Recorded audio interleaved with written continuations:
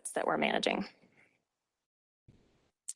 So the funding strategy for our streets LRIP is that we use all of our HERF and VLT funds for the roadway maintenance projects. We pursue SDF funding for growth-related projects.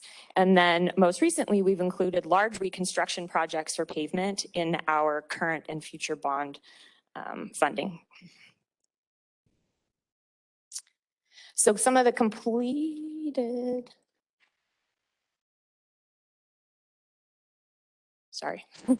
projects in fiscal 21 was we replaced 228 streetlight poles. I think was it this year we did your neighborhood, Mayor? Yeah.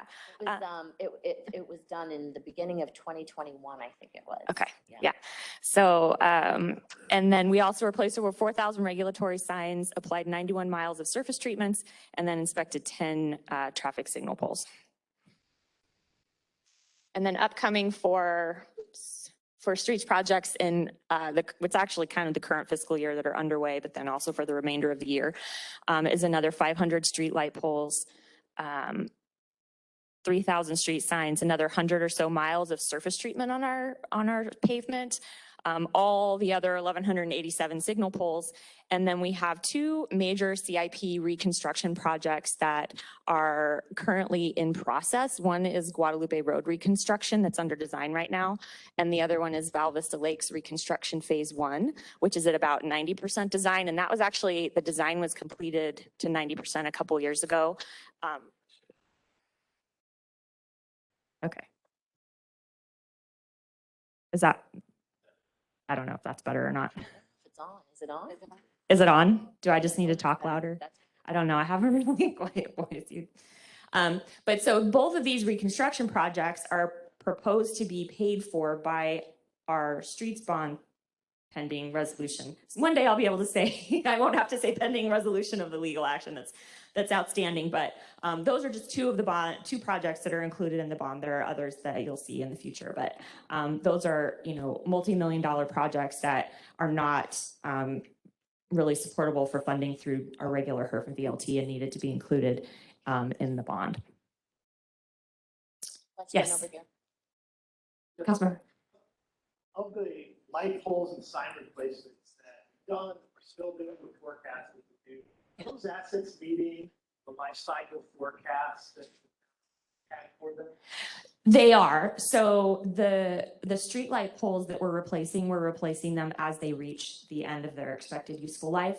And in some cases we'll say, oh, we don't actually need to replace those because they still have useful life left. So they are, for a while we were working on a backlog where we actually had some that were older than useful life. And we really, on the streetlight pole side, we really want to replace them when we think they've reached the end of their useful life, because we have had several situations where they've come over in storms and damaged private property. So those we tend not to let go too far past their useful life to make sure that we don't have that liability out there. Are they direct bury or are they in the case on? So they're direct bury. The older ones are direct bury, and the ones that we're replacing them with are the foundation mounted. Yeah.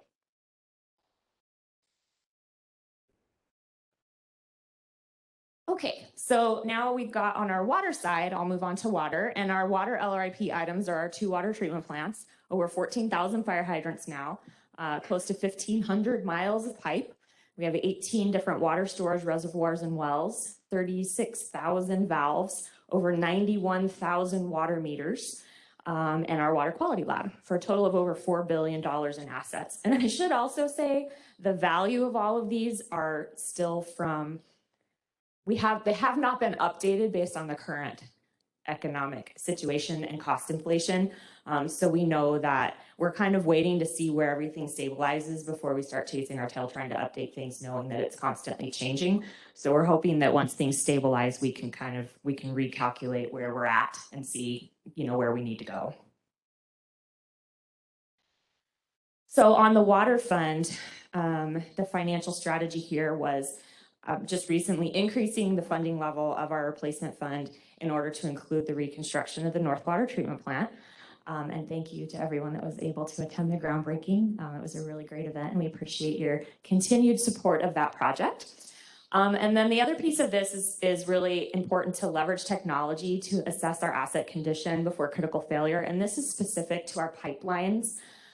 because one of the big gaps that we have in funding on the water side for long term is related to pipeline replacement, knowing that in a very short window between, it's a ways out, 2090 and 2110, we've got almost $3 billion worth of pipe in the ground that's going to reach the end of its useful life and need to be replaced. And so we're doing our best to utilize technologies that are becoming available in order to evaluate the condition of those pipes and make sure that we're getting absolutely the most useful life out of them that we can. And I've got a little more information on that, a current assessment project that we have going on in just a minute here.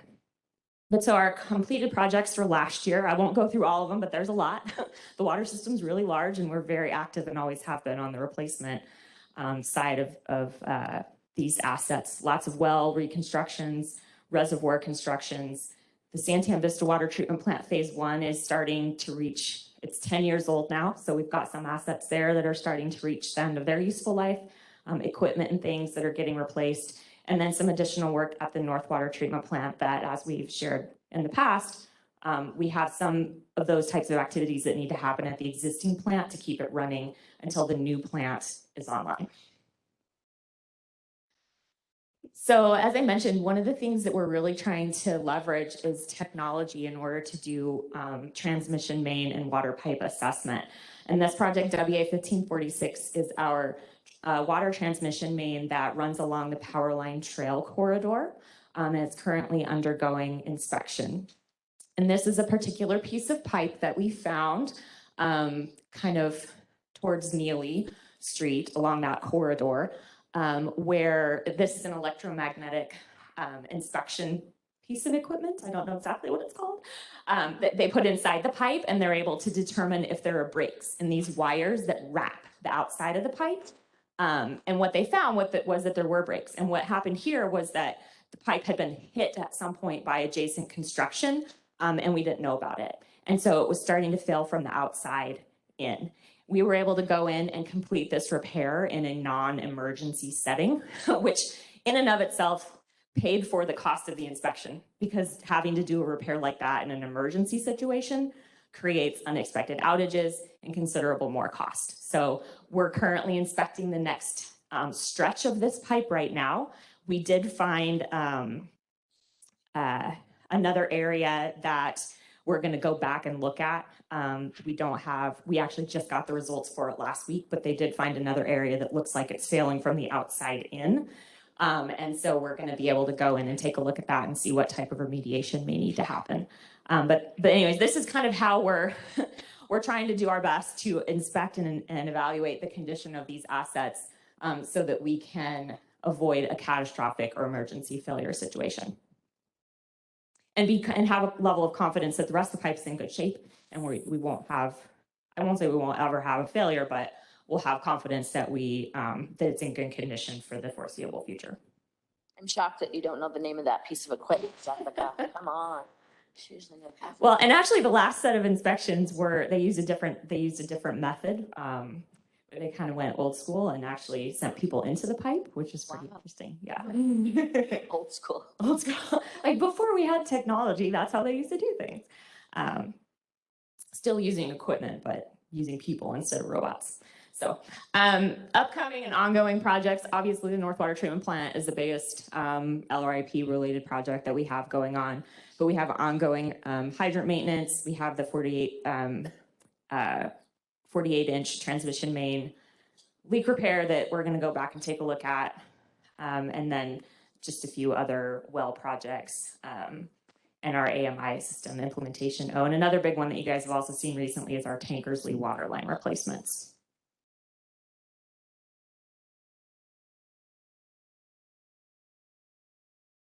And then also along the pipeline replacement side of things, we've got the Tankersley projects, and then we also last year completed an asbestos cement pipeline inventory prioritization and replacement project that identified about $180 million worth of asbestos cement pipe that we have programmed in beyond 5 years in the CIP just to start planning for it, knowing that it's something that we want to start removing from the system when we have the capacity to do so. So then we have on our wastewater side, over 18,000 manholes. Our two wastewater plants, the Greenfield plant and the Neely plant, about 850 miles of gravity sewer, about 80 miles of reuse pipe, 3 reuse water storage reservoirs, 600 reuse distribution valves, 16 lift stations, and our 4 recharge facilities.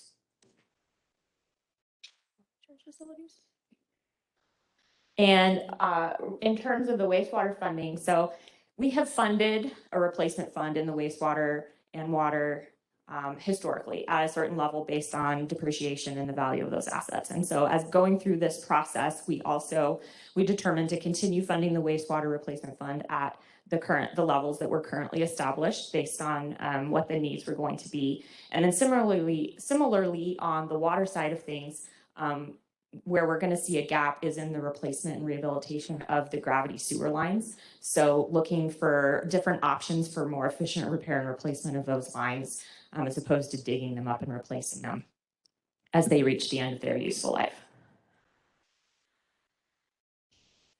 So some of the completed projects for wastewater in last year was the Candlewood lift station reconstruction. And then we completed 170 miles of gravity sewer cleaning and 51 miles of gravity sewer. Oh, that was supposed to be videoing. And then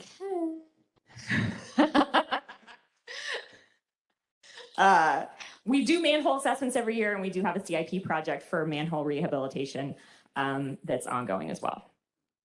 So upcoming wastewater projects include,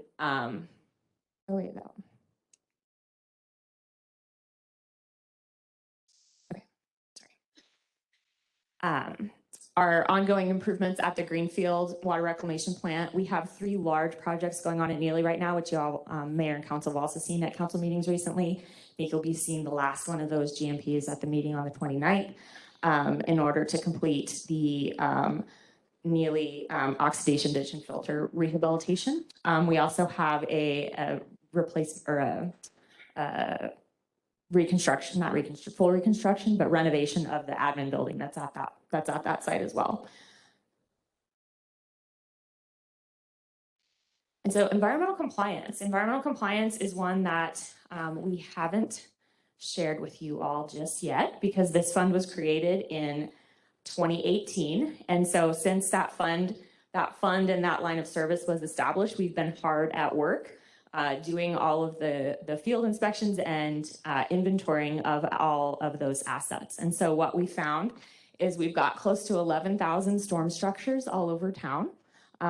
Also included in this is the household hazardous waste facility. We have 102 retention basins, almost 500,000 linear feet of storm pipe ranging in size from 8-inch to 120-inch, 53 underground storage tanks, 5 stormwater pump stations, 2 stormwater channels, and 2 washes. And so we believe that the inventory of our stormwater system is complete. And as we go through in a 5-year plan and do inspections, we'll be doing the condition assessment of all of those assets and populating the useful life and replacement costs into our system. So we'll be able to continue to update council on the status of the LRIP for this fund as we continue to move forward. But as of now, we've got the inventory, and now we're working on the next step, which will also be assigning values, and we'll know the value of the assets and the needs for that fund going forward. But what you will see as we have continued to do the inventory and inspection of these facilities is that we have identified additional needs, and you'll be hearing more about that in the next presentation.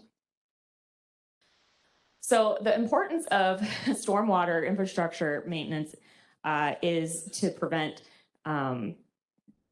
really catastrophic flooding that can occur. And in 2014, there were about 50 locations that were identified throughout town where we had major arterial flooding as a result of the storms and due to primarily impacted, buried, and neglected stormwater infrastructure. And so the implementation of our stormwater LRIP and maintenance and operation plan with the creation of this fund has allowed us to address a lot of these major ongoing issues.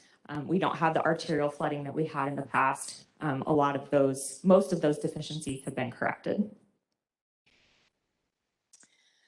So in terms of stormwater for our completed projects in FY21, we did some replacement of stormwater grates in Val Vista Lakes. This is one that was identified as a safety concern, and so our team worked to replace those quickly in order to remove that hazard. We did a lot of work at the HHW, replacing swamp coolers, heaters, and doing a flooring rehabilitation. So upcoming environmental compliance projects, we have our stormwater master plan that is kicking off so that we can identify more kind of the long-term stormwater needs for the town. And then we have 2 stormwater pump station rehabilitations planned, and then a similar grate replacement and restoration project in the islands, where we get a lot of metal deterioration and corrosion due to overspray from irrigation that causes those to fail sooner in certain areas of town. And with that, that's all of the, oh, here we go. I thought I had these pictures in here. So yeah, this is basically Hondo and his team came up with a really great solution to repair these grates. I really didn't mean to do that, but this is what the top pictures are what they look like before. And we had gotten a quote from a contractor that basically said, you need to take all this out, you need to remove the concrete, you need to replace the entire thing to the tune of about $850,000, $900,000. Our stormwater team was able to have someone else come out and evaluate it and say, I think we can just cut this and replace the grates themselves for about $30,000. And so they're always looking for creative ways to maximize the funds that they have available to them and extend and preserve the useful life of the rest of the assets that maybe didn't need to be replaced. So, grading material also metal, or is this something won't rust? Metal. We are moving forward to having it. There's a place in the valley that ties it. That's supposed to, but it's going to cost more money. And I forward to Jessica, see if we can rebuild the infrastructure. Will be dipped and galvanized, and then that will last a lot longer, especially in these that are constantly overhauling the form.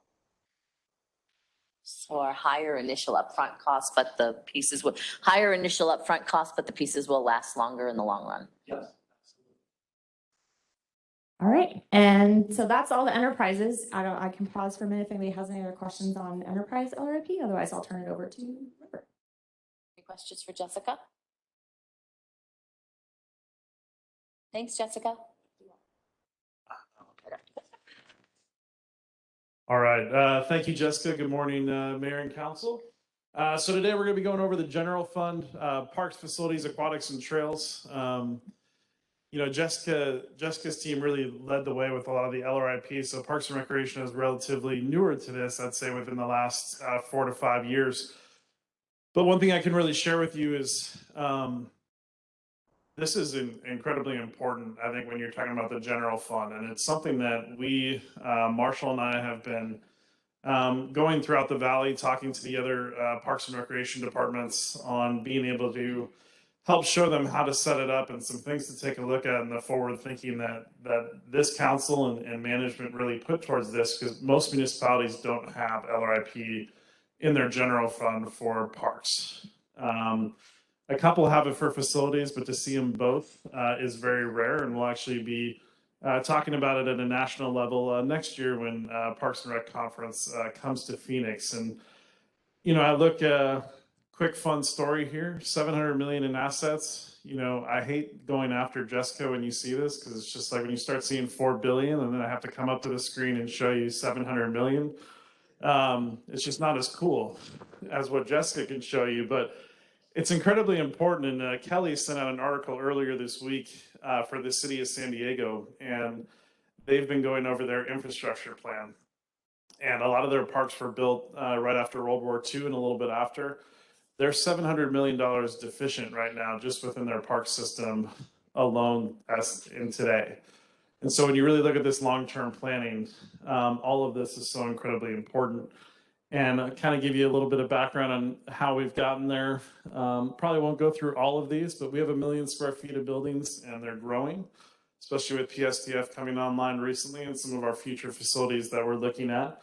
Last time we were here, we had about 9,000 trees. We're up to 12,000 and growing. And as Jessica mentioned, as we continue to add these assets into our system, we're finding other assets that may have not made the first cut at a smaller scale.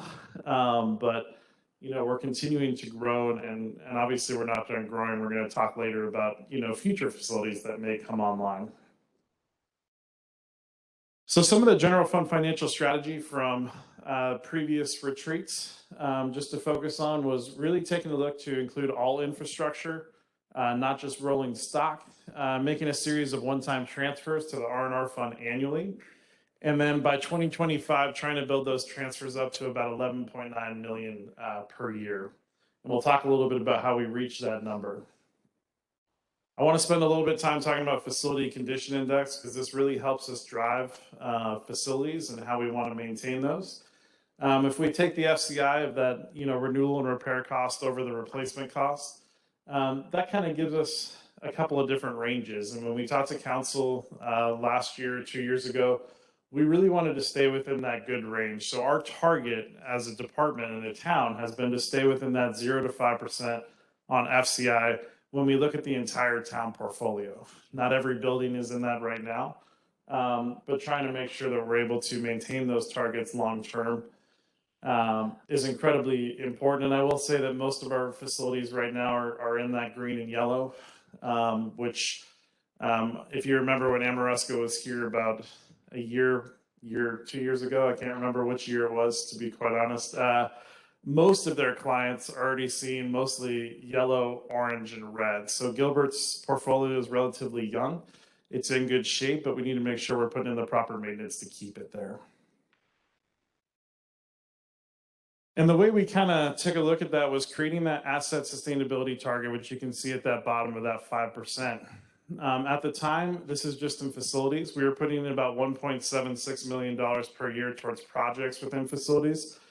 If we would have kept at that rate, we would have reached a critical infrastructure point in about 2032, to the point where most of our buildings were seeing that upwards of 15 to 20% efficiency in that repair and replacement cost. So really taking those steps forward to say, if we want to remain at that sustainability level of 5%, we really need to increase the amount of funding we're putting in each year for those repair and replacements to make sure we're maintaining those buildings. It came out to about 9.1 million per year of just facility funding to make sure we didn't reach those critical levels as we move forward.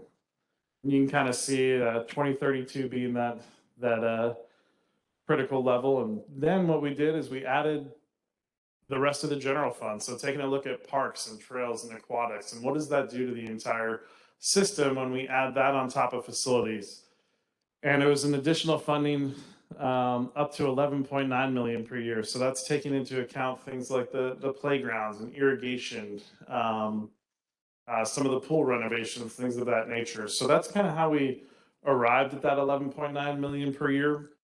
And you know, one thing that I will share is it doesn't necessarily mean for us, same with Public Works, that we're looking to spend 11.9 million per year. There's years that we'll have to save up for larger projects, but really looking at it as a 5 to 10 year to 25 year to 50 year living document where we can really build that out and say, here's what we're looking at over the next 5 years, 10 years, 15 years. Here's what we need to save up for. Here's the projects we're prioritizing. And so for us to reach that level, we've been hard at work verifying asset condition assessments. We're pretty much completed with that. We feel very comfortable with the assets that are in our system and the things that have been targeted. We've been assigning dates. So taking from previous retreats, that useful lifespan of all of our assets and building those into our inventory. We're currently working on building that living 50-year schedule along with the 5 and 10 year replacement schedules, because I think it's so important to be able to have a transparent document that really shows you what the outlook of that 5 and 10 year looks like and what that 50-year outlook looks like. So we're not just adding projects as we go. We want to make sure that it's something we're planning for and something that we can share each year, and you can see the projected outlook. Preventative maintenance programs. those are in place right now, but we are working to try to increase the amount of time we have to put towards those.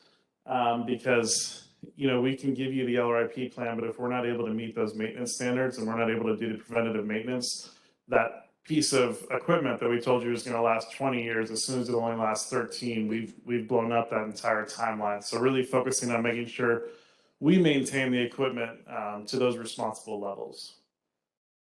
Adopt and utilize CMMS. We're just about ready to roll out a new CMMS system for us that all of our assets will be in. It's been piloted at the public safety training facility since that opened, and we've been utilizing that. And we're starting to add all of our assets from parks and facilities into that. And that being able to create the long-term infrastructure needs, but also the daily work orders, the preventative maintenance work orders. Yes, Councilman Scott. So that's basically just our work order system. So everything, all the living assets within that computer program, the maintenance schedules, the cost, the repair and replacement schedule. So, to give you an idea, within Parks and Rec, the last few years, those have really been more manually operated. And we've made a push the last few years to make sure that we take that into more of a computerized schedule, so that when our techs are out in the field, not only are all the work orders going through it, but all of our preventative maintenance work orders are pre-set in there. So if you're maintaining an air conditioning system, for example, that every month there's a certain work order that comes out for some of those inspections and some of those replacements that need to be needed every 6 months, every year. So those are auto-generated, and our team will be able to keep up on those. But it is going to generate quite a few work orders, because if you look at an entire portfolio and you think how many will be generated, it's going to definitely open up our eyes. The best way I can say it is we are trying to transform from that maintenance model into a management model. So I kind of relate it to finance. If you're paying bills, that's kind of the level we've been at, for years. You're trying to maintain, you're just trying to pay those bills, you're trying to stay on top of it. If you're trying to manage an entire portfolio, that's where we are heading to. That's what we are hard at work on. That's what we're hard at work training our staff on, is you have to treat that system like that portfolio, that we're maintaining those infrastructures, we're maintaining those replacements. So it's more for maintenance, regularly scheduled maintenance to increase the lifespan versus the fix system. Exactly. Yeah, and the goal is to reach an 80-20 level, 80-20, 70-30, somewhere in there, 75-35, because we want to make sure that we're spending more of our time on that preventative maintenance than those fixes. And as we start to replace more in our infrastructure, and we're able to make those maintenance checks more and more, we'll reach that point where we're spending more time on preventative maintenance than the reactive. And then Another question, Russell. I think with Jessica's presentation, some PERS systems might be a little bit more predictable, because you can factor in use and growth and all that. And I think the parks system is probably a little bit less so, because it's contingent on behavior. So is there any do we compare studies or monitoring we do with actual use of facilities, so that we know, okay, we built this, and so we didn't know that, but it's created, less activity or use of these facilities, so we can start to decommission this, or, kind of take those offline, and because some of this is it's going to depend on how people change behavior over time, and we can't necessarily predict that always. No, absolutely. And that's a great question. It's not in this presentation. It was probably in 2 or 3 ago, where every asset that we have is broken up into different categories. And what we focused on was exactly what you mentioned, those usage levels. So if we were to look at the usage of a neighborhood park versus a regional park, those high use frequencies are broken up into categories of, it kind of gives a weighted scale for us on the higher usage. Those lifespans, kind of work together. And I'll give you an example. If you have the irrigation system and turf on a sports field are going to last a lot, shorter time than a neighborhood park turf and irrigation system, just based on the wear and tear and the use of that system. And so we have that built in sort of a weighted scale for our replacement plans and the life cycle replacements of those. And for decommissioning, things of that nature, those are built in as well to try to figure out what are the high usage areas, the low usage areas, and what is not being used as frequently.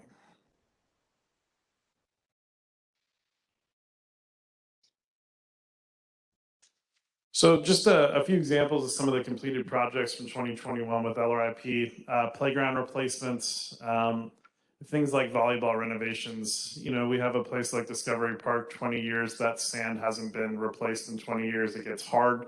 It creates a real, you know, safety concern when you're not replacing that. And then the pump station replacements, I won't go through all of them because I have a few pictures to share.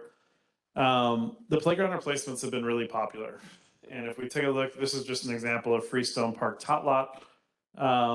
You can see on the left what it used to look like and what it looks like today. And one of the things we try to be very responsible with is try to create like for like replacements. So we don't want to come and say we are doing a LRIP plan and we're going to go make that playground twice as big using LRIP dollars. We're utilizing the same area of space, sort of those same dimensions, and just using, you know, how creative we can be within those spaces to be able to build those systems, but not going further outside that scope. A lot of our playgrounds in the system are 20 plus years old, and what you start to see is you may not see it from the top, but if you go underneath, that steel will start to deteriorate. You'll start to get sharp edges on it. You'll start to have more maintenance, and once that happens, those kind of get in line for replacement. Village 2 tot lot, another really good example of sort of that before and after. And a lot of these are in the neighborhood parks. A lot of these are in places where, you know, they don't have a playground nearby. So these have been very big changes. We received a ton of positive feedback from the LRIP replacement schedule from the neighbors and the people utilizing these parks. And we still have quite a few to go because there were quite a lot of parks that were built about 20 to 25 years ago. Another quick example, Freestone Rec gym floor. So this is the before of what it was looking like, and this is the after. So Freestone's 20 years old. We didn't do a complete replacement. We did a refinishing of that floor. And so what that does is that improved that lifespan so that maybe this floor can go up to 40 years. But if we would have never done a refinish, you would have had to do a full replacement of it at, you know, 25, which is about 4 times more expensive. So being able to look ahead and say, how can we also extend the lifespan of these products? Upcoming facility projects, we have a lot of roof replacements coming up, cooling towers, and items like boilers. What you're going to see in a lot of these facilities, it's a lot of ones that are coming up on 20 years, 25 years. We have a lot of those in our system right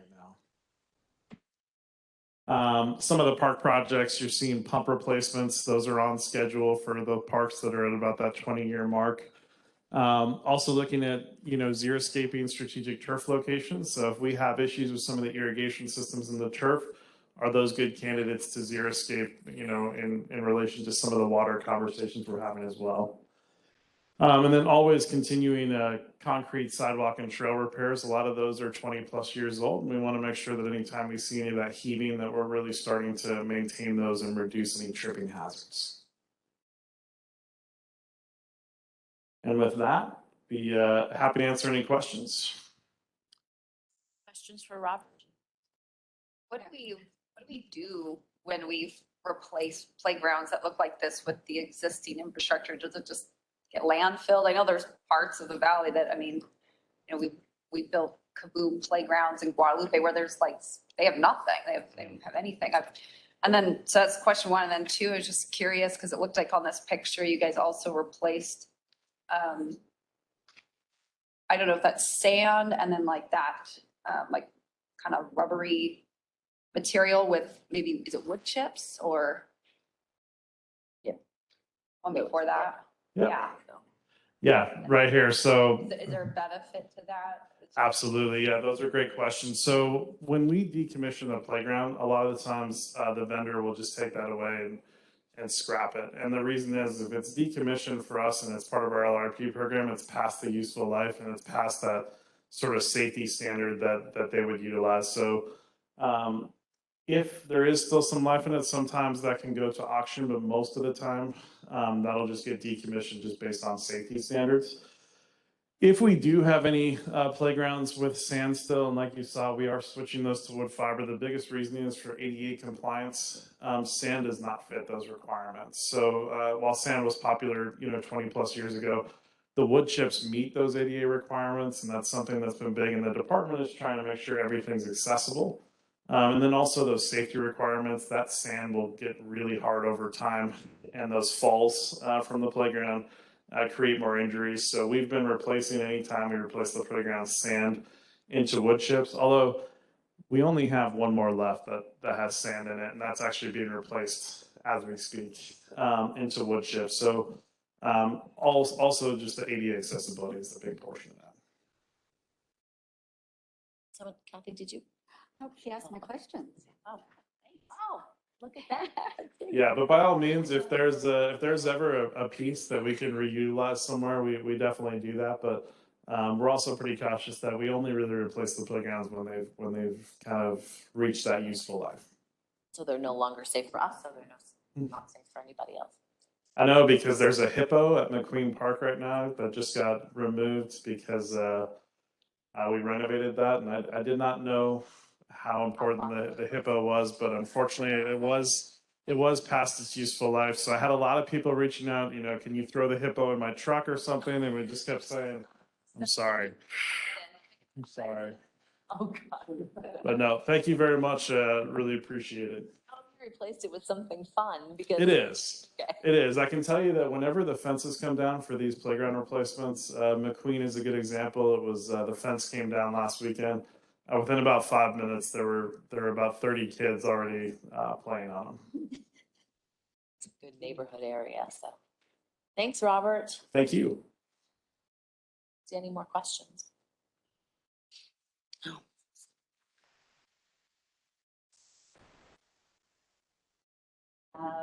Jessica Marlowe back. And the snow.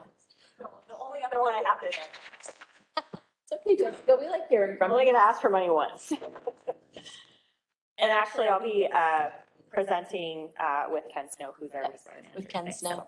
I haven't seen Ken in person in a really long time. Yeah, Hi, yeah. Ken. Alina's gonna pull up. You gotta wait for her to pull up the presentation.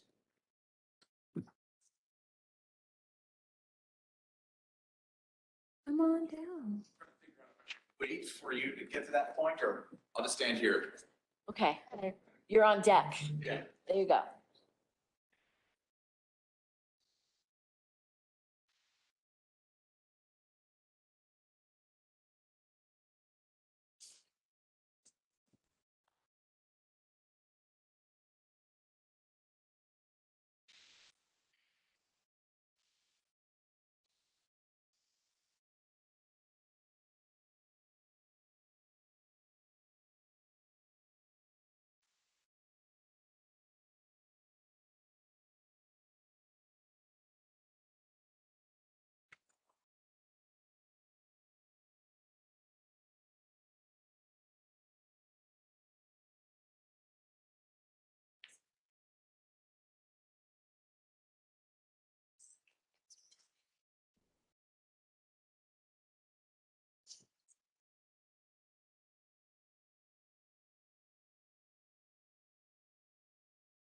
Good morning again.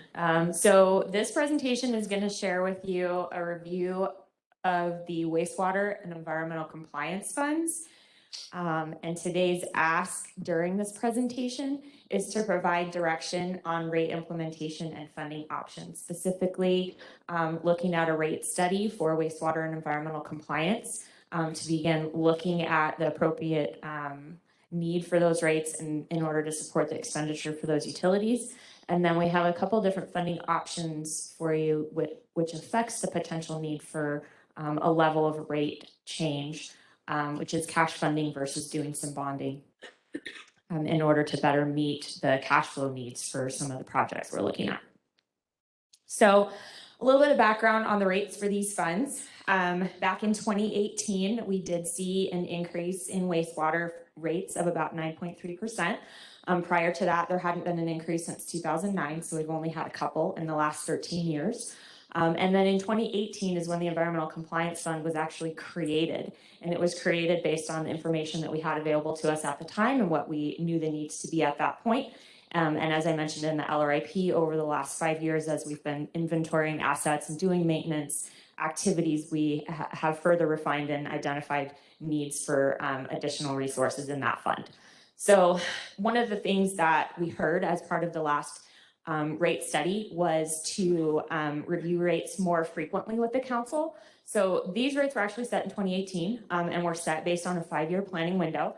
And so based on the timeline that we would be proposing, they've actually met their useful life of the 5 years that they were expected to. But going forward, we'll be bringing everything back on a more regular basis based on both the community input and the council direction as part of the last rate studies. So what we would be looking at for a timeline standpoint is today we're at the council retreat, and we would be looking at requesting to initiate a rate study that would take place over the summer with a notice of intent in the fall, public hearing in February, and rate effective in March, April, similar to the timeline that we followed for the water rates and the environmental services rates that were just adopted last month. One of the other things that we heard as part of the rates that we just went through was wanting to do a little bit of early outreach to large customers, because as part of, for example, an HOA, when they're doing their budgeting process, they're looking at their budgets over the summer, and then their budgets are set for calendar year versus fiscal year. So when we come at them with a rate increase in March, their budget's already set for the year. They don't have a way to incorporate that into their fees. So if they know, we're at a retreat today asking council for direction on that, they will know that we were proceeding with a study, the approximate impact that it might have on them, which would obviously be refined during that study, but they would know that we're looking at it so that they can plan for that and be better prepared to address that if it were to be adopted. So the first one I'm going to talk about is our environmental compliance, which is primarily stormwater is what drives the need for rates in this area. And so stormwater is just, it's runoff as it rains and the rain travels over impervious surfaces into retentions, washes, lakes, etc. So as we continue to grow, we install more impervious surface. The intensity and frequency and duration of rainfall is very unpredictable. But the more impervious surface we have, the more potential impact we have for stormwater, which makes it more and more critical for us to make sure that we're properly maintaining those assets so that we can avoid those types of flooding situations. And as I kind of shared with our LRIP, the assets that we have in stormwater are tens of thousands of storm structures, retention basins, pump stations, washes, channels, underground storage, and piping that we've identified that we didn't previously have a full inventory of. And so also, the age of this is actually surprisingly older than I would have expected based on the age of some of our other infrastructure. The largest piece of that pie is actually the oldest infrastructure that we have in place. It's 40 to 49 years old. And it's located all over town. We've got pipelines, we've got retention, we've got all these grates and basins and everything. It's everywhere. And as I've also mentioned in the LRIP, in 2014, we had some major flooding that was a result of a major storm. And we were able to go out and address all of those areas, but the impact of that can be significant. As we went out and started inspecting that, we found storm pipes that weren't connected to retention basins or things that needed major rehabilitation because they had collapsed. And so as we're going through and inspecting and correcting these deficiencies, that's where some of the need for this additional funding in this particular line of service is coming from. And to kind of piggyback off of that, in 2014, that's the major storm that kind of prompted us to start looking at the need for an environmental compliance fund and a stormwater maintenance program in the first place. Mesa just recently settled a lawsuit with about 100 residents for some significant flood damage that occurred as a result of that same storm. It was about $1.6 million that Mesa settled for, but there's still an outstanding lawsuit with the state as part of that same event. So there are things that we need to try to do to mitigate those potential damages to our own town residents. So the team's been hard at work, doing lots and lots of cleaning, repair, and replacement. Just some before and after pictures of some of the things that they encounter. And this is an ongoing process. Anytime there is a flood event, we have new debris that washes in, and so they're regularly going through and doing all of those cleanings and inspections, and remediating where necessary. Again, I showed you this. This is one of the examples of the great replacement. This is something we're going to see in other areas where we have that kind of continuous overspray of water that's damaging that infrastructure. And as I mentioned, you know, the team was very creative in how they went about trying to do that mitigation. Instead of spending $900,000 to replace entire concrete structures, they were able to replace just the grates for about $30,000. And so they're really doing everything they can and looking at all options when it comes to doing these types of remediations in order to maximize the resources that we have available to us. So some of the pressures that we're seeing on the environmental compliance fund right now that were kind of unknown when we established the fee in 2018. We have wash maintenance for the Sanoki and Queen Creek wash that were not part of this fund when it was established. We have stormwater channel maintenance. We honestly just have years of stormwater infrastructure deferred maintenance. You know, we had some maintenance that was happening as part of our streets maintenance program, but it wasn't to the level that that the team that's doing it now is maintaining its condition. We're still investigating and determining the current condition of the infrastructure we have out there. We've been doing that for a couple years now as we go out and inspect and inventory, but we'll continue to do that over about a 5-year plan, I think, is the total cycle that we're looking at for complete inspection of the entire system. We have multiple, 5 different pump stations that the replacement and maintenance of were not completely captured in this fund. Lack of equipment. So this is a brand new fund, and we've been building slowly resources over time, but we do contract out a lot of work that we could do internally if we had, you know, the capital to purchase the equipment we need to do it by our own staff. Additional stormwater regulations that come up as the community continues to grow. There are going to be additional compliance needs that we're going to have to meet that are going to affect the funding that we need for this as well. And then a big one that is also driving the need to look at the rates in this fund is the Sanoki wash maintenance. So the Sanoki wash is major regional stormwater conveyance in the south part of town that we have maintenance and responsibility for within our jurisdiction. A major assessment of that wash was completed in 2017, and a project was developed out of that assessment. The project was designed to reconstruct several miles of the wash that are located within the town of Gilbert, including some of these pictures up in the upper left is bank stabilization. So there's a bank, part of the bank was washed away near the bridges, and some work was done to remediate that, but large stormwater events can continue to deteriorate that and potentially cause impact to those residences that are adjacent to the wash. There's a lot of areas where there's low spots in the area in the wash where there's ponding that happens that creates standing water for weeks at a time, creates nuisances such as mosquitoes.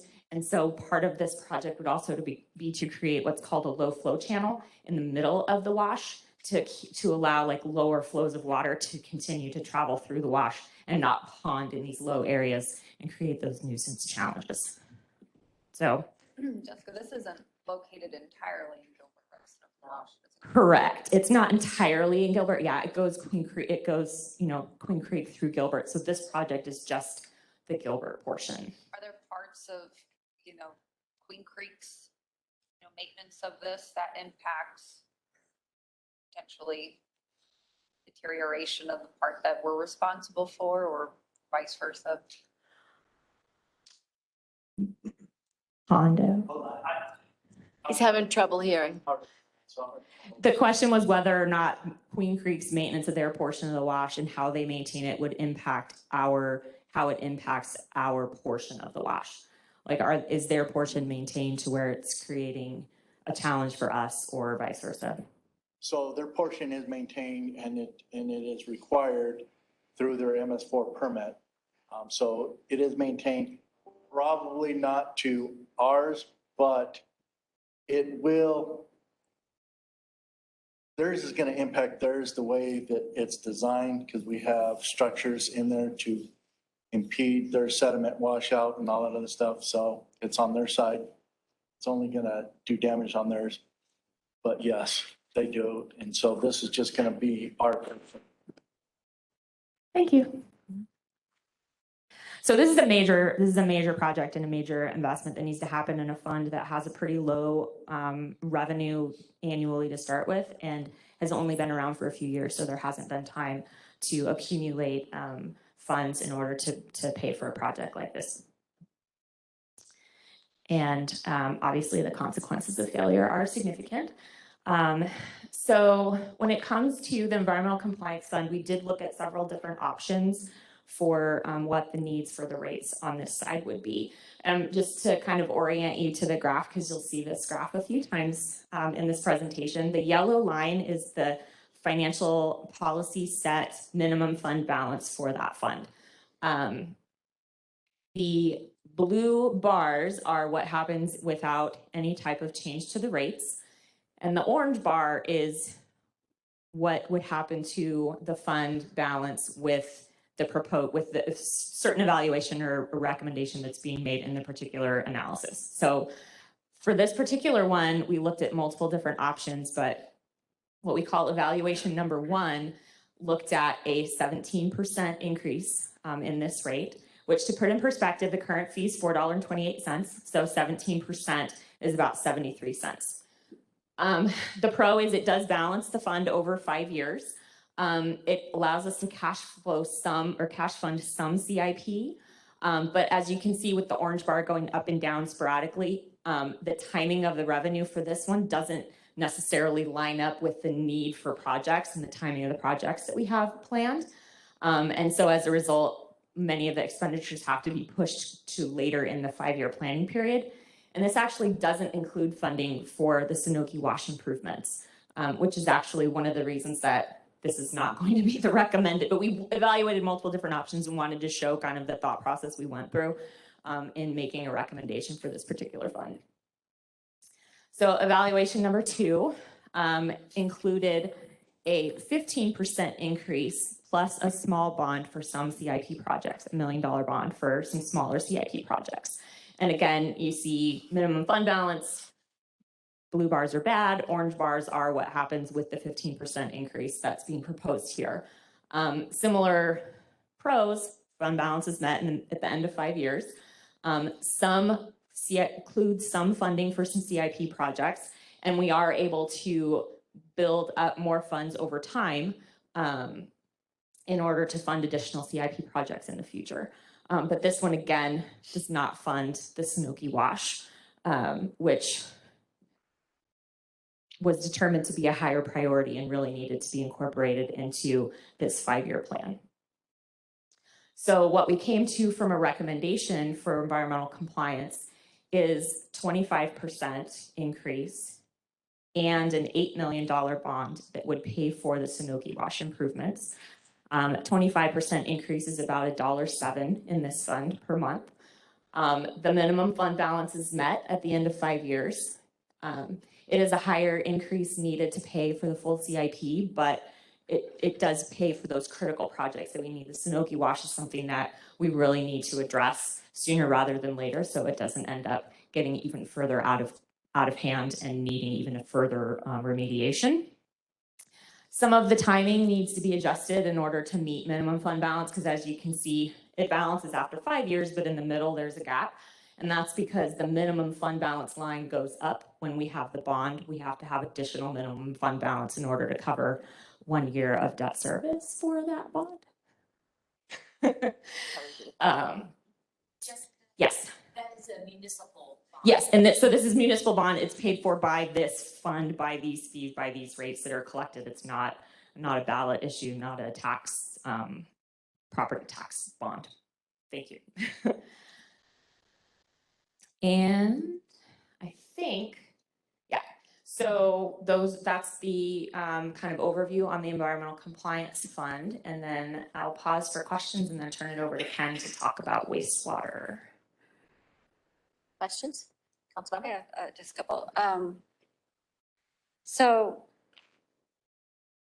in a perfect world, I would say we would have been reviewing this along with the water rate so that we're looking at everything at one time and doing one increase. For the public to understand this, I fear that they're gonna think that we just increased a rate that we're turning around and looking at increasing again, and it's two different topics that we're talking about. So my first reaction is that I would prefer in the future that if we're doing these evaluations, that we do them all at one time and bundle them together for the public to better understand. The timing, I just wanted to, this is just I don't want to call it a guesstimate, but if you're going to do a rate study, I guess it would be, this is just maybe for us to understand what the outcome could come from the rate study. Is that correct? I just want to make sure I understand the process. Correct. So the impacts that were shared here and the approximate increases that are needed are based on the most recent budget cycle that we've gone through and identified needs. And our budget team running some numbers and saying, okay, based on that, here's the estimated increase we would need. But a rate study it would dive more into that and go into more detail and then further refine that number. So looking at those numbers,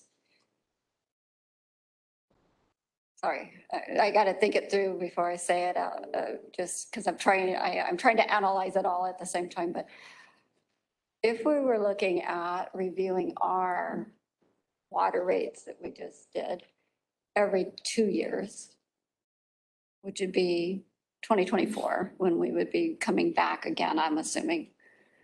If we did this at the same time, what type of impact would that have on our ability to move these projects forward?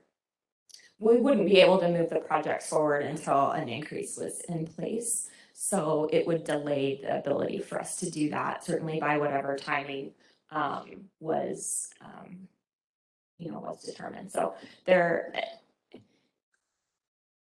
Just if I, so we have 4 enterprise funds that for the council to consider. And I think the original maybe a thought process was to space out, to bundle 2 and 2 so as to kind of disperse and diffuse the overall impact at any one point in time. But we can certainly take council direction on if it would require some logistical changes in our planning and timing from a staff perspective, but council's direction on bundling all 4 together or continuing the current approach of 2 and 2. I know that during the water rate study, we talked about how other communities are applying those adjustments on a regular basis, like every 2 years, where Gilbert wasn't. So it seemed like a much bigger increase all at one time. So I guess I would request maybe some suggestions as to, even if these are separated, how can that be spaced out so that the impacts are more frequent, but less of an impact at one time. Mm-hmm.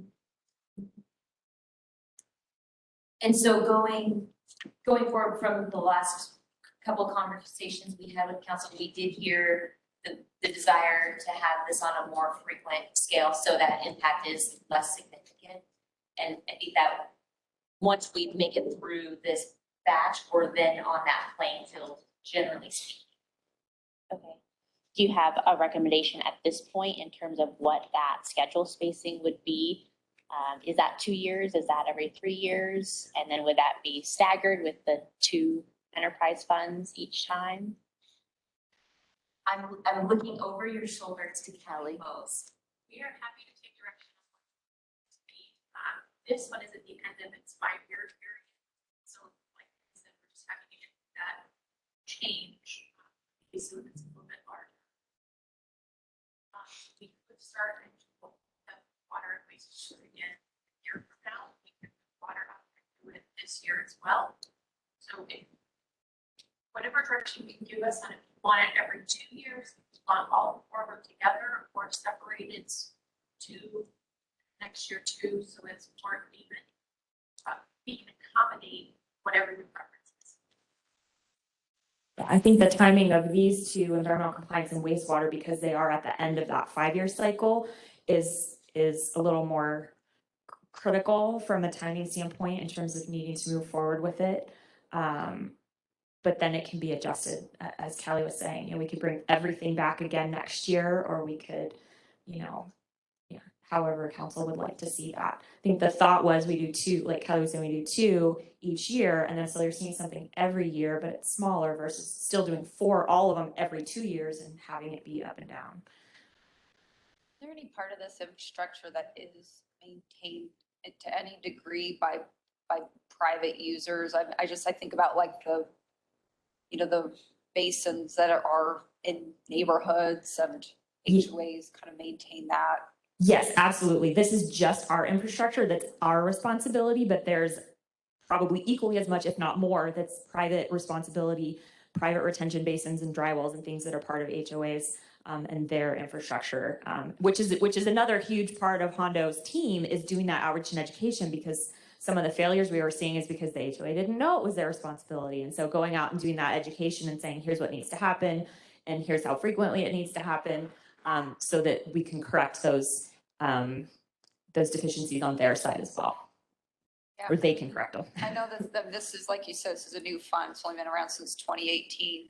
And the fee is $4 and $4.28. Okay. So what were we doing prior to this? Was it kind of mixed with some of these other funds? It was kind of, yeah, it was kind of, some of the maintenance was being paid for with street maintenance. And some of it was being paid for, like the HHW is paid for out of environmental services residential, and that's still being paid for there. But there were some other funding that was happening out of that fund as well, and we split it out. Which is part of why the environmental services rate went down in 2018, but then we created this rate to fully encapsulate the needs for this specific line of service. Also reflects the town taking a more comprehensive and forward-looking approach to managing the stormwater infrastructure, and really kind of taking a very professional approach to understanding what that is and forecasting what the needs are going to be, whereas before it was maybe more ad hoc. Yes. Yeah, because when the town was smaller, we were under different regulations, and as our population grew, it triggered different requirements in terms of maintenance and permits and best management practices and outreach, different things like that as well. And then I suspect as we finish kind of, I guess, understanding what the full asset numbers are, is this going to trigger, additional potential needs for funding as we potentially in the future, as we continue to inspect and identify or evaluate the condition of the assets we have out there, we do contribute to a replacement fund in this fund right now. So we are building some of those resources on the replacement side for things like the pump station replacements and other larger replacement type projects. But as we continue to learn more about that, the assets in the system, we'll continue to refine, what the needs are. And I have a question. It's probably for Kelly. So obviously looking at, doing, bonds for part of the infrastructure for this, and it seems like these are more on a short-term basis. It's different than if you're looking at it from like a GO bond, because maybe market factors are going to play a little bit more into that. This seems more like it's just based. I'm curious what the terms of that would change depending on what the actual rates are, because I would suspect that would inform. Yeah. Correct. We want that. Right, this is a small amount. We don't usually bond for such a small amount, but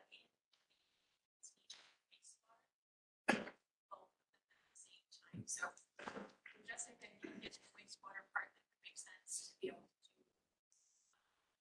cost of instruments all together. Have that synergy.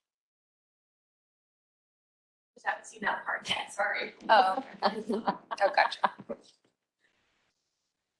We have a graphic at the end of both of these that's similar to what Eric showed us, what the total cost of the consumer is compared to other valley cities. We don't yet, only because this is just looking at moving forward with the rate study so that we can identify what the actual needs are going to be. But certainly as we go through that process and refine that, we can show those same comparisons. That was a great graphic. I guess after hearing the discussion and comments, I understand that we have to move forward with this now.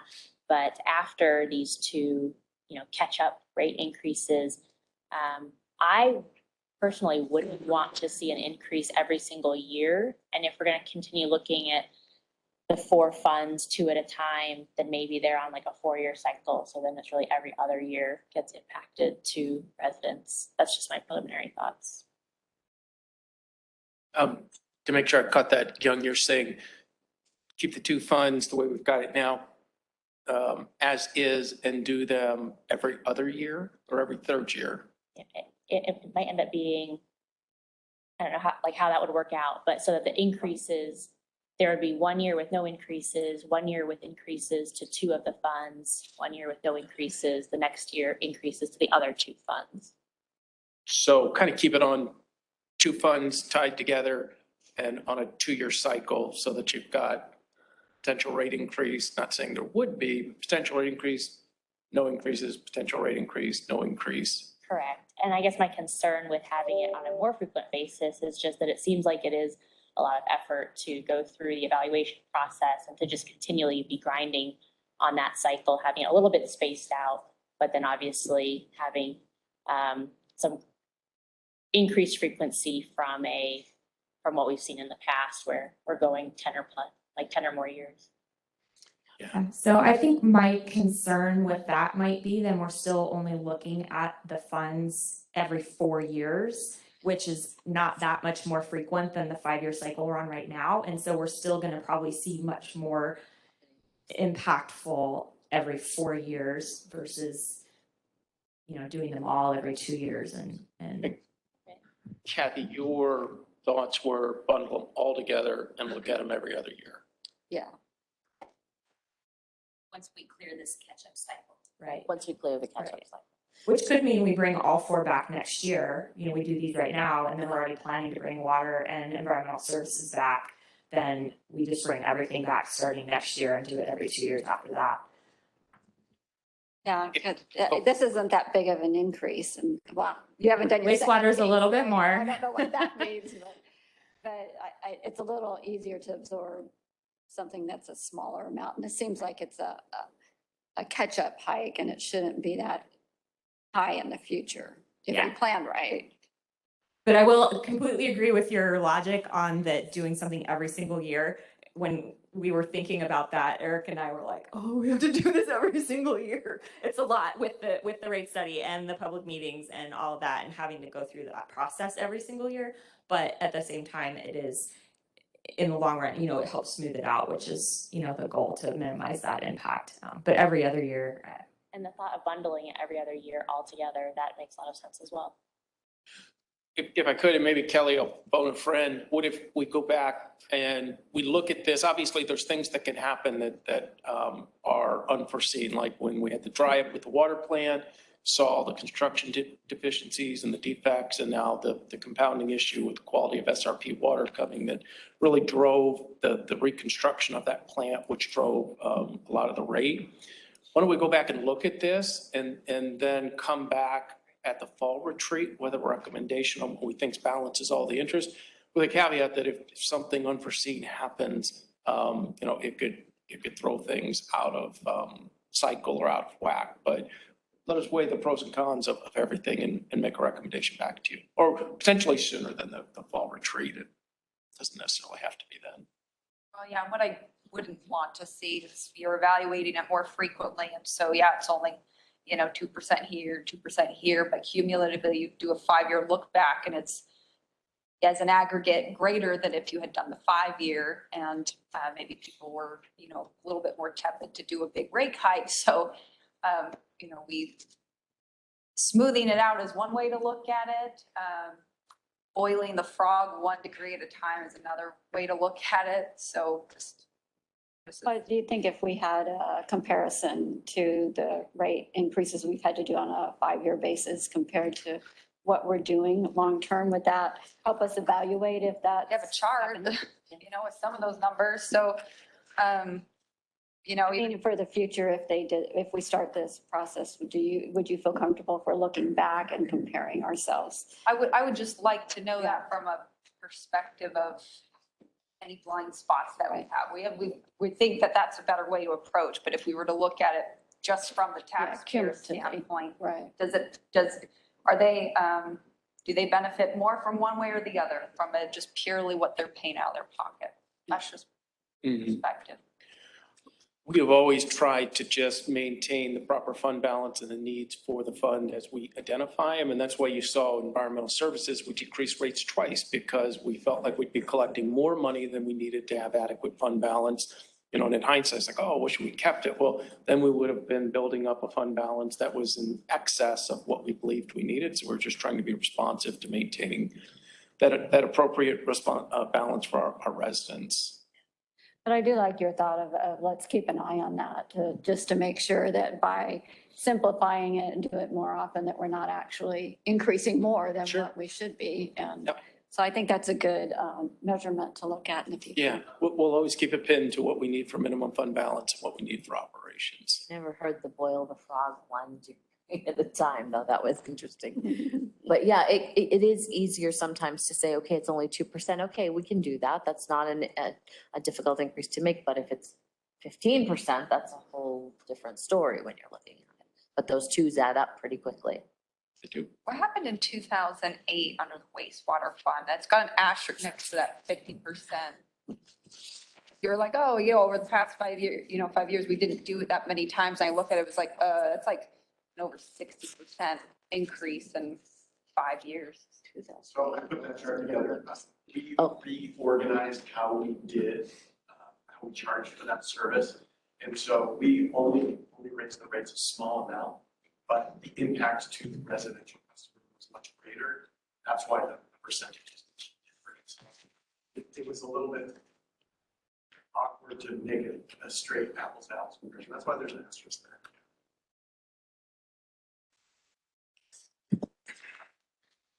Any other questions, comments? Well, one thing I'd like to look at and, as we compare in the future is not just a percentage, but the actual dollar amount. Because I think it doesn't always tell the story. If it's 2 cents and it's 50%, that doesn't tell the same stories. That's true, because it does seem like a high percentage, but because it's such a small fee, the dollar amount is low. Yeah. Yeah, and like you did with the presentation that Eric did, it was based on this much usage for this size household. I think that is a good comparison. You pick one level, right, that you compare to, and that was much easier to understand with it was a dollar amount. Yeah, and this is just a flat fee, and similar to wastewater, it's just a flat fee, so there's no variable component to it. Yeah. Okay, well, I'll go ahead and turn it over to Ken to then now share the wastewater side of it. Thanks, Jessica. Good morning. This is that awkward moment. I'm testing the microphone gain. I sound okay? Okay. We can hear you, Ken. Awesome. Thank you so much. So the purpose, if I could get the next slide. Oh. You're in charge, Ken. That's different than before I rehearsed. Okay, wrong direction. Go. All right. So the purpose of the wastewater division is safe and reliable collection of wastewater. That's a public health issue. That's mission 1, protect the public health. And the second part of it is the reuse and recharge of that water resource. That's important for the long-term sustainability of the town of Gilbert, because we're saving wet water underneath the ground, recharging groundwater aquifers. We're mitigating potable water demands on all of our beautiful landscaping, all those reservoirs that we have. I call them reservoirs, but those irrigation lakes that we have through all of our communities. All very important items. And that's a little summary of our infrastructure. It's a really cool job because we get to complete the urban water cycle that a lot of students down at McQueen Park are right now learning about. So we get to complete when it leaves the house, leaves our commercial businesses, and get it back to the ground, back to the irrigation uses, and that's completed the urban water cycle. So a very important part of the services that we provide to our residents. And effectively, without this infrastructure, we are all dry camping. So it's a pretty tough situation, and that's not the community we want. So that's why we have this. So if I can, oh yeah, clicker. Some fun pressures that we have. Wastewater continues to modernize our control systems. There's certain types of telemetry that are very popular in the industry that rely on line of sight. And one of the weaknesses of that is a tree grows a little bit, you lose communication with whatever it is that's out in your system. So we've been modernizing those systems, leveraging technology, allowing us to automate the systems, and as well as protect it. Our infrastructure improvements, which I think a lot of you are very informed on, have been continuous and ongoing. We improve and we rehabilitate. The construction of that infrastructure has become more and more expensive as time has gone on. Those cost escalations for labor, raw materials, metals, concrete, all of it has been increasing. Rehabilitation of our gravity collection system, force mains, reuse systems are all continuous, ongoing. We have capital improvements, always looking at our existing system for those improvements. Our recent contingency requests, things that you've seen very recently coming across the council agenda, include things for power costs at the Neely Water Reclamation Facility, chemical costs. We've also had to correct a billing error in our IGA with the Greenfield Water Reclamation Plant, and that error has been corrected, which now means that our costs there are going to propagate forward. So we had to pay the money that we kind of owed to via the IGA for those costs, and now it's going to be correctly calculated going forward. Chemical spending continues to trend upward, and we'll discuss that more in just a few moments. Perhaps the biggest item that I wanted to discuss there is resiliency. Those supply chain issues that are affecting multiple industries out there. We have a business that cannot fail. This isn't the business of, oh, we can pause it for a minute. It has to work. It has to work. People generally don't like it when we say we have to turn off your sewer service. On August 17th last year, you had a council agenda item that came forward. We brought it forward because we wanted to buy a resilient pump. So we have firm capacity at the Neely Water Reclamation Facility. We wanted to buy one more pump because I was so concerned on how long it would take to get a new pump. We still don't have that pump. That's 8 months. And we are waiting for that pump to show up. And we're getting bits and pieces of it. And that's not a fault of the supplier. It's not the fault of, it's just a logistics mess trying to get things delivered. I am really glad that we had council approve that item before we needed it, because it would have taken this long. We'd be waiting for that pump to show up with a problem, just waiting out right outside the plant. So those are some of the costs and pressures that are pushing us forward. Does it have a laser pointer? Oh, awesome. So help. What'd you click next? Okay. Which button, who can operate this thing? Fix it for You got, all right. So anybody got any jokes? Just say while we're in a pause there, All right. I have missed your presentations again because I have missed your presentations. Save him for after lunch. Yeah, he's so, I know. Thank you so much. And the last time he got to sit in front of us was WW 1060 and he had to be very subdued. This is much more tense now. You know, yeah, you have to read the crowd, right? Good. I have the advantage of a council that loves wastewater, loves the services that we do. And so thank you so much. I don't know what button I pressed, but now I'm only going to press this button. So in the top left-hand corner, those are our projected wastewater generation. So the flow capacities that we're going to have. And the gray line is our north side of town. So that's an interesting dichotomy that we have, because in effect, you can look at that like we're close to build out. Those flows are not increasing, which means that those pipes are flowing at their design capacities. So those are full pipes, lots of volume, lots of pipes being used completely to their design. And the yellow represents, it's kind of the south side of town, the Greenfield Water Reclamation Plant flow. And you can see that continues to increase as we approach build out. So 2020, by the way, was the second bar to the left, if you can't see that. I used the bottom left graph to demonstrate that a little bit more clear, but that's our reuse water generation. So you can see that continues to increase in the south side of town. And when somebody in the wastewater division drives around town, this map on the right is how we look at it. That's our infrastructure, the various tributary areas. I don't see Santan Mall. I don't see the riparian. What I see is the 24-inch pipe and the 30-inch pipe and how we're collecting it and getting it to the places it needs to go without ever turning anything off.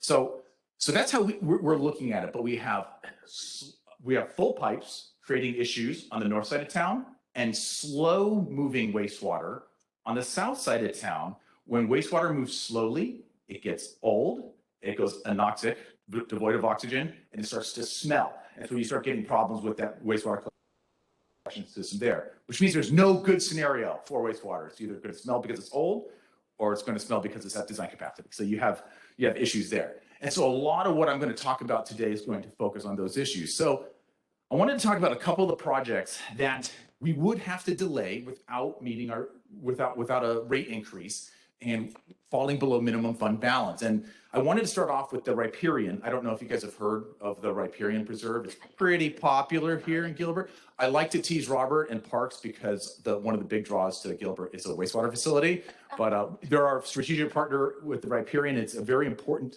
facility. I would say it's probably iconic of the town of Gilbert is the riparian preserve. It has a way of leaving an impression with anybody that visits it. I've spoken to more than one person that's grown up in Gilbert who's chosen their entire career and vocation based on the influences of walking around those paths, seeing the wildlife, understanding what the facility does. I've met I haven't met him directly, but he's the relative of one of our employees. Literally a pro fisherman he started right here. Another person has recently started asking questions about this facility and has all sorts of research that they're doing. And just recently, and my guess is she's probably watching this presentation now. So the wildlife vegetation attracts a lot of people. It's an incredible amenity. It really is.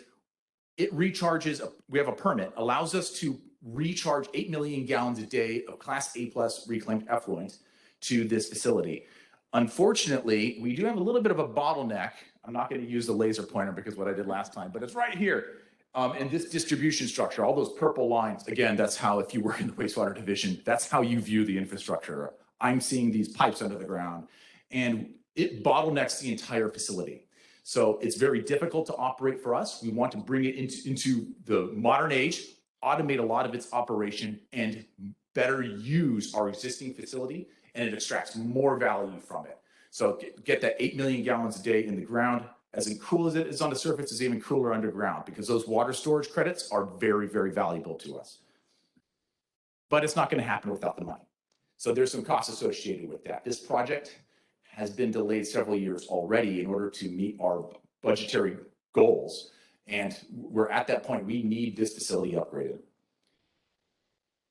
So we have an odor control facility that's proposed in, we're calling it Greenfield Road at about the South Area Service Center. It's between Queen Creek and Germain, kind of across from Ryan Road. We have studied this area to death. So we have lots of metrics. We've studied the elevation of the wastewater in the sewer, the pressures, the hydrogen sulfide concentrations. We've plotted it against time. We've monitored in the trees out in the street, inside the manholes, against the fence line of the Greenfield Water Reclamation Plant. We have studied this area a lot.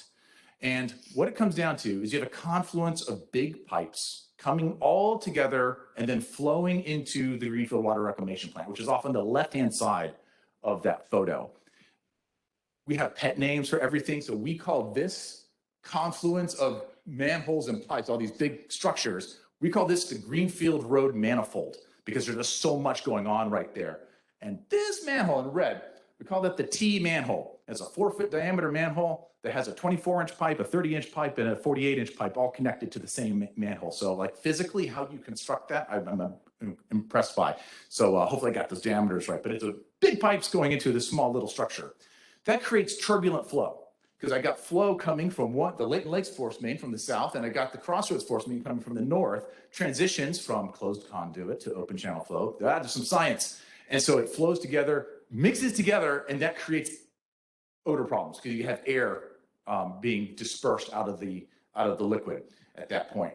What we want to do is place, number one, we need to improve that structure. and create what's called laminar flow, smooth flow, so we don't cause disturbance in the liquid. Second is place a vacuum on the sewer, pulling the foul air out and blowing it through a biofilter. We create a filter that has biology in it that eats the foul air, and so it doesn't have that odor issue. Now, we meet all legal requirements in this area. So we meet all the, legally, we don't have an issue. It's a quality of life item.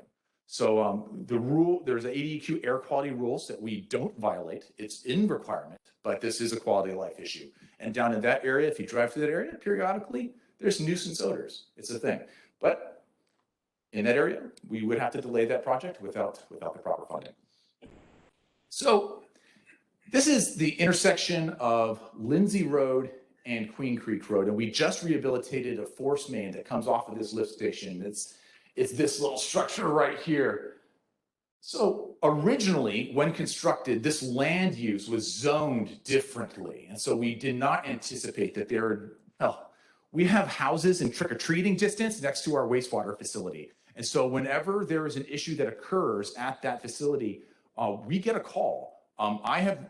I'm serious. I've received a call saying that you have something going at the facility. There's a screeching noise. We have neighbors that are that close. They can hear when a bearing is going out at one of our machines inside that facility. So our project here is to construct a similar biofilter that I just discussed, placing a vacuum on the wet well, and it'll pull that foul air out. Similarly, we've been tremendously successful with other locations similar to this. So the Crossroads lift stations and the Commons lift station all had odor reports associated with them as well. And ever since those biofilters went in, we've greatly reduced or eliminated those odor reports. And they're incredibly inexpensive to operate. $3,000 a year after the capital improvement. It just takes power and water, and it just operates. It's an incredible piece of technology. So we really, really like that. I want to highlight here, lift stations, to move that sewage, it is 168% more expensive than moving it by gravity. So wherever possible, we try to move it by a gravity pipeline because gravity is produced by the earth for free. And here we have to produce electricity to pump it around. So again, those neighbors, their quality of life is affected by just being that close to a wastewater facility, something else that we're not going to be able to do without it. Go ahead. And because sometimes we'll hear from developers that they want to go with that solution. That's a great point, Leah. So sometimes the cost savings in the short term is very attractive for the initial construction. But we're going to be here for 100 years, 200 years, 300 years and longer. It's going to be there forever. So if we can find a way to eliminate the lift stations and the power costs and the odor issues that are associated with it, even better. Thank you, Leah, for bringing that up. That other project that you highlighted on Greenfield Road, I don't see any, I guess there's maybe one resident. I know you said when you drive down there, that's probably what you could predominantly notice the smell, unlike the Leighton Lakes one where people are like literally living by it. That is correct. So the density of the housing is certainly a factor. What happens is because we have rising and falling liquid inside this area. These are very large pipes, 24-inch diameter, 30-inch diameter. Up here, I think we get into 48-inch diameter pipes. As the liquid level goes up with peak flow, the air has to be exhausted out of the pipe, and it'll either exhaust out the pick holes and manholes, which, because of the odor reports that we do receive in this area, we've installed sealed manholes to prevent those odors, but the air has to go somewhere. And so where does it go? It probably has to exit out the roof vents, the sewer roof vents of people's houses. And so if it goes out that direction, now we have an odor issue above their houses. Did that answer your question? Okay. So last but not least, this is a different type of facility. It says odor control, so it can appear on the surface to be very, very similar. We use chemical dosing to control larger areas of odor issues related to the town's wastewater infrastructure. We use a couple of different chemicals, magnesium hydroxide and ferrochloride, and things of that nature. They all work differently, and there's different applications where they work best. But the point is that this isn't a masking agent. It's not like when you go I know you probably have been to a concert, there's a porta potty there, and there's that strong pine saw smell, like a pine smell. That's a masking agent. It's made to like just make it so you're smelling something more pleasant than the wastewater that's present in the facility. These aren't masking agents. These chemically change the properties of the wastewater, either through strong oxidants or raising the pH so that you're less likely to exasperate the H2S into the air. I probably used the wrong word there, but you get the idea. So this chemical change is important not only for odor control, but also corrosion control. It's one of the ways that we protect corrosion of metallic components and concrete components inside of our wastewater infrastructure. So it extends the life of our manholes, of our ductile iron, and so on and so forth. So this sewer flows from the west, it goes all the way down the Western Canal Corridor, which, where's my shadow? There we go. So it flows all the way down this Western Canal Corridor through the Heritage District onto the Neely Wastewater Reclamation Facility.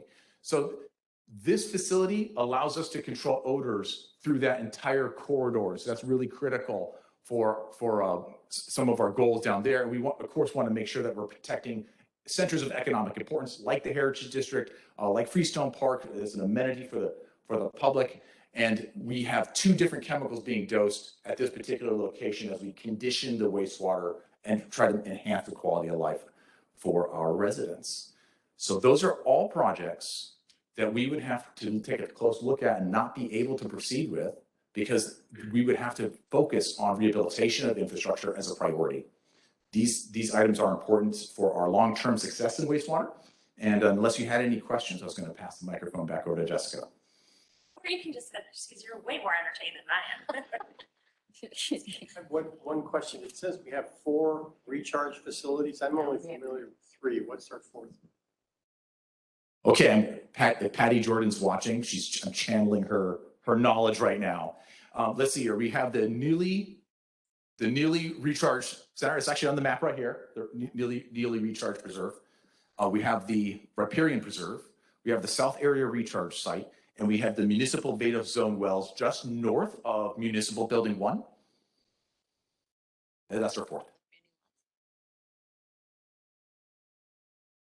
Injection? Beta zone injection, correct. They don't perform nearly as well as some of those other facilities. So a lot of times you'll hear us talk. There's really only 3 for practical purposes, but we are permitted 4, and part of our permitting requirements is that recharge capacity that we have at the municipal Beta zone wells. Thank you for the question. Okay, so we just have a couple more slides on this one. I need to make sure I use the right buttons too. So now we're going to talk about the wastewater fund balance and the needs related to these projects. We looked at 2 different options on the wastewater side. One was to do a cash funding option of the CIP projects that Ken mentioned. And that's what this scenario looks like. So again, you've got your yellow minimum fund balance. You've got the blue lines that are what happens if we don't do any type of a rate adjustment. And then the orange bars are with this proposed option, which we say 30% increase. And I'll get the dollar amounts. I had them on my computer and I didn't bring it back up. That's 30%. I think it's about $7.50. So again, the pros of this one meets the 5-year plan, cash funds the CIP. Con is the timing of the revenue doesn't match up with the project timing. You can see the orange bar goes up and down. We have to kind of defer projects until we're able to accumulate the funds needed to create those projects. Oh. So that was option number 1.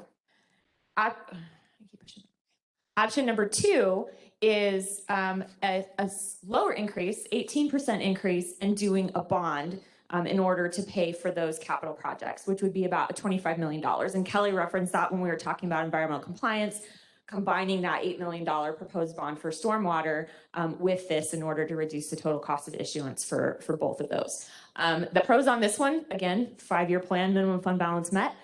It's a smaller monthly impact to customers. And we really couldn't come up with any cons, so we didn't include any because we really feel like this would be the recommended option for this particular fund as well, unless there was a strong desire to wait and cash fund all those projects. So to kind of summarize, on the environmental compliance side, we had a recommendation of 25% increase, which is $1.07 approximately. A rate study would actually refine that and determine exactly what the needs are, including an $8 million bond for that Smoky Wash and other CIP projects. And on the wastewater side, we do have two options. Option one is a 30% increase to cash fund all those odor controls and the riparian expansion. Or option two, an 18% increase and $25 million in bonds. And again, these are all municipal bonds that are paid for by the rates, not a property tax. So today's ask is to get direction on a rate study in order to further refine the dollar amounts associated with these two funds. And then one of the things that will impact that rate study based on the needs for the increase would be whether or not we want to cash fund or bond, which will help set that rate. So that. I just have a question, Kelly, in regards to when you talk about the percent increase to the rates, that's a one-time increase to the rates. And then the bonds, as a municipal bond, that still gets paid back from what we're gaining from the rates just over time. Yes.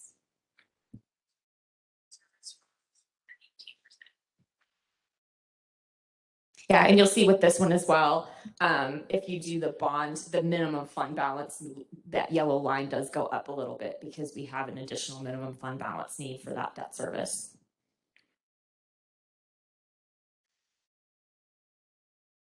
Could you explain the timing of the projects? Let's say if we move forward, we got the rate study back, and I'm assuming it comes back by the end of the year or something along those lines. How fast do these projects get moving by doing this? Are they moved up in the CIP project timeline? I'm just trying to figure that out. They would be. So the whole process for the rate study would be similar to the timing of the one that we just completed. So the new rates wouldn't be in effect until this time next year. And then these would then be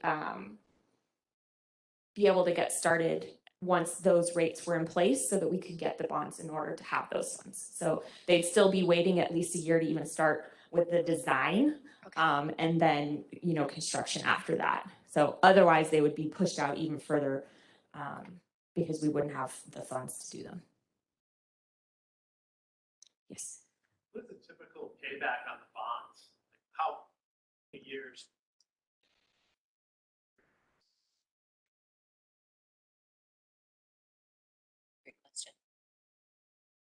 We would still pay these down as soon as we can.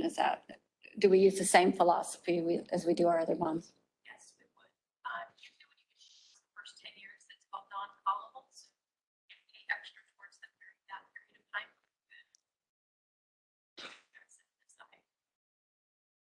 That time period, anytime interest rates would go down, take advantage of it. So you couldn't pay it off until after the 10th year, even if we had the funds. Technically, you can if you put it in escrow, and then the escrow rate is it, but you can just put direct cash towards paying. All on. And if you made the choice to bond, does that move those projects faster? Because otherwise, wouldn't you have to wait till you had more funds collected? Exactly, yes. So we would have to wait. If we didn't bond, then we would have to wait to save up the funds to be able to do, one project and then save up the funds to do the next project. Where if we're able to bond, we have the funds to do everything all at once immediately. If we didn't bond with the lower 18% fee increase, and we did the 30% fee increase with no bond, what do you do at the end of 5 years? Do you reduce your fees if you don't need the money, or is it anticipated that the cost will simply end up meeting that increase where it wouldn't be extra anymore? It would just be, you would cover our costs. Yes, so we would be looking at that on a regular basis. As we've seen with environmental services, we have reduced rates in the past. But, in the next 5-year section, there might be more CIP that we would then be able to continue to accumulate and use those funds to pay for those. And then I think Kelly wanted to add something as well.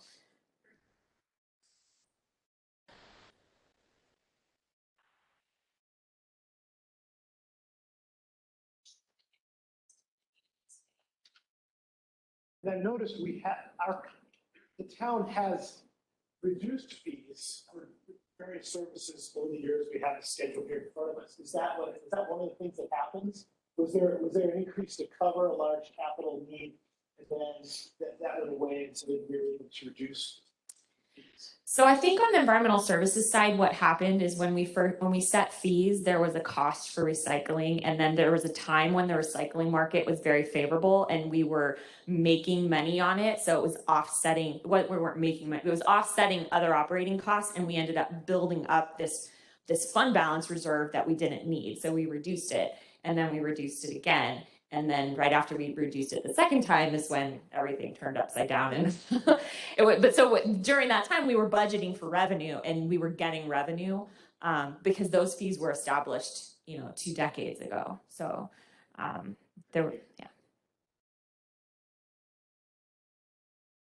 Comments? I have to put in a plug for our elder statesman. I'm gonna call him that forever now. And the riparian, because I don't think we would have the riparian if it wasn't for Scott Anderson. So big plug for that. Thanks, Scott. Any other comments, questions? Now's the time. Speak up. I think there's always cash financing things whenever possible, especially for relatively small dollar amount things. I just look at, I think it forces maybe stricter prioritization on our side, if we don't have the fast, easy money now. But I know that's just one element of this. So you would prefer to do the higher percentage on the fees now and not do the bond? I understand the benefit of, being able to accelerate some of these projects. I just, as a methodology overall, prefer, saving for it and financing with cash when we can, but.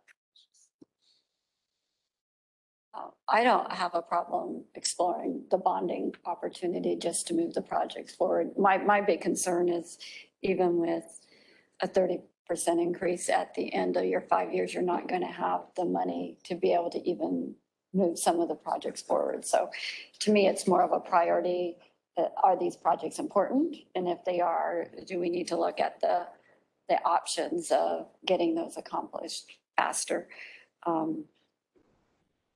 That's why I was asking, how much of it, when we compare these 3 different projects, how much of a nuisance is the ones that aren't as close to, don't have as much of an impact, although, like you said, it's a nuisance, it's quality of life, but is there,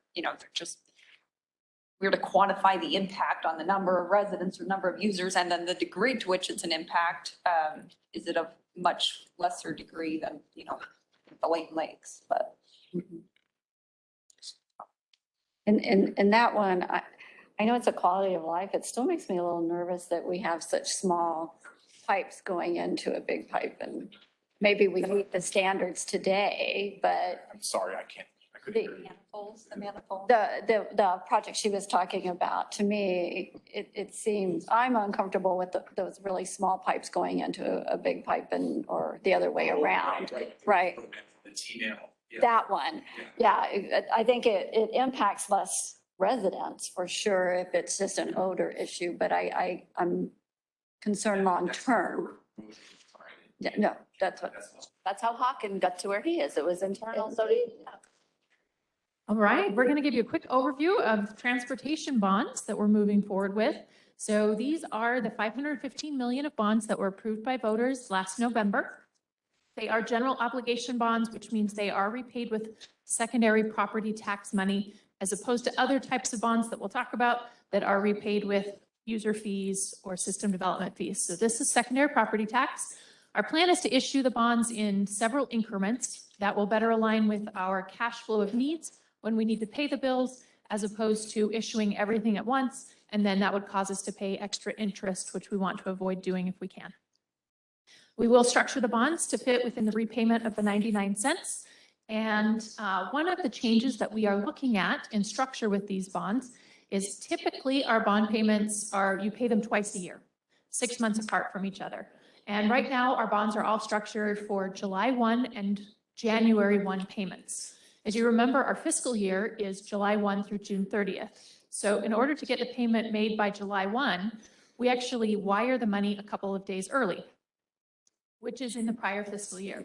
So for budget purposes, we have to put the money in one fiscal year, and then finance has to go and make adjustments and put the actual expense in the following year because it's a July 1 payment date requirement. So that is awkward, totally doable. We've been doing it for a lot of years, but it also means the other payment on January 1 every year is always on a holiday, and it means somebody is doing a wire payment between Christmas and New Year's. Not a big deal, we've been doing it, but if we have a choice, let's make our lives a little bit easier.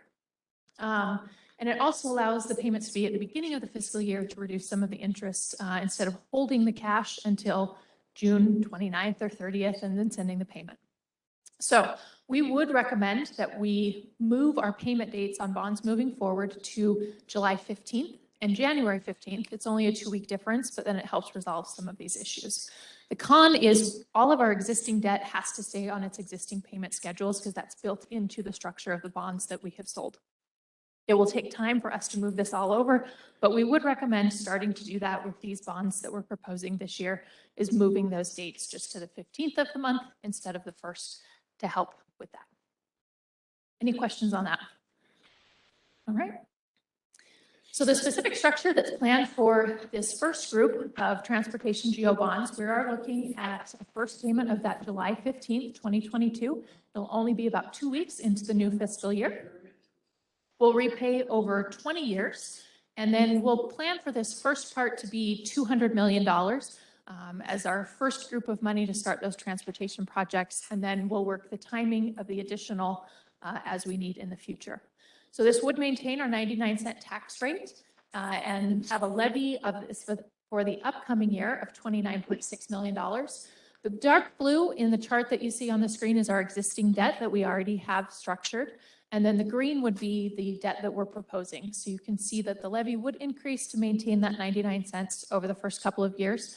The decrease in fiscal 27 is so that we have room for our additional bonds, the next group of transportation bonds or town needs that are into the future.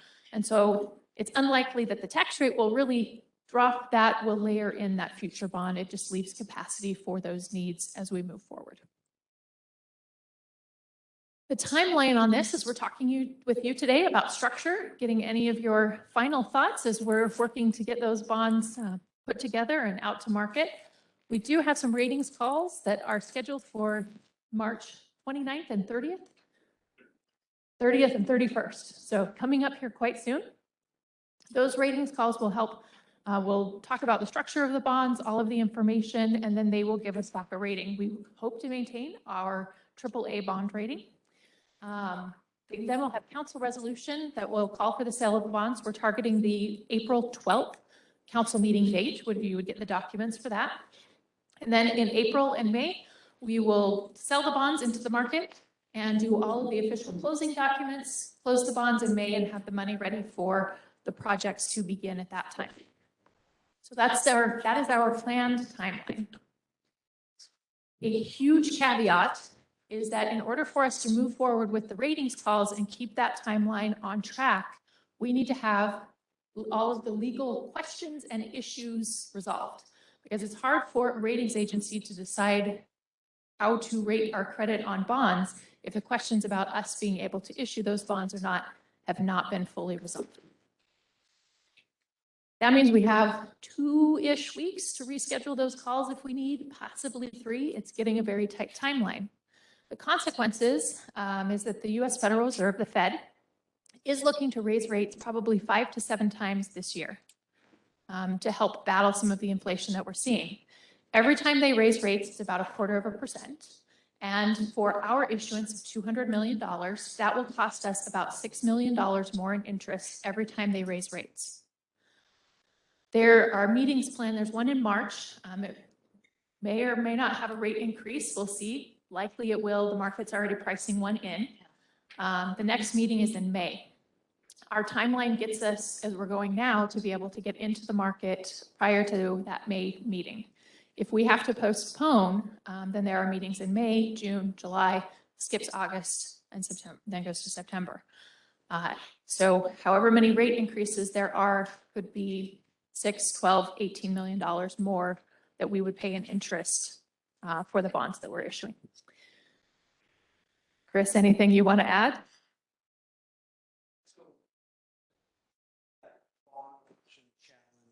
Take the mic. Sorry about it. This is with the bond election challenge.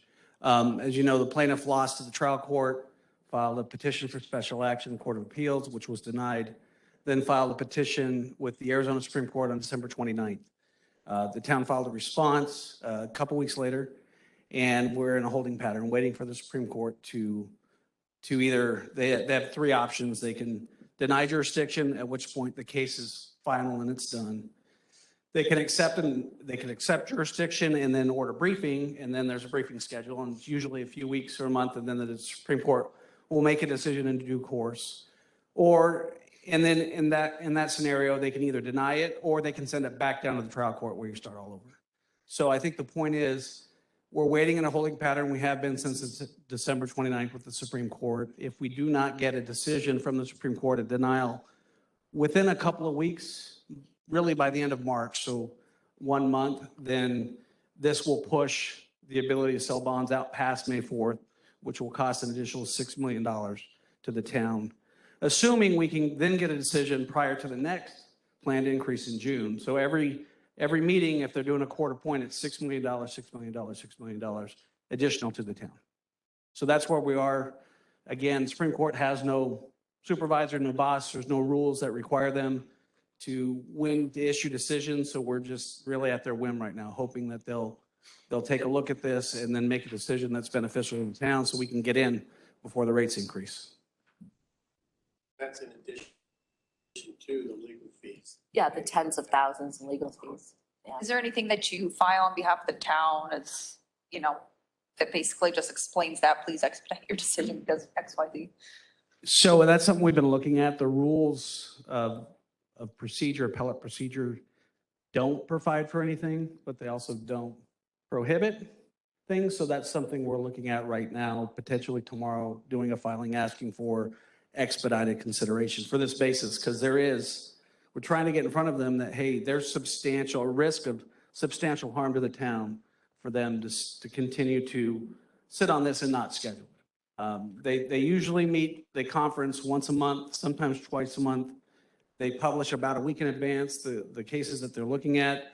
They met on Tuesday, so on the 1st, looking at the petitions that they looked at, that they did review. They were dated in October, November, so we don't know where we are in that, but we're probably, if they went through a normal schedule, a couple of months out is our guess. Wow. And if we tried to move forward, because we don't have a stay on issuing these bonds from the courts, we're just sitting and waiting for the Supreme Court to make a decision. Kelly, this question might be, I don't know who it's going to be for.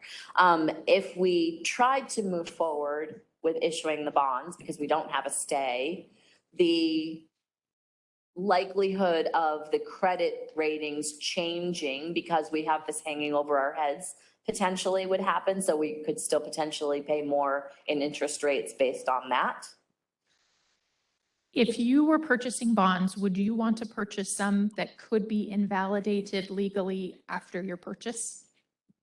Right. So it puts us in a very difficult position. So there would likely be a higher increase if that could even happen, I think, and I was talking to Hawken about this earlier this week, that the underwriting banks just wouldn't do it. Wouldn't do At it. the end of the day, they would not do it with this lawsuit. Too much of a risk. Yeah. Too much of a risk. And so we're seeing that up there, it says the interest rates could potentially raise 5 to 7 times this year. I know I heard a news story, I think it was yesterday, about the potential for the quarter percent. how, if we're looking at 5 to 7 times this year, are we talking maybe monthly or in March? Monthly, almost every other month for the rest of the year? Yes, and there has been talk about the Fed doing 2 rate increases, which would be 0.5% at some of those meetings. We're going to have to see what plays out with Ukraine, national politics, inflation, but the Fed is very concerned about inflation and has even recently indicated that despite what's happening in Ukraine, they are likely to move forward with rate increases. And if we're talking a rate increase on costing the town $6 million, are we talking, and then we're talking potentially $12 million and $18 million, are we talking a reduction in projects that we would be able to do with the bonds that we have already voted on? What it would do is increase the amount of interest we would pay over the life of the bonds. So we would still work to structure it within the 99 cents. But on this back part where it's green, this would just increase and reduce the amount of capacity that we would have moving forward for other projects. It's not the best use of taxpayer dollars, but we don't really have another option until we get this legal question answered and resolved. And it's such a shame because we've worked so hard for those credit ratings that we have, and to have to pay $6 million, potentially $12 million in interest because of this case. Chris, did you have And something? just to clarify, the bond meets about every 6 weeks. The Fed meets, every 6 weeks, with the exception of August. So that's when, if there are increases, it'd be every 6 weeks, looking at March and then May, and then again, all the way through December.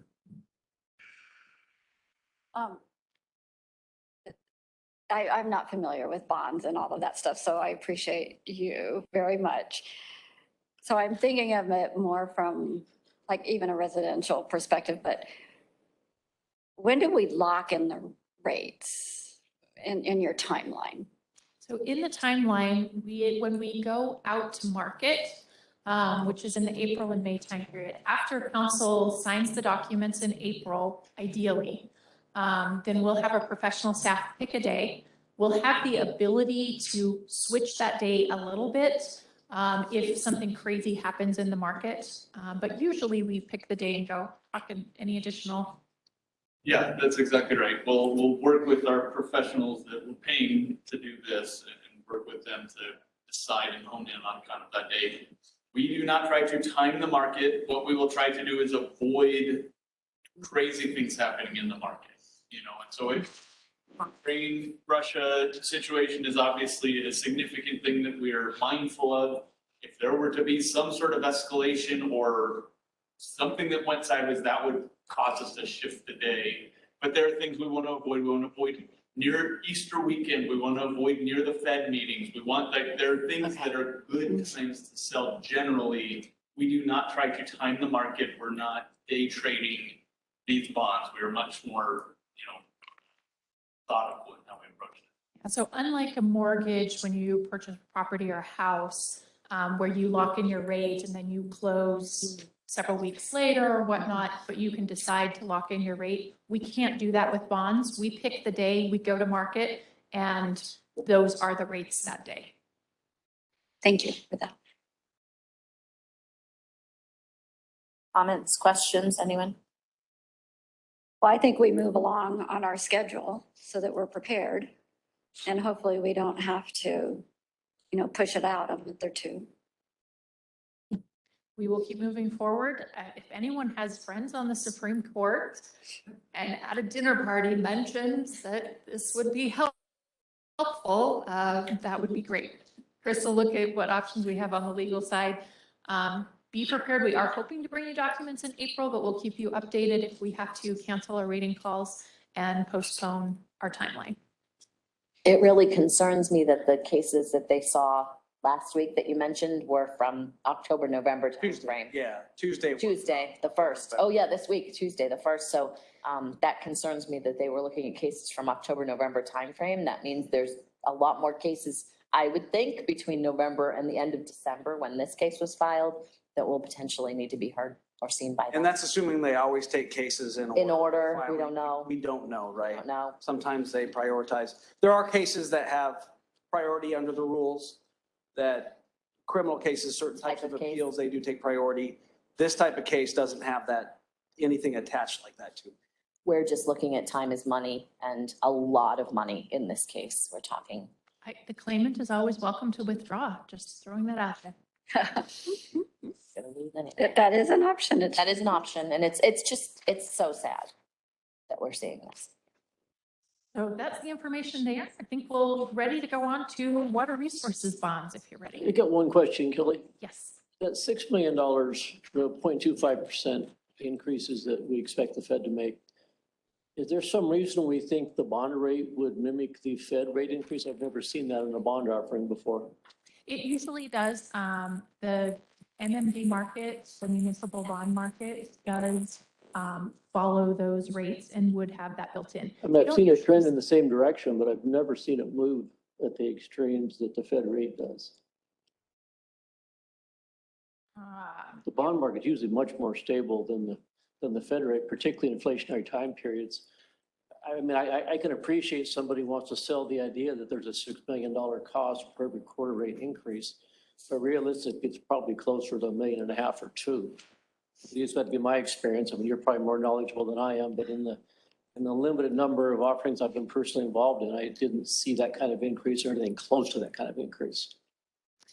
Usually the market builds it in a little bit more slowly over time, so you Much more slowly. just turn on at the rate. They usually build it in ahead of that.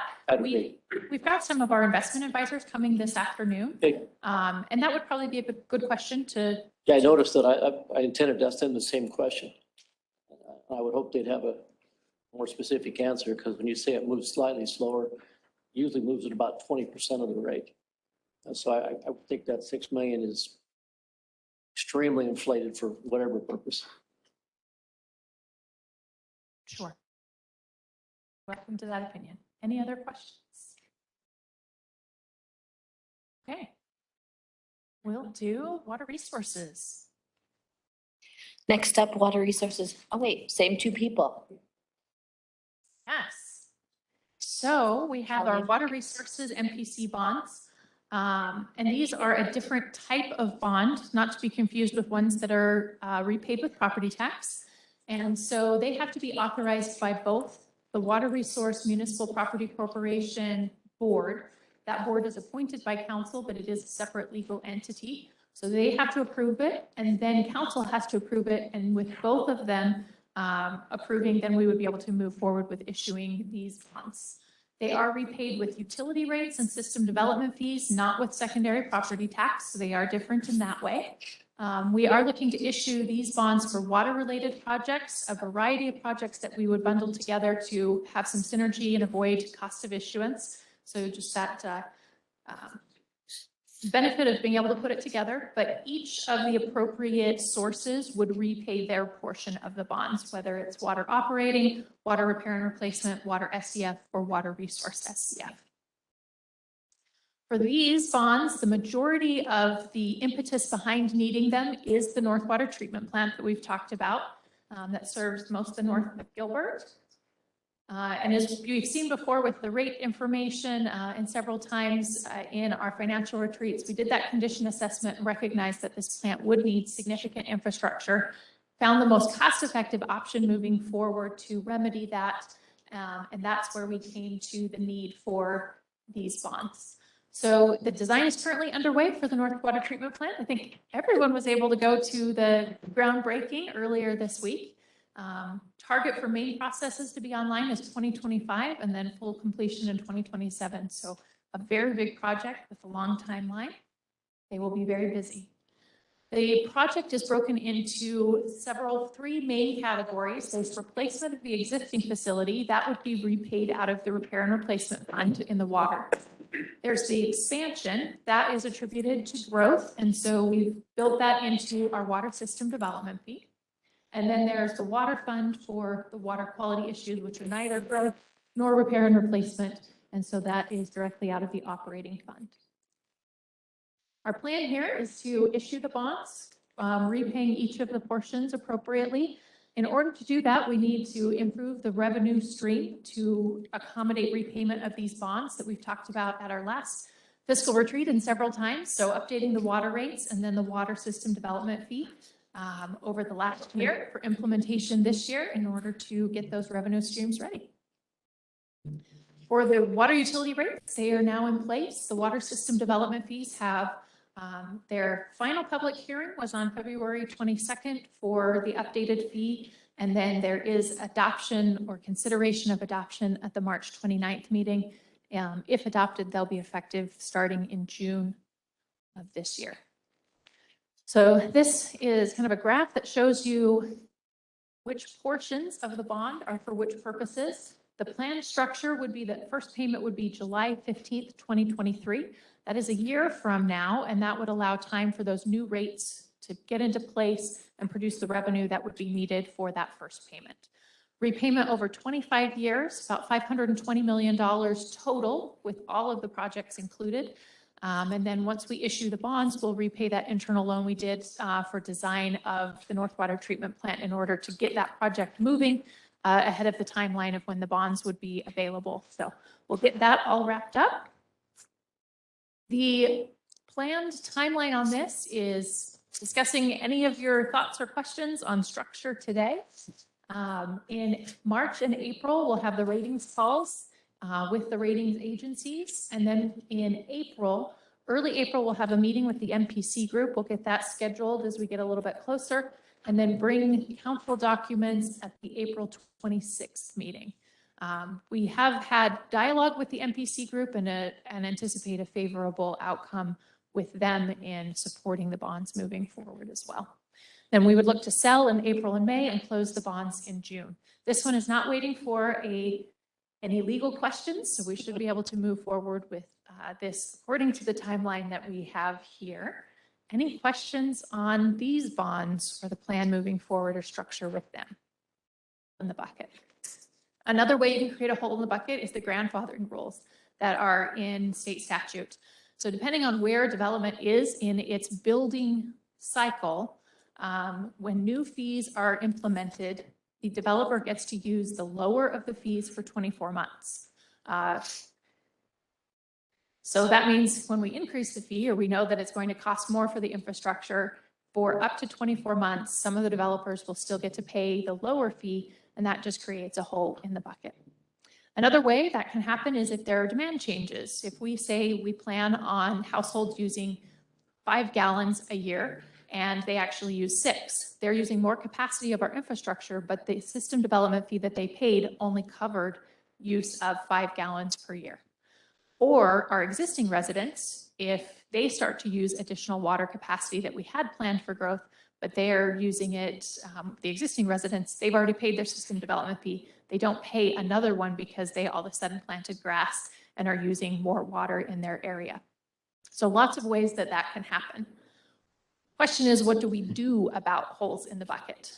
When they exist, we can do our very best to keep our study up to date. You've seen that the study takes about 2 years by the time you do the study, and then a year for all of the noticing. So it's a very slow ship and slow turnaround time when we do notice that there are assumptions that need to be updated and corrected. The grandfathering rules would have to be changed at the legislative level while they're in place. We just follow them at the town level. And then future growth, future residents cannot be required to fix an existing deficiency. If there is lost revenue from someone else, we can't just increase the system development fee and have the future people cover the gap. We have to use a different funding source to be able to cover that gap. So that brings me to options. Pretty much our 2 options are wait and see or pay as we go.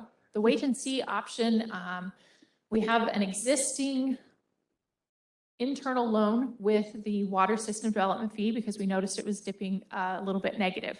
We wanted to wait and see what would happen with the new fee update and see what those assumptions would change before we could figure out what our next steps would need to be. So we can continue to allow this water system development fee to go negative and use an internal loan with the water repair and replacement fund. At build out, when system development fees are no longer coming in, there is likely going to be a negative balance in that account, just by what the trajectory looks like right now. That negative balance at some point will have to be written off because at build out or whenever there's no more system development fees or very small coming in, we can't reasonably believe that that is going to go away. So we would have to deal with it at that time.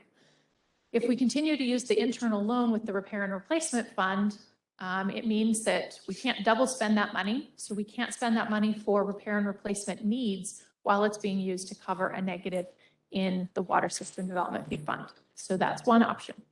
Second option is to do a pay-as-we-go, which would be to pay a portion of what is SDF eligible debt using another funding source, like our water operating funds.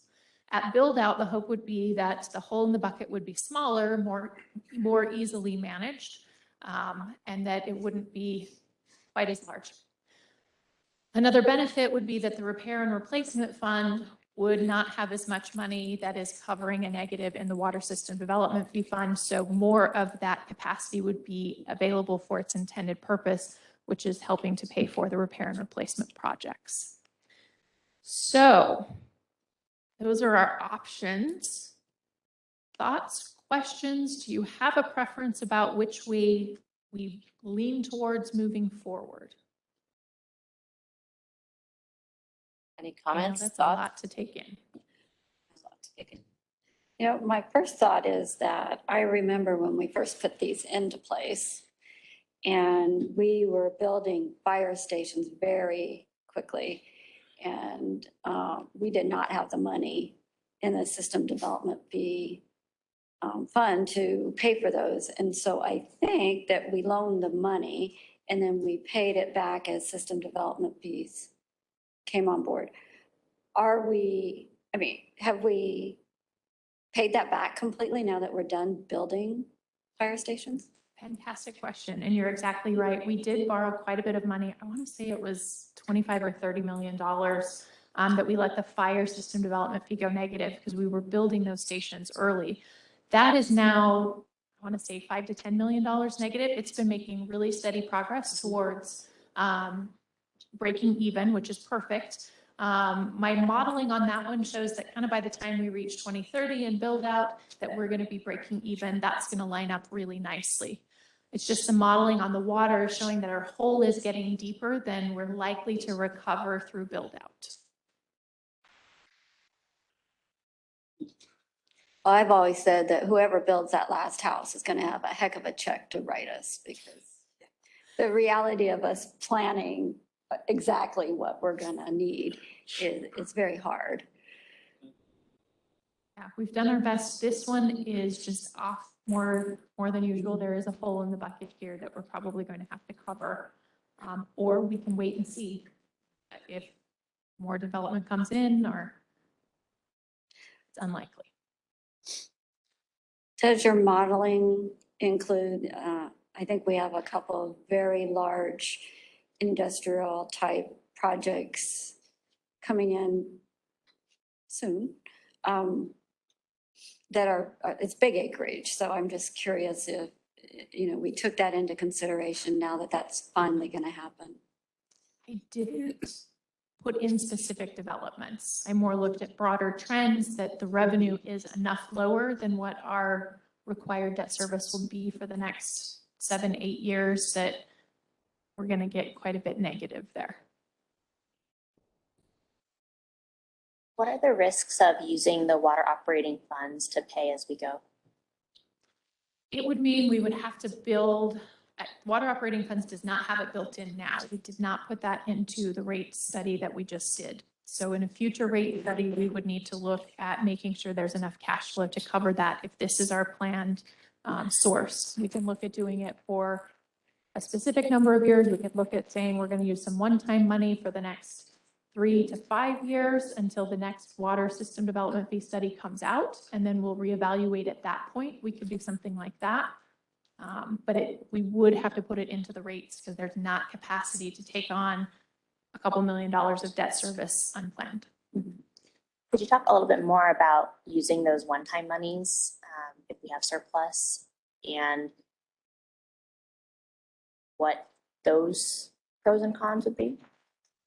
Yes, we could do that. If we've got some one-time money, we could put it towards this. This is not, system development fees are not an enterprise fund. We've never had to subsidize it before. hate having to look at doing it now, but I want to be really transparent about options and needs. So it could come from one-time money that we have somewhere in town operations that's not restricted and could be used towards this. Your revenue report that you sent to us, but you're doing well there. I mean, it looks like we'll have some funds there. That's what you're talking about. Using something like that to supplement this. We could do that alternatively instead of using water operating fund.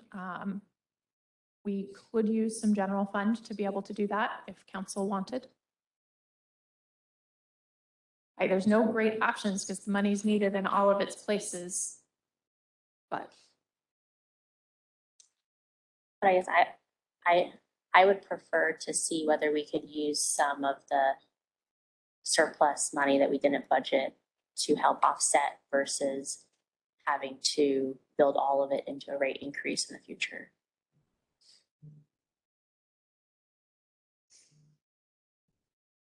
Any other thoughts?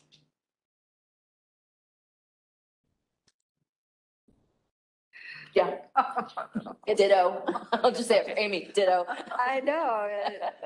I think we're going to need to digest this one just a little bit. I don't know the timeline on when you need information, but this is Pretty much fully funded. because you're talking about 5 million a year, but is that based on what you're spending today? Is that the difference, the 5 million, or just the estimate? the estimate of what revenues will be, so we can see what the revenues come in at. I'm also, the debt service that exists, I know what that dollar amount is because we've sold those bonds. Right.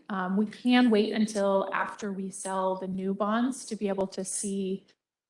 7.2 is a guesstimate right now, but we'll see what the actual numbers are, and that will help us hone that in a little bit.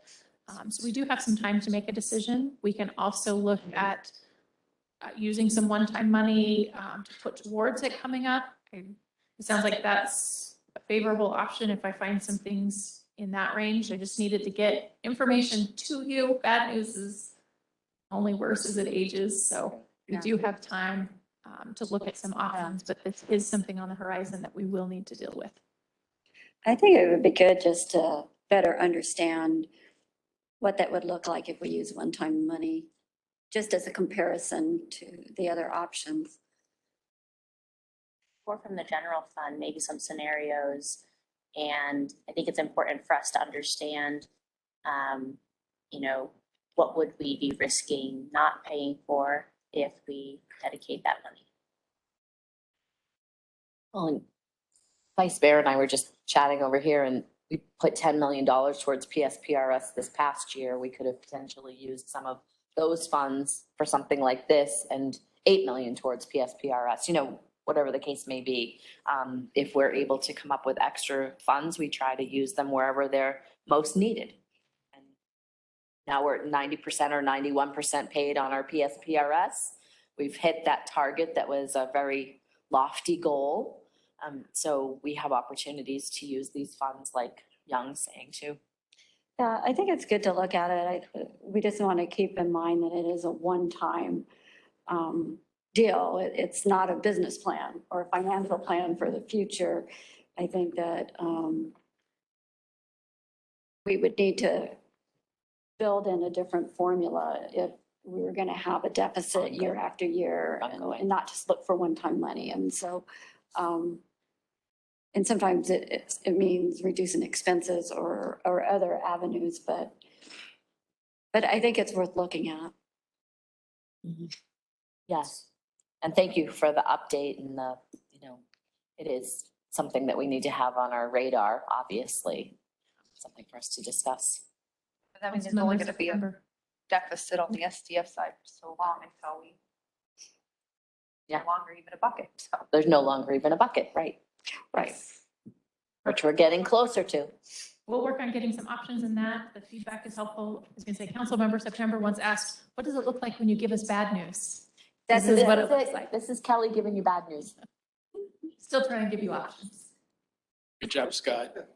Scott asked the question, so now Kelly had to find some bad news to share. Just, Nope, that wasn't the connection we were making. that's what Patrick was trying to say, I think. Thanks, right. Kelly. That's everything. Thank you. Thank you, Kelly.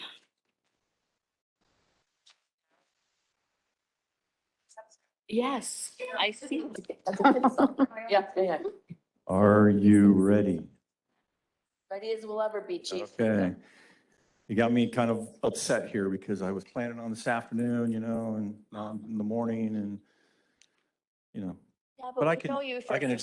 adjust. You can jump into action at any. this is probably what's going to happen in retirement, plan to go fishing in the afternoon. Let's go in the morning, that I kind know, big decision. See, Big- short So- summer talk already. Yeah. We just started. So, Feel free to throw things at him. yes. And yes, this is my last council retreat. So Yes. anyway, I'm counting down everything. Okay. Patrick's gonna start throwing stuff at you. We're 40 minutes ahead of time. Come on. Yes, I'll get through this quickly. I'll get you to lunch. Anyway, we're going to talk about ambulance services and how we've been doing. First, I'll start out with a little background, just a reminder of what got us here. We saw our ambulance service provision as a critical line of service, and we began to see vulnerabilities that really went back a decade from this point, back to 2013. And we wanted to take some steps along the way to reduce those vulnerabilities. And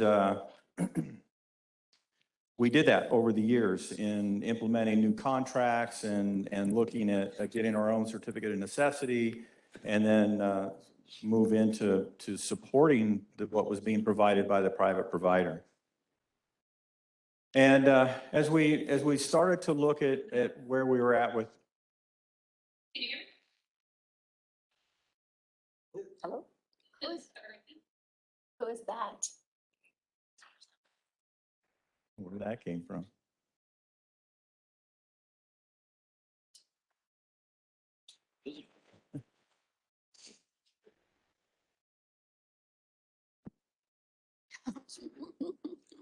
We good? Okay. Anyway, we started to look at some interest for Gilbert, some specific interest to Gilbert around ambulance service. And you might remember these from the presentation we gave about a year and a half ago before council made the decision to move forward with expanding to full service. And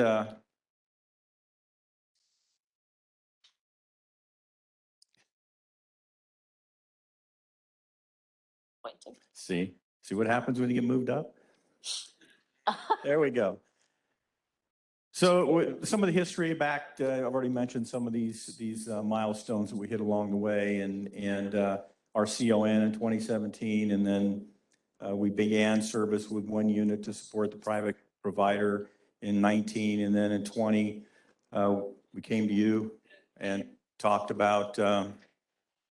We still have a voice coming through. Okay. And then ultimately moved forward and implemented service in July of last year. And again, I'll mention here with this. That's okay. Who is that?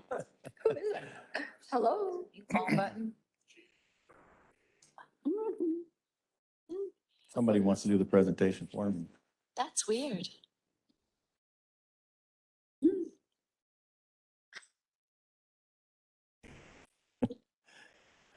Yeah.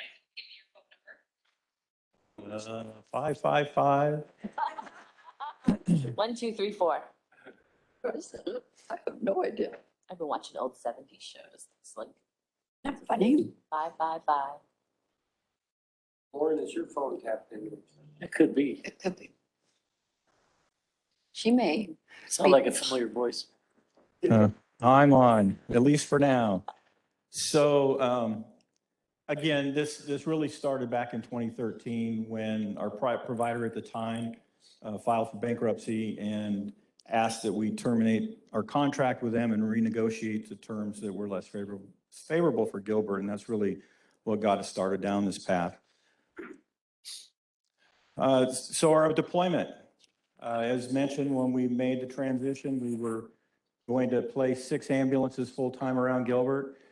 And that is a little fuzzier than I thought it was going to be, but you can see from the ambulances there in the picture that we do have them distributed around town and in a way that is strategic to meet our response times. And each of these ambulances are staffed with 1 paramedic and 1 EMT.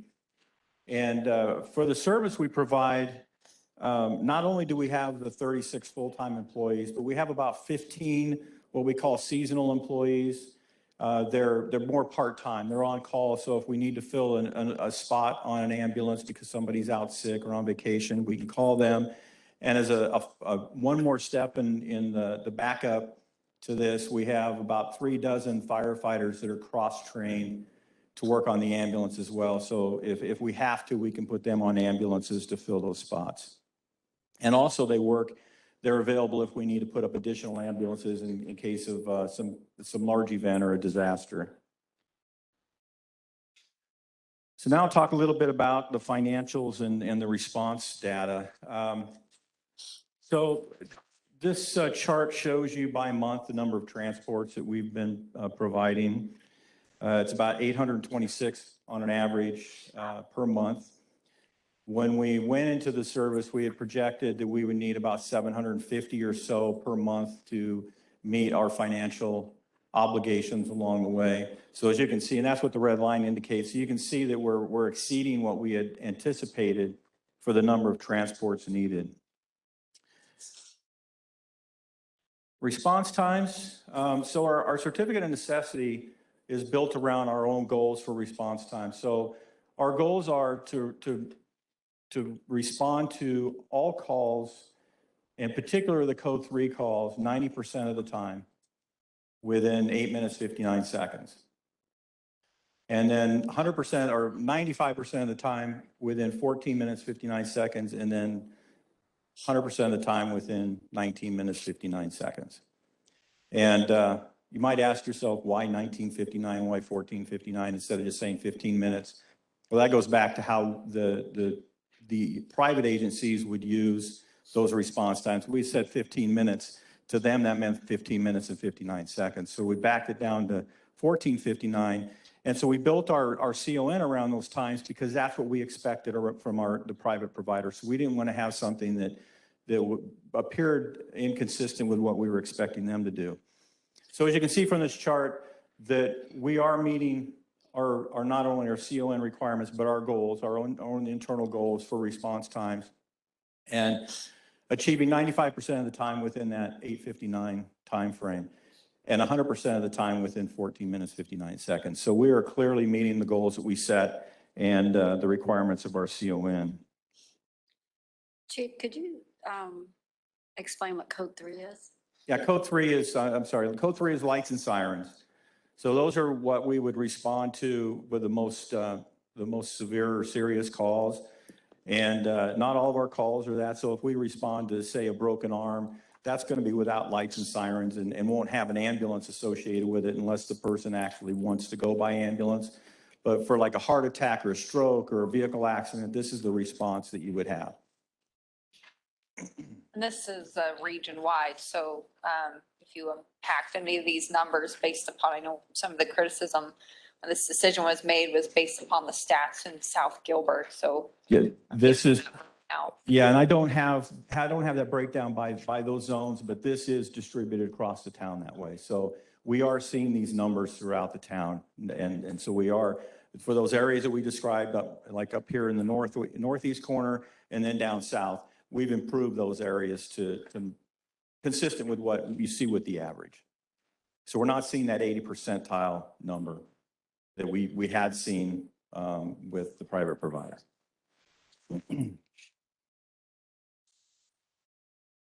So financials, I never wanted it to be about the money, but of course, it's about the money. And So we've obviously been tracking how we do with our financials, expenditures and revenues.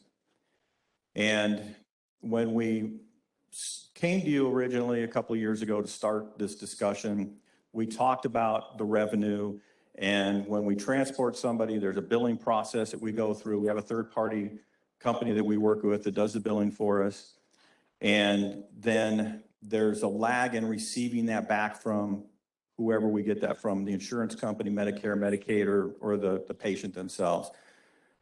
So as you can see the lag. It's very clear there. So the blue numbers, or the blue columns, are the expenditures, and the yellow are the revenues.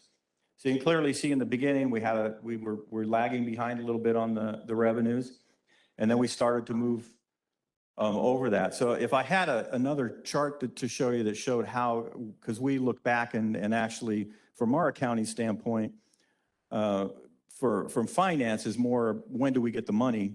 And we track actually when the money comes in, when was the service given, so we can kind of track how we're doing by that kind of approach. But this shows you what we're receiving each month versus the expenditures. And so far we've seen expenditures about 2.2 million. This is through the end of January. And then the revenue has been about 2.1 million. And I'll explain the spike here because in December, you'll see that we were pretty close to even on that. And that's because we had 3 pay periods in December. So we had more expenditure than the typical month would have. And then in January, we had about $260,000 in capital costs related to the replacement of cardiac monitors. So that was built in here as well. So that's why you see the spike in this. And I suspect when we see February, that'll start to go back to what we saw in the fall months as well. And just reminding you that there is a lag. So it's, we're always waiting for that. And it depends on when we get paid for a particular situation. It may be months before we actually get paid for a response that we had. And so in October, we might not get paid till January. Oh, let me go back here real quick. One thing I do want to mention is, so we've been looking at the projections and what we projected for the fiscal year. And I think when we get to the end of the fiscal year, we're still around what we had projected of about 3.8 million or so in expenditures and just over 4 million in revenue for this fiscal year. So we're tracking. This is all what we expected to happen, and we're in good shape as far as the financials go.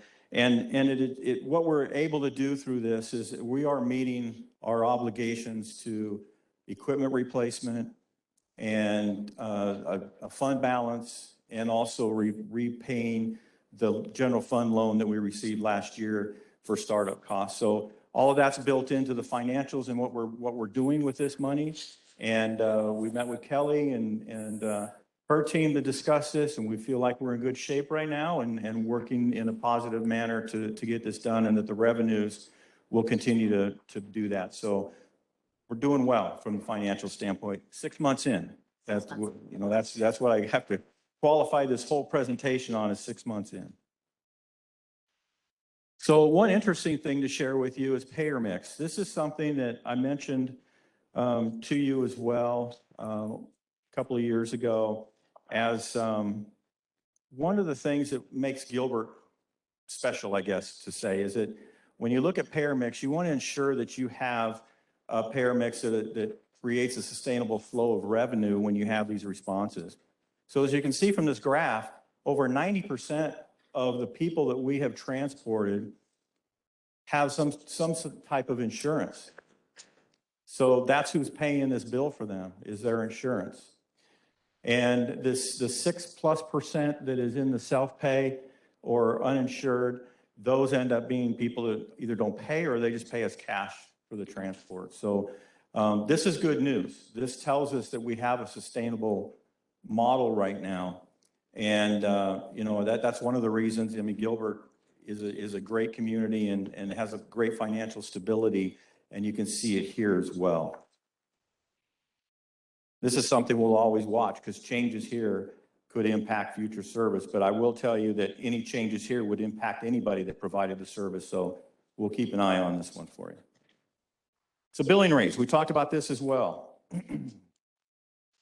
So this graph shows you what Gilbert charges per transport. In addition to this, we charge mileage. And then what some of our neighboring communities and private providers charge. So Maricopa and AMR they're the private companies, and then you have Phoenix, Tempe, and Mesa who provide ambulance service as well, is a public model. They all charge $9.97 a transport, and ours is at $9.13, which the $9.13 has been the rate we've charged since 2017 when we first got our SIW in. It has not changed for us. And so when we take a look at what we're billing, we are below we are the lowest in the region, and that's second or third lowest in the entire state when it comes to billing rates right now.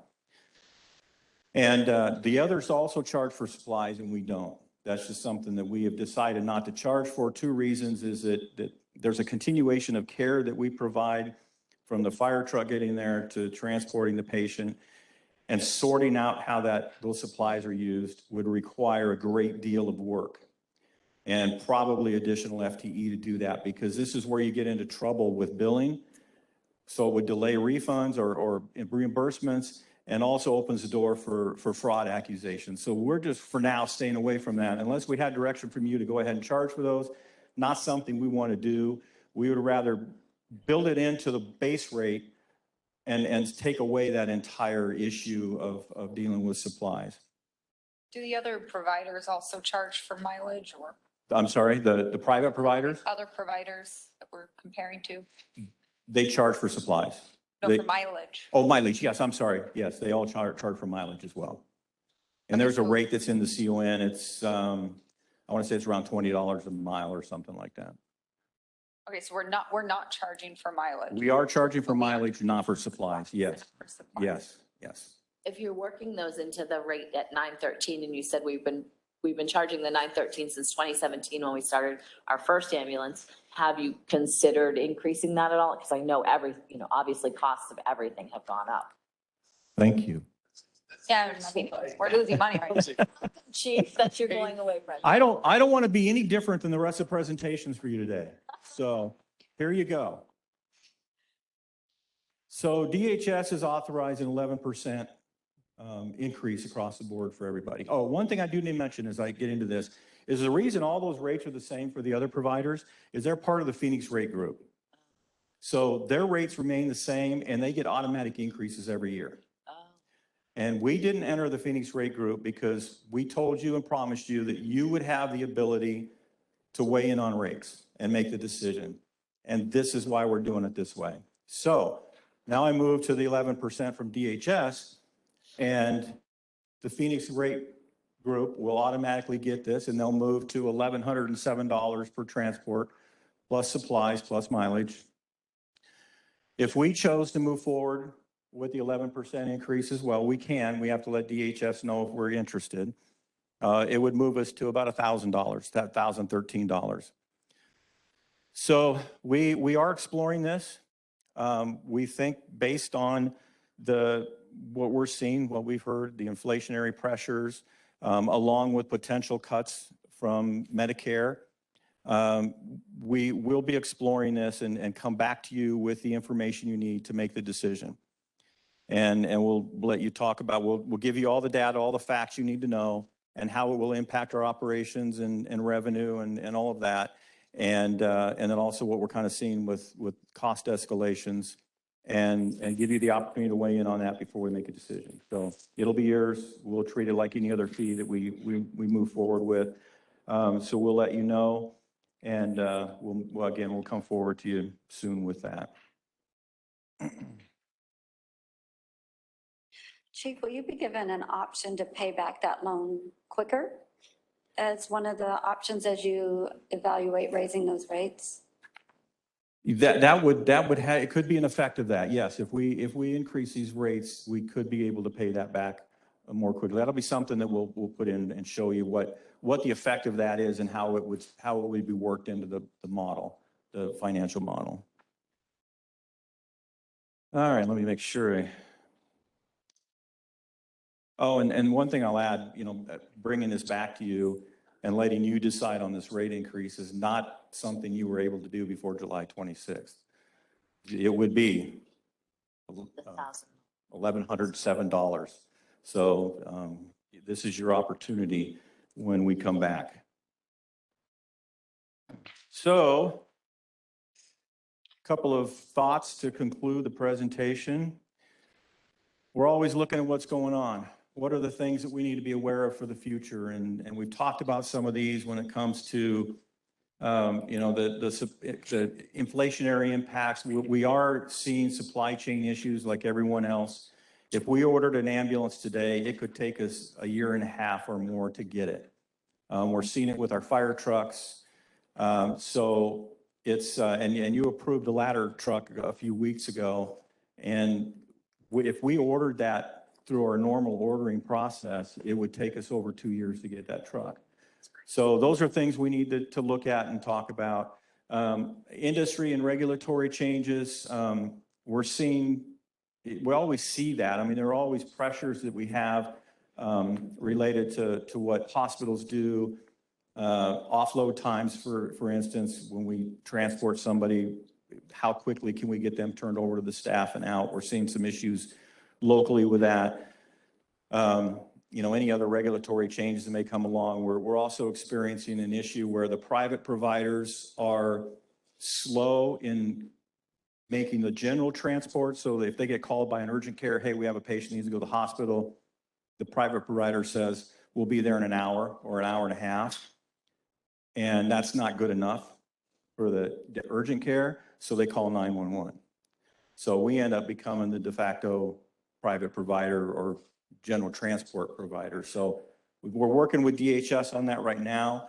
And so there are lots of things that are going on around these areas that we're looking at, we're working on, and we'll continue to see how they impact our model moving forward. And then I'll take you back to the interest. And a lot of smiling faces, but those interests that we talked about before, I would say that we're meeting that mark on every one of them. And again, 6 months in, but I think we're doing well and keeping our promises to you. And I appreciate your support and confidence in us. And we'll keep you updated and keep doing our best around this service. So any questions you might have, I'd be happy to answer. 6% that are uninsured, do we have some sort of payment plan we can work out so we can get some kind of payment? I think they're treated like any other bill we would have with it. I don't know the specifics of how they're dealing with those, but I think they're treated like any other bill that the town would have with somebody. So there's a follow-up process, and then if they need to, collections on those that aren't paid. Does the CON dictate our revenue?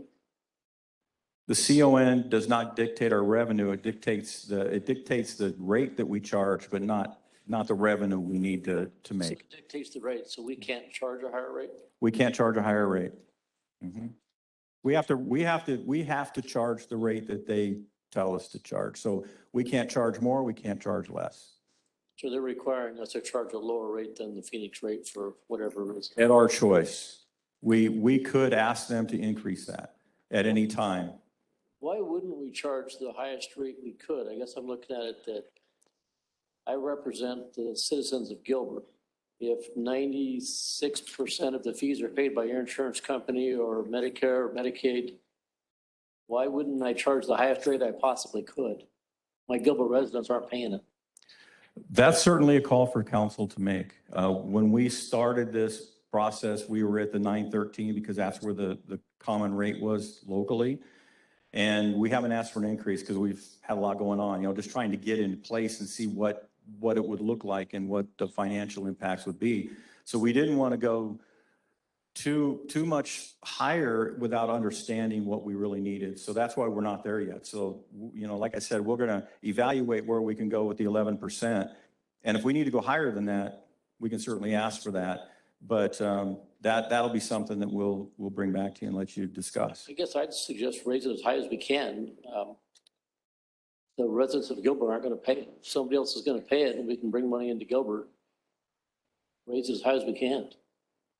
I just think we need to cover our costs. I mean, we're losing money right now. I mean, I understand the lag in timing and, maybe we'll see where some of that pans out once we've hit, a year, but, I would just suggest that it covers its own cost, whatever that is, so.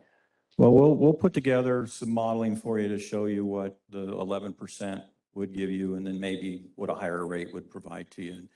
Maybe we'll compare it to the Phoenix rate group and see what their figures look like and provide you that as well. So you can make an informed decision when we come back to you. Well, like Mayor Peterson said, my name is Lauren Hickson. I'm the Water Resources Manager, and I'm here today to talk with you all about water resiliency and conservation opportunities. So thanks for having me. Let's see, getting started here. Which direction? Not working. Okay. What delay? Yeah.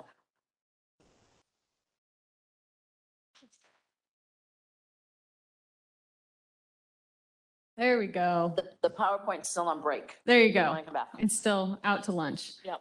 So for today, I'm going to just give a brief overview of Gilbert's water supply, talk about Colorado River conditions, discuss both regional and local shortage preparations, and some supply and conservation opportunities that we have here in Gilbert. So Gilbert's 4 main water supplies include Colorado River water, salt and birdie supplies, reclaimed water, and groundwater. And I'm tempted to be like, who knows what, because I've been out with the 4th graders, but I'll resist asking for participation from the audience. But participation, we had Kevin. Oh, Snow sure. already There you go. speaking, So. So who can tell me which ones are renewable supplies? Anybody? Okay, never mind.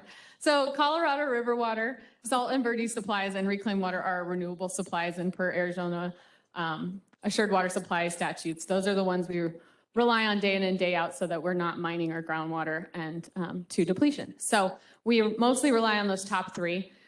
You can see salt and birdie supplies is our highest percentage of our portfolio at 33%, followed closely by Colorado River water. So I'm going to work backwards from this slide, talk about groundwater first, and then make my way up to Colorado River water.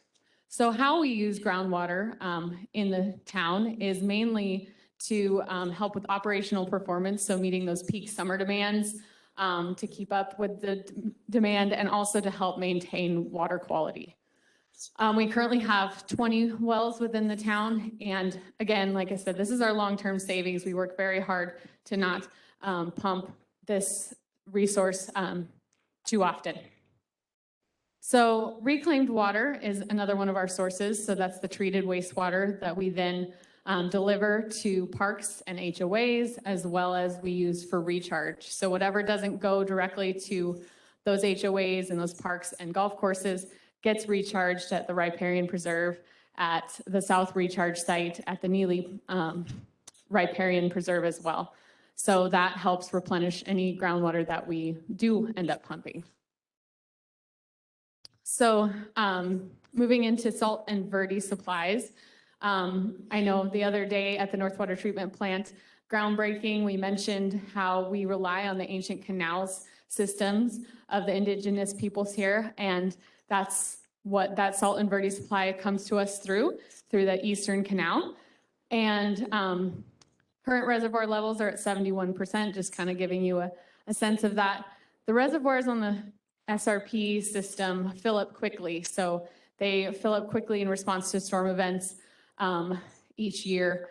And one component of this supply that's very important is that Salt River Project provides both surface water supplies and groundwater supplies. So both of those can come into the system and be delivered to the North Water Treatment Plant. The graphic on the right, I'm going to talk through and give you some background on what that is showing you, but essentially in blue is the storage percent capacity over the last 7 years. And so you can see that the percent capacity changes from year to year. And with SRP water, we get an allocation based on acre feet per acre. So we have the specific land within our town that's called member lands, and that's where that water can be used. And part of that allocation is surface water, and part of that allocation is groundwater. So what you're seeing in the yellow is our surface water allocation, and you can see that that changes, and it kind of changes with the reservoir levels. But the total allocation that we get every year doesn't change. It can change in severe drought years, but as you can see, it's been consistent for several years. Only back in 2004 was it reduced. So it's typically, we get that full 3.3 acre feet per acre. So it's a redundant supply. We have both the surface and groundwater supplies that can be delivered to the town. And so it's a very resilient supply within our portfolio. So let's talk about the Colorado River. So that's a huge, almost a third of our portfolio as well. And as you're aware, there's been drought and shortage on the Colorado. And this has been predicted for many years that we would have shortage, and that's due to both over allocation of that resource and also the hotter and drier conditions that we're experiencing. So that water supply comes from many, many miles away, up in the mountains of Wyoming and Colorado and Utah. And so whether it's raining here or not, that doesn't affect this supply, just how much of it that we use on our grass and stuff. So, but generally speaking, so that's not affected by what's going on in the weather here. So you're probably aware of Lake Powell and Lake Mead that have been in the news a lot about the decreasing water levels there. So we'll kind of get more into the details of what's going on the Colorado River. So because of the known shortages that would likely occur, the region, all the lower basin states came together for the drought contingency plan back in 2019, and that established tiers in Lake Mead, elevations at which shortages would be taken by the different states. Lower basin states are Arizona, California, and Nevada. And so this is an agreement between those states that if the elevation in Lake Mead hits a certain level, they would take reductions. So this year, 2022, as you're well aware, we're in a tier 1 shortage. And so that's because the elevation in Lake Mead was below 1075 at the end of the year and was predicted to be at that level in August when it was declared. So there are 3 more tiers below that tier 1, tier 2A, 2 tier B, and tier 2, sorry, I wanted to say tier 2C, but it's not, it's tier 3. And so those impact Gilbert more as we take more cuts as a state at those levels. So we've been doing messaging about the tier 1 shortage. We've been working with the region on how we communicate this to the public about what's going on. And these have been our main messages, both regionally and locally, that there's no immediate impact to Gilbert's ability to meet demand with the tier 1 shortage. We've been preparing for this shortage for decades and continue to do so. And that's both regionally and locally. And then obviously using water wisely increases our resiliency. Every water drop that we don't use helps save that for the future.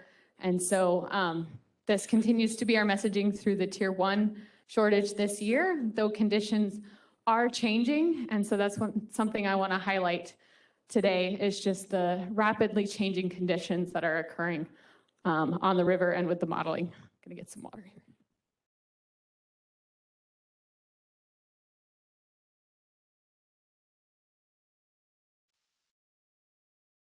So, like I said, there's been rapid changing modeling predictions when it comes to the Colorado River and the future conditions there. So one of the biggest thing was last year we had the 3rd lowest runoff into Lake Powell, and runoff being the water that actually makes it from the snowpack all the way into the lakes. We had 80% of the snowpack, so we thought, hey, it's a pretty good year. We had 30% of the runoff. So the predictability of how snowpack is going to result in water supply is changing. We have less certainty when it comes to that runoff prediction. With that, though tier 1, yes. I'm sorry to interrupt, but why would that change? I mean, we have historical data of how much snow and then what that runoff looks like. What would cause that to change? So the hotter and drier conditions are causing the snow to just go right into the atmosphere. So if it's a really hot spring, but also along with that is dry soils. So if the soil is not, if the soil moisture is really low, that also absorbs into the soil before it runs off. Thank you. Yes, no problem. And interrupt anytime. That's totally fine. So there's a lot of terms and a lot of things I'm talking about, so I appreciate when you ask what you need to know. So along with that, so the model showed an unexpected DCP, so drought contingency plan trigger. And so in August, they run the 24-month study. So that shows what the prediction is for Lake Mead elevation for the next 2 years. And we were predicting, CAP and Reclamation were predicting the tier 1 shortage. However, the August 24-month study showed that the elevation Lake Mead was going to hit 1030 by mid-2023. And so we had that possibility of hitting a tier 3. And per the DCP, that triggered a requirement of the lower basin states to come together and make a plan to protect Lake Mead further. It's called the 1030 consultation, which then that evolved into what's called the 500+ plan. And what the 3 lower basin states did, they came up with this really quickly. They got the August 24-month study. By November, December, they had to start doing MOUs and agreements with different entities in order to get that additional water saved in Lake Mead starting this year. So the 500+ plan is what the lower basin states determined was required to help protect us from reaching that 1030 elevation in Lake Mead over the next 5 years. And what that resulted in was an additional 500,000 acre feet being left in Lake Mead between the 3 states, contributing to that 500,000 acre feet through 2026. So that's the plan. And what that meant for Arizona was an additional about 250,000 acre feet contribution. And that really puts Arizona's contribution to Lake Mead at the tier 3 volume, but not a required volume. Essentially, we're still at a tier 1 as far as the required contributions, but tier 3 with the volume that Arizona is contributing. And over the 5 years, it'll essentially add up to Arizona's full Colorado River allocation being contributed, left in the lake over the 5 years. So it's a big deal. It costs a lot of money. It was $100 million that Reclamation, ADWR, CAP came together to fund that because of the severity of the increased chance of shortage. So just wanted to highlight that. Gilbert we are recommending, staff is recommending contribution to that 500+ plan. It's a small volume, but you will see that agreement coming soon. So yeah, so that's what's going on with the Colorado. I do want to talk about the current winter runoff projections. So what you see here is the February 24-month study. And there's 3 different lines here. We have green is the maximum probable outcome. And when we're looking at 2023, we're talking about this second vertical line. And so the elevation there is what matters for 2023. And the blue is the most probable and the yellow is the minimum probable. So as of right now, we're just barely in the tier 1 as the most probable, with tier 2A being the minimum probable. And then 2024, that potential for a tier 3 still exists at this time. So what are we, Gilbert, doing about this? So we've been preparing for decades for the potential of shortage on the Colorado River. Arizona has great policy when it comes to managing our water resources, and Gilbert has adopted great policy as well. And so we've secured supplies for growth. We have a diverse water portfolio. However, with the changes with the Colorado River, we are looking to continue to diversify that to help shore up those supplies for ongoing shortages. We have an incredible water conservation department and ethic here in the town. The water allocation policy helps protect existing users with changes to future growth demands. So we're protecting existing users there and making sure we're not growing beyond our means.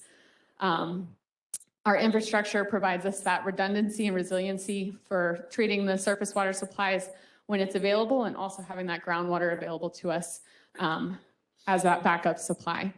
So we're continuing to prepare and continuing to look for ways to be more resilient as a town, and we've greatly appreciated your support in those different efforts. So I want to get into more detail about what those efforts are. And so we have some current ongoing supply resiliency type projects. So the North Water Treatment Plant expansion does really contribute to our resiliency in order to be able to utilize that salt and Verde River water. Like I said, we have both groundwater and surface water that can be delivered to that plant from SRP, and having that ability to bring that surface water into our system is vital. And so along with that, we are working on the sustainable operations vision, which is the continuation of really bringing that surface water supply into our town and utilizing it to its full extent. And along with that, we have a resiliency vision that's a subset of the sustainable operations vision, which is making sure we have adequate well capacity to provide that backup supply. There's a couple different water resources supply projects we're working on that are on the Salt and Verde side, including the Bartlett Dam feasibility study and the Roosevelt flood control space. And those are both potential resources that would provide intermittent supply that would provide backup for shortage conditions. Lauren? Yes. Are other jurisdictions participating in those two studies as well? Are we funding them ourselves? No, it's a regional effort. There are lots of different entities involved in both of them. Bartlett Dam, so those are both SRP driven, but each of them have anywhere from 10 to 20 participants, and include most of the local cities, so most of our neighboring cities, as well as some of the irrigation districts are involved in Bartlett Dam, as well as CAGRD, and yeah, I think that's basically it. And is that Bartlett Dam study the study to consider raising the dam height to increase the water retention of Bartlett Lake? Yes, it's increasing the storage capacity at Bartlett because for two reasons. One, restoring the capacity that's been lost in the Horseshoe Dam, which is one dam upstream because of sedimentation. And then two, because they're already going through that effort, they're looking at raising it to also provide additional storage capacity. And that's the additional supplies. So that project both helps us from our existing portfolio stance, as well as the future for any water that we obtain from it in that additional space. Is there a study going on now for the Horseshoe Lake to figure out if they're going to raise that dam or dredge it since it's filled up with silt over the last 60 years? So the proposal to expand Bartlett Dam, so they did an appraisal study first. So there's very specific steps that are required with Reclamation to even go down this path to where we are today. And so SRP worked on what's called an appraisal study, and that really looked at, should we dredge Horseshoe Dam? Should we raise Bartlett Dam? And what that determined was it was just way too costly to dredge Horseshoe to require that capacity. I don't remember the statistics of how much that was that they would have to dig out of there, but it just was uneconomical. So the only study right now is on Bartlett Dam? Yes, so the appraisal study determined that Horseshoe could not be dredged in order to solve the problem. It needed to be a raising of this dam. Thanks. So it's a feasibility study. That's going to be like a 5-year project before we could even consider construction. So great questions. Thank you. So next I want to focus on more conservation type opportunities and operational changes that we are working on to improve our water efficiency and save water within the town. And so last year, the Conservation Code, you all adopted some updates to that code that helped innovate and really look at especially reclaimed water and its increased value today. And also looking at adding technology, the smart controllers requirement for new non-single family residential landscapes. So HOAs, multifamily, commercial, industrial type development will require that smart controller as part of the development.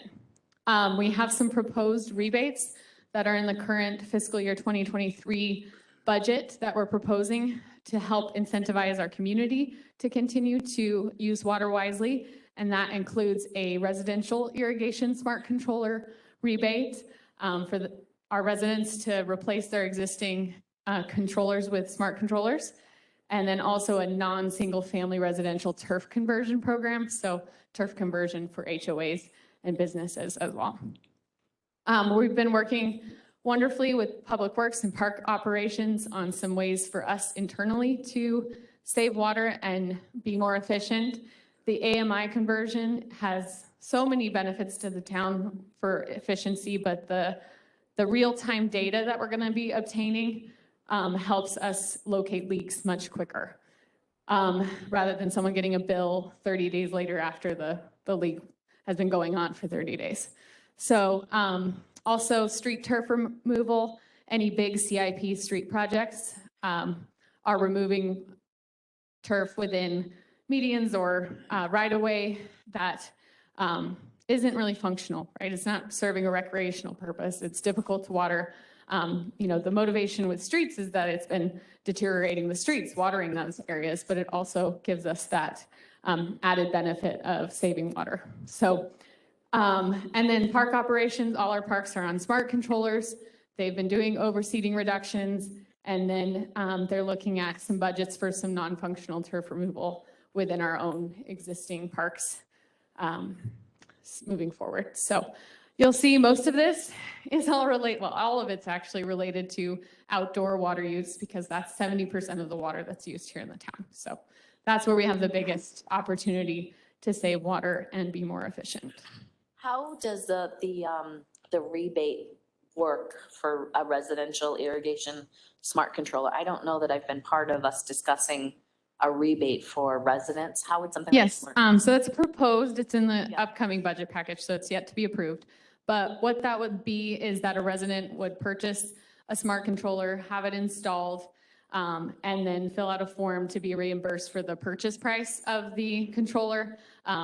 We haven't exactly set exact levels, and we're still working on the exact rebate, breakdown, but it's up to about $200 per resident for that. So, because that's the cost of that module and unit. So that's how that would look. Any other look. kind of rebates like that with residents for things? We don't currently have any water conservation rebates.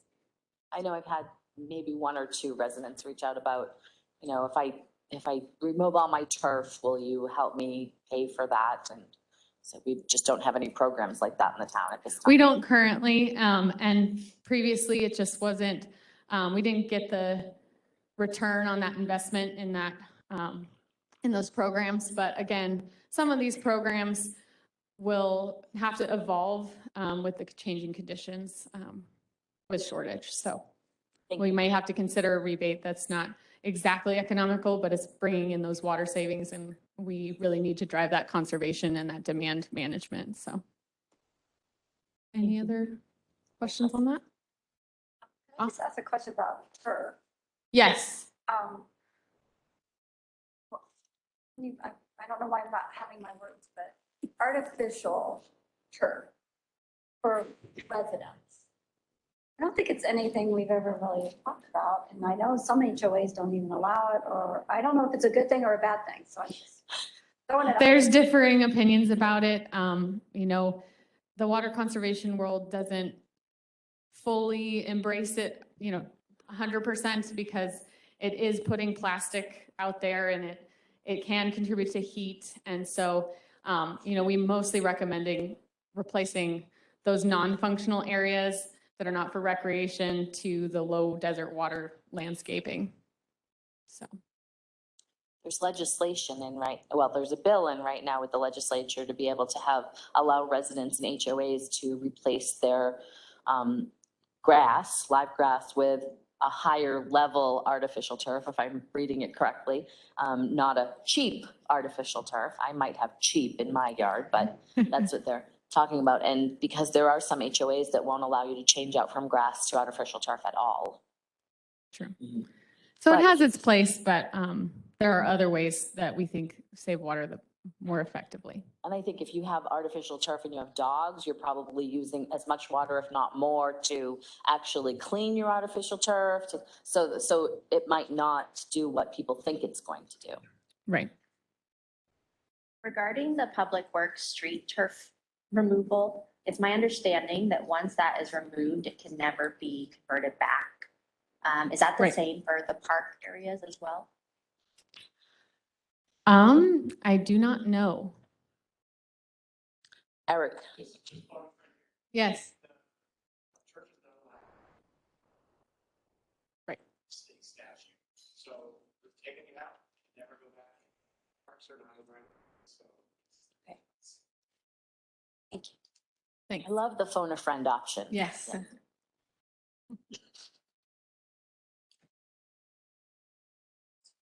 So the next slide just talks about our internal Gilbert preparations for shortage. We've been doing more education and messaging for the public through our water efficiency checkup videos. Our conservation team put out an amazing series of videos that really steps you through step by step how to find a leak within your home, within your yard, within your pool. And that's been, we've received great feedback from residents on that they called us for a water efficiency checkup, they looked at the videos, and then they're like, never mind, we found it. So it really helps us reach more customers without having to be out there with them. So it's really expanded our audience. We did a Water 101 class last fall, and we're going to be doing that here in a couple weeks to give residents just the basic overviews of how water's used within Gilbert and then the greater picture of Arizona water management. We've been doing business outreach with the Chamber of Commerce, and we've been coordinating with economic development to talk about water in our business retention meetings, just so people are aware of what's going on the Colorado and how that's going to affect them, and make sure as we progress and as things change, no one's taken by surprise. So we've had great updates with our website, digital newsroom, social media. Digital's been fantastic with getting that out there. And Heather Turrentine in our office, she's been fantastic with the messaging. She's right on with all of that and helping digital get those messages out there and respond to some of the comments we get on those threads. So, and then really kind of that backbone of our plan with the code update, and then our water supply reduction management plan update last August, to just really get us ready for the next steps should we need to implement that plan. So I just wanted to end with a slide about our water supply reduction management plan and the stages that we have there. We have 4 stages. The first 2 stages being very mild reactions to the conditions. Stage 1 is aptly named as water education. And so we'll continue to be watching the hydrology on the Colorado River and updating you likely later this year as to whether it's time to implement this or not. So we'll continue to be communicating with you and make sure to answer any questions you have about what's going on in water. So with that, I just thank you for your time today. Any other questions? Bless you, Chevelle. Any other questions or comments for Lauren? I just want to encourage more communications on how to reduce water in unique ways. I know you're already working with digital and doing videos, but a lot of how-to or simple tips that we can share, I think is going to be really important. And I know you're kind of building the foundation for all of that right now, but I really encourage that. And I think talking to kids is a great way. Believe me, they come home, whether it's at their parents or their grandmother's house, to tell you what to do. Yeah, and so we've just been doing our water festival this week. This exact week. I came from there this morning. So we've been we have a groundwater session, water cycle, talking about watersheds. They get to actually pack shaved ice on the mountains and talk about how we rely on that snowpack. So yeah, they've been absorbing all that information, and We also have a series that starts up, I believe, next week of landscape irrigation efficiency type classes that our water conservation folks teach. So we've had some good, now that we can be back in person, we've had a lot more people coming out for that. And we also have a 6th grade program, which I know Mayor Peterson's going to come out soon and talk with the 6th graders about. Yeah, it so happened that I started getting some letters from a classroom full of 6th graders, and I was thinking, oh my goodness, how am I going to write back to every single one of these students? And then I reached out to Lauren for some info about water, and she said, we have a 6th grade program. And I thought, why should I be writing them back a letter when I can send a team? So the team's going to go out and work with all of the 6th graders at that school. And like you said, I think they'll take that information home. And I see a lot of talk on social media that residents will say, you know, my water bill was really high this month, or we used a lot more water than we normally do. And people will recommend calling the town and having the town come out, and it's free, have them come out and check it. So that's working. People are talking about it. And I know the residents are becoming much more conscious of the water and the shortage. So it's really good. Thank you. Scott, did you have something? I think we need to keep emphasizing all of us and others. That wireless reach message is getting, it should be getting out.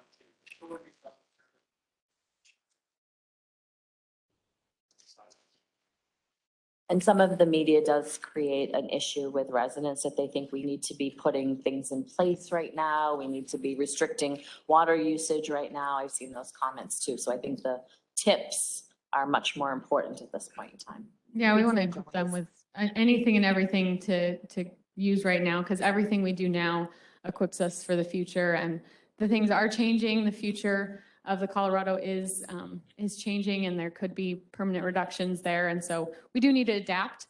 But again, today, we're not dealing with shortage at the tap by any means.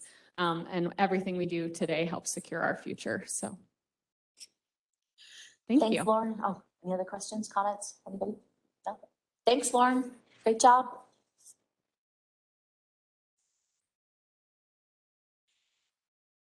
Wow, we're ahead of schedule. Now we'll be going back to Robert Carmona with continued development of Desert Sky Park and Gilbert Regional Park. Robert's already up and ready to go.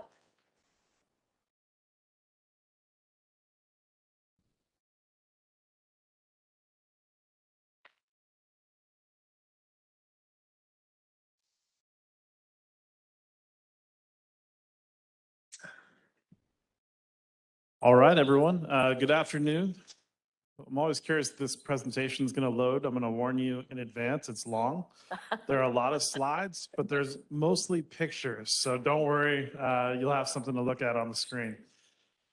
So today we're going to talk about park development and more specifically, the master planning process, Desert Sky Park, Gilbert Regional, some of the future development opportunities there, along with some of the data behind it. And then Kelly will join us for part 5 in terms of the cost models and funding. So council may remember about a year ago, we reviewed the conceptual master plans for Gilbert Regional Park and Desert Sky Park. So this is sort of the culmination of all of that public feedback, all of the feedback from Parks Board and councils and the community.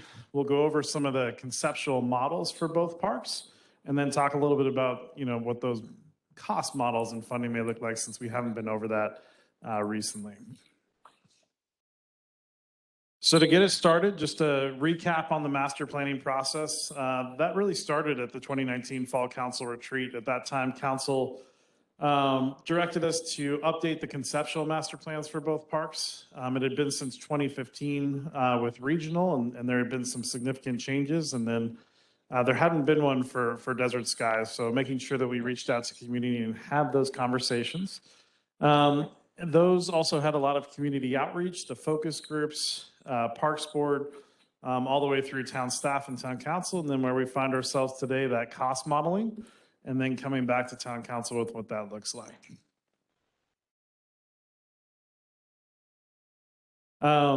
When we had a lot of the community outreach, it was in the thick of the pandemic. So that was all virtual at that point. And I think one of the things we were most surprised about was we probably had better engagement through those digital models than we did when these used to be, done in person. I think, now we probably understand there needs to be a hybrid approach to those, but so many of the community members came out for these virtual sessions. And we were able to kind of utilize, Zoom and on-screen polling and Q&A sessions. And I think what we found was we had a lot more people participating that just couldn't come to those meetings, but were at home and were able to participate and gave us some really great feedback. And overall, with both projects, had about 92,000 impressions and over 3,000 engagements and a lot of survey feedback. And the feedback's remained open since then. So if you were to go to Gilbert Regional Park and Desert Sky Park, you were still able to comment on what those conceptual master plans look like and provide that. One of the things we're really proud of is, between Gilbert Regional Park, Desert Sky Park, and Cactus Yards, those were all since 2019. And this is just a quick slide to show you some of those recognitions and awards that those three parks have been able to, to be recognized for. And I think what we don't always see, and we don't always look at this as the awards, but what it really shows is Gilbert is on the map. So when it comes to parks, Gilbert is really being looked at for what those designs are. The work of everyone from the CIP team, which did an incredible job, to digital, to Parks and Rec, to the water teams involved. There's so many different intricacies with all of these parks that it's really being utilized as a model in a lot of the park development going on right now. And you may even see some parks like Gilbert Regional popping up even in the valley. There's been some miniature versions of it. And when we went to national conference in Nashville this past year, Regional was featured on about 3 or 4 national vendor booths as sort of their backdrop for a role they had in the project. So definitely something to keep an eye on. And what I use it for when we talk about Cactus Yards is also, when we talk about Gilbert being on the map, it's on the map for also the youth sports. For, we already know it's on the map for the preserve, but it's really showing that a lot of people are wanting to come to the valley for these types of, resources, and obviously the community that already lives here. And what we're finding out is even for special events. We have an event coming up in 2 weeks with the Boots in the Park concert. And, already we have 3,000 people from out of state for that. You cannot find a hotel room anywhere close for that weekend. I've had people hit me up for tickets to that. I'm like, I don't get tickets to that. And you'll be receiving an email shortly with all the logistics that went into that event.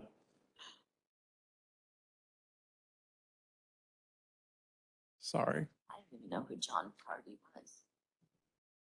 So some of the planning resources that were used for this, going back to the Parks and Recreation Master Plan, which was completed in 2014, the Sports Field Needs Assessment in 2014, and obviously the community outreach and the guidance from the various boards and department. And one of the things I want to mention on these is the Parks and Recreation Master Plan, the Sports Field Needs Assessment is up for renewal. Those all need to be renewed. I know we think that it probably was just yesterday, but when you see it was 2014, things have changed quite a bit. But what you'll see within these park designs is we really utilize the information that was in here in terms of amenities needed, fields needed for Gilbert's build out, which probably hasn't shifted very much in order to make sure that we're, reaching those levels. We're going to start off with Desert Sky Park. And with this one, design team was Kimley Horn. The construction team was Mark Taylor, and Rick Hooker from CIP was on this project and continues to be. I think a lot of people, when you're at PSTF, look down into this basin and say, well, there's still a lot more room to go. Even though those 4 fields look like they take up a lot of space, Phase 1 has those 4 multi-use fields and the lake and the parking, but there's still a lot of space down there. And I know we just talked about water, and one thing I'll share is the lake was designed to be able to serve the entire build out of the park. So when all of the multi-use fields or all of the turf went in, that lake is already sized appropriately for that. Obviously featuring those 4 multi-use fields right now, the fitness course, which has been incredibly popular amongst the community, and then the the lake with ramadas and walking path, and the view from the road looking down into the lakes, one of my favorites in Gilbert, looking down on that, it really has the lake just seems to reflect off of it. It really has a nice touch. When we did our community outreach for Desert Sky Park, it has a much more multi-use field sort of sports community behind it. And as we went through about 5 different design models, the biggest thing we heard from the community was distributed parking. That was number one. If you've been to one of these parks on a weekend and you go to a park that does not have distributed parking, you've probably lugged all of your items, several a mile or so before you're done for the day. Another big portion of that was shade, trails. Trails is going to be a common theme because Desert Sky and Gilbert Regional almost can serve as trail hubs because they connect to a large variety of networks. Along with just the pathways and plazas and accessibility. And that's another thing that we'll touch on a lot here is a lot of the community really pinpointed accessibility as one of their top items they would like to see more of, and you'll see how we incorporated that in as we go. To go over the draft concept plan, as we kind of talked about, there were 4 multi-use fields there right now. It would add an additional 12 multi-use fields, and later on in the presentation, we'll go over some of the data as to the build-out and what was pinpointed for Gilbert to need for future build-out and how that utilizes it. But we're going to go through sort of step-by-step here on some of the amenities. This is a rendering. This is not real. This is the rendering of what it could look like one day. One thing I want to pinpoint here is Desert Sky's been used as a model for the lights. Desert Sky has been open for about 2 years, and if you look at the way the LED lighting is used here, we really spent a lot of time making sure that we had the proper LED technology. Those lights were pointed in the right direction. There's no spillover from the fields. And if you followed a lot of park development recently, the number one concern you'll hear a lot of is there's lights in my backyard all the time. And I can honestly say we haven't received an email from the neighborhood right behind it once because those lights truly do point right down at the field, and we'd continue that throughout the whole design. This is just another view to show you kind of from the side. So major amenities with future phases, championship field is one of them. We'll review all these a little closer. Sensory playground, that accessibility when you're not right next to all the fields. Plaza areas, trailhead, and parking. The championship field is something that was added as a request, not only from the community, but I think we have also some public-private partnership opportunities there because there are a lot of organizations, colleges, et cetera, that are looking for kind of home bases that could utilize this. So not only if you're hosting a tournament, but I think there's also some community impact opportunities here. It's designed to be able to host about 1,000 spectators, integrated shade structure, and flexible space for events.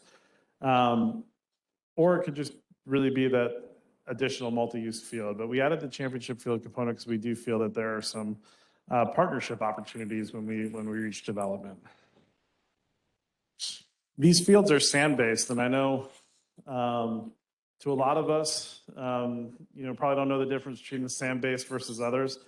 The Desert Sky fields are definitely the most popular in town, and being sand-based has proved really helpful for us. Basically, they're all layered in sand underneath those playing fields. Not all of the turf, just underneath those playing fields. What that allows us to do is have additional wear and tear on those fields.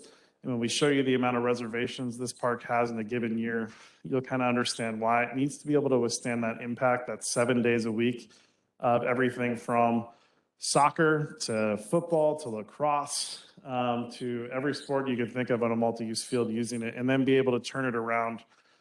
They don't get overseeded and be able to have them available all year long.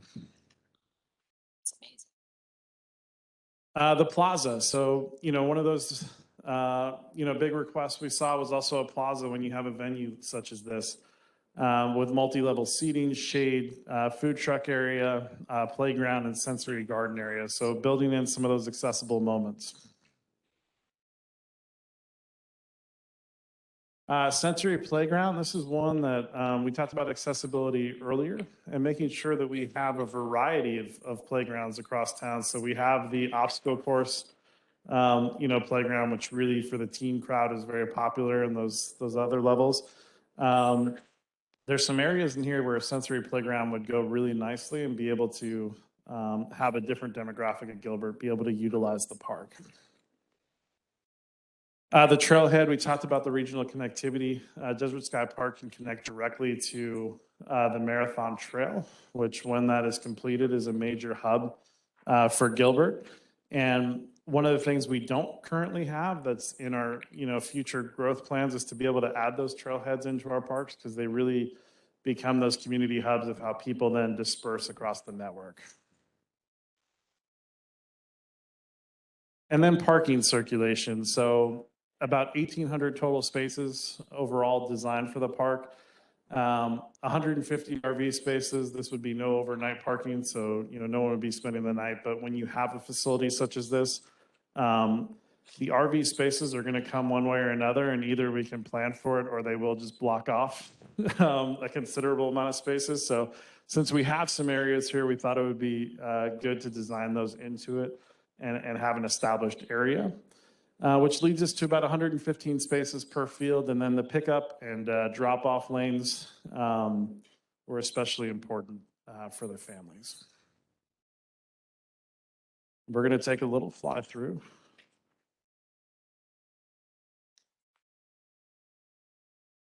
Alina, I'm going to admit, I don't know how to fly it through, but space bar may work.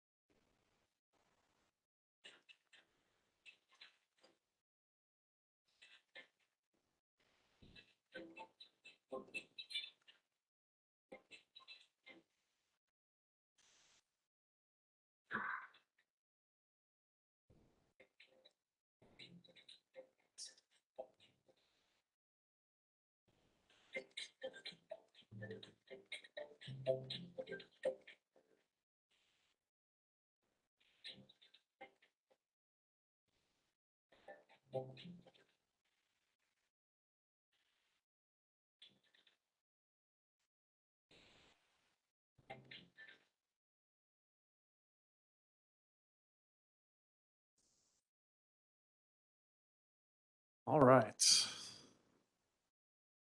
Alina, I'm sorry, I don't want to push anything that will. You want me to just try to advance it? The reason we don't do overnight RV parking is because all the facilities we have to build. Yeah, no, great question. One, it's just not against our town code right now for the overnight parking for those. But usually it changes your security levels and then the facilities that you usually have to accommodate.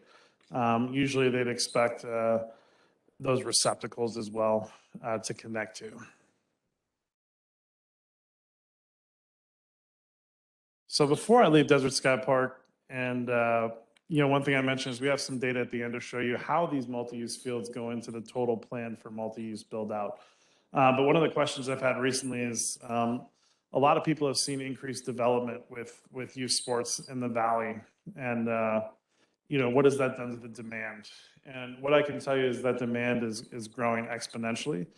And if you've seen the areas like Orlando and some of those other major hubs, that's what's happening between Gilbert, Chandler, Mesa, Queen Creek. All of these areas are turning into major hubs where not only do you have the community groups, the nonprofits that are practicing that you need to take care of, but then you're also seeing these regional and national level events start to come into town.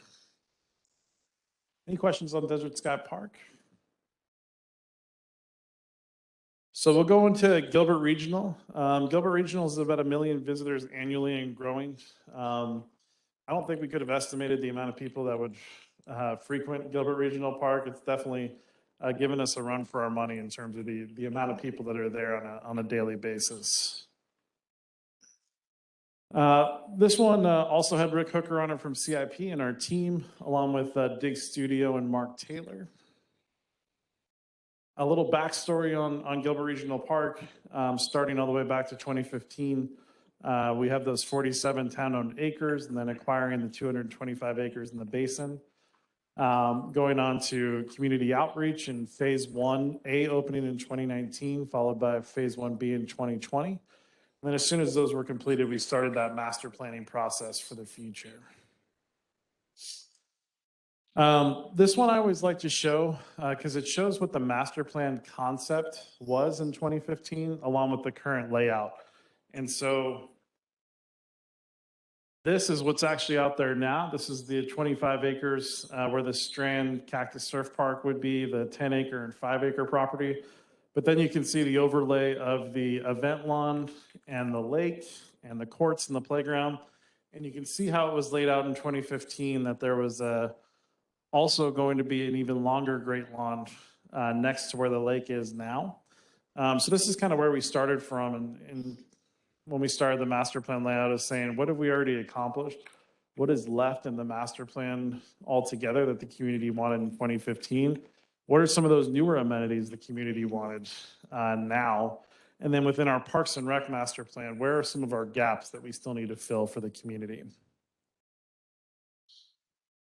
So going back into phase 1, we'll go through this quickly because you've seen it before with the mountain play structure, the falls in the creek. These playgrounds are the best workout you can get if you have kids or grandkids and you want to work out. Just go out to this park for a day and chase them.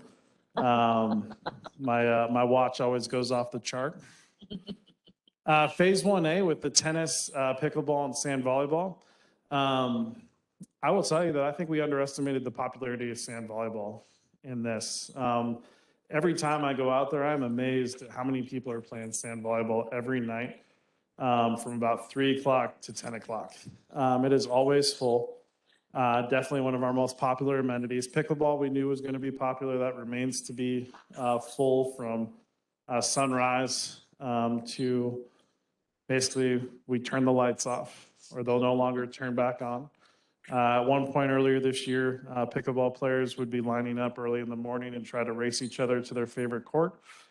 So we had to put some speed limit signs in place to try to temper that a little bit, but great use of these amenities.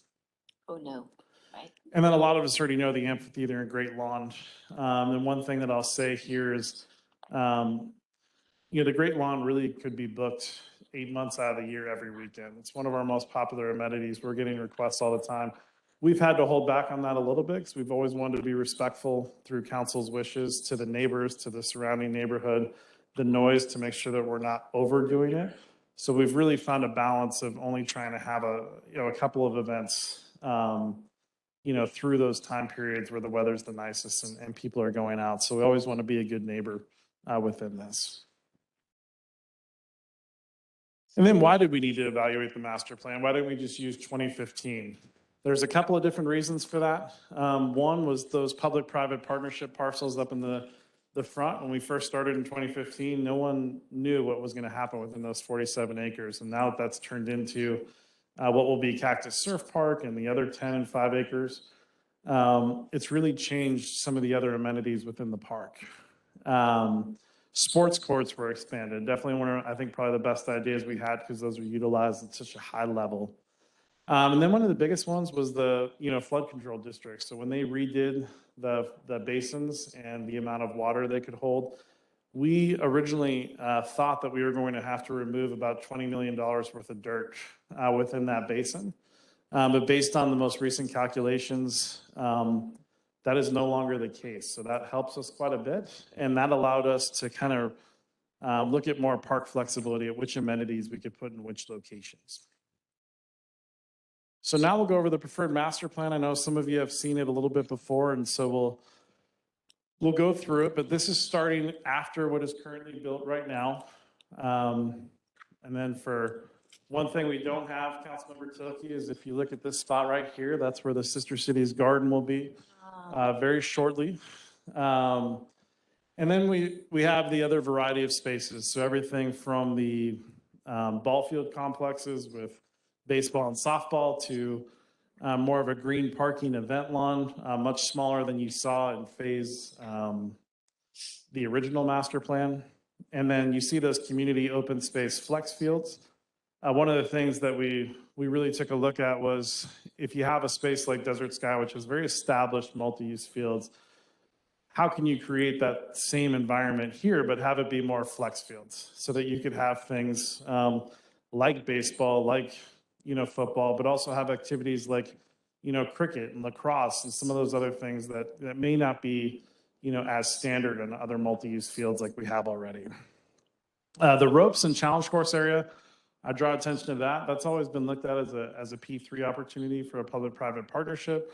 That's in the high and dry area, so it leads to some really good opportunities for potential partnerships. If you think about if anyone's ever been to Great Park in Irvine, they have an area set aside for this where they have sort of a hot air balloon, area where it kind of goes up just a little bit and back down. And I think there's a lot of great opportunities that we could see within that space. And then some of our other remaining top requests, pump track, skate park, those are things that are in our Parks and Rec master plan overall, which are some of our top requested amenities. And then that sort of community space area. So everything pretty much south of where you see that Ocotillo Bridge area, that's more in the flood basin area.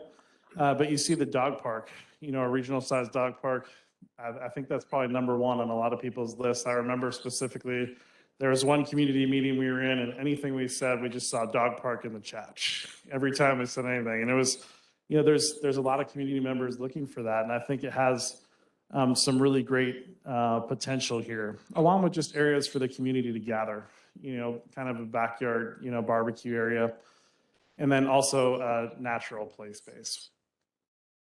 And so we are going to do a flyover over that, and then I'll go real quickly through those different amenities and answer any questions you may have. Lena, if you could hit spacebar again, I think that worked. Thank you so much.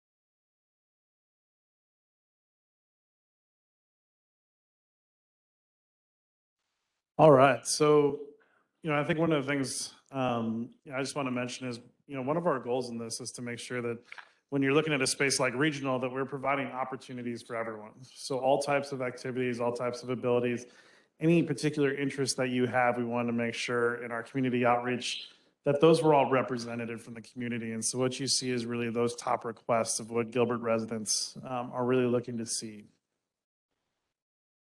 So I'm going to go through real quick, some of those areas, the ball field complexes.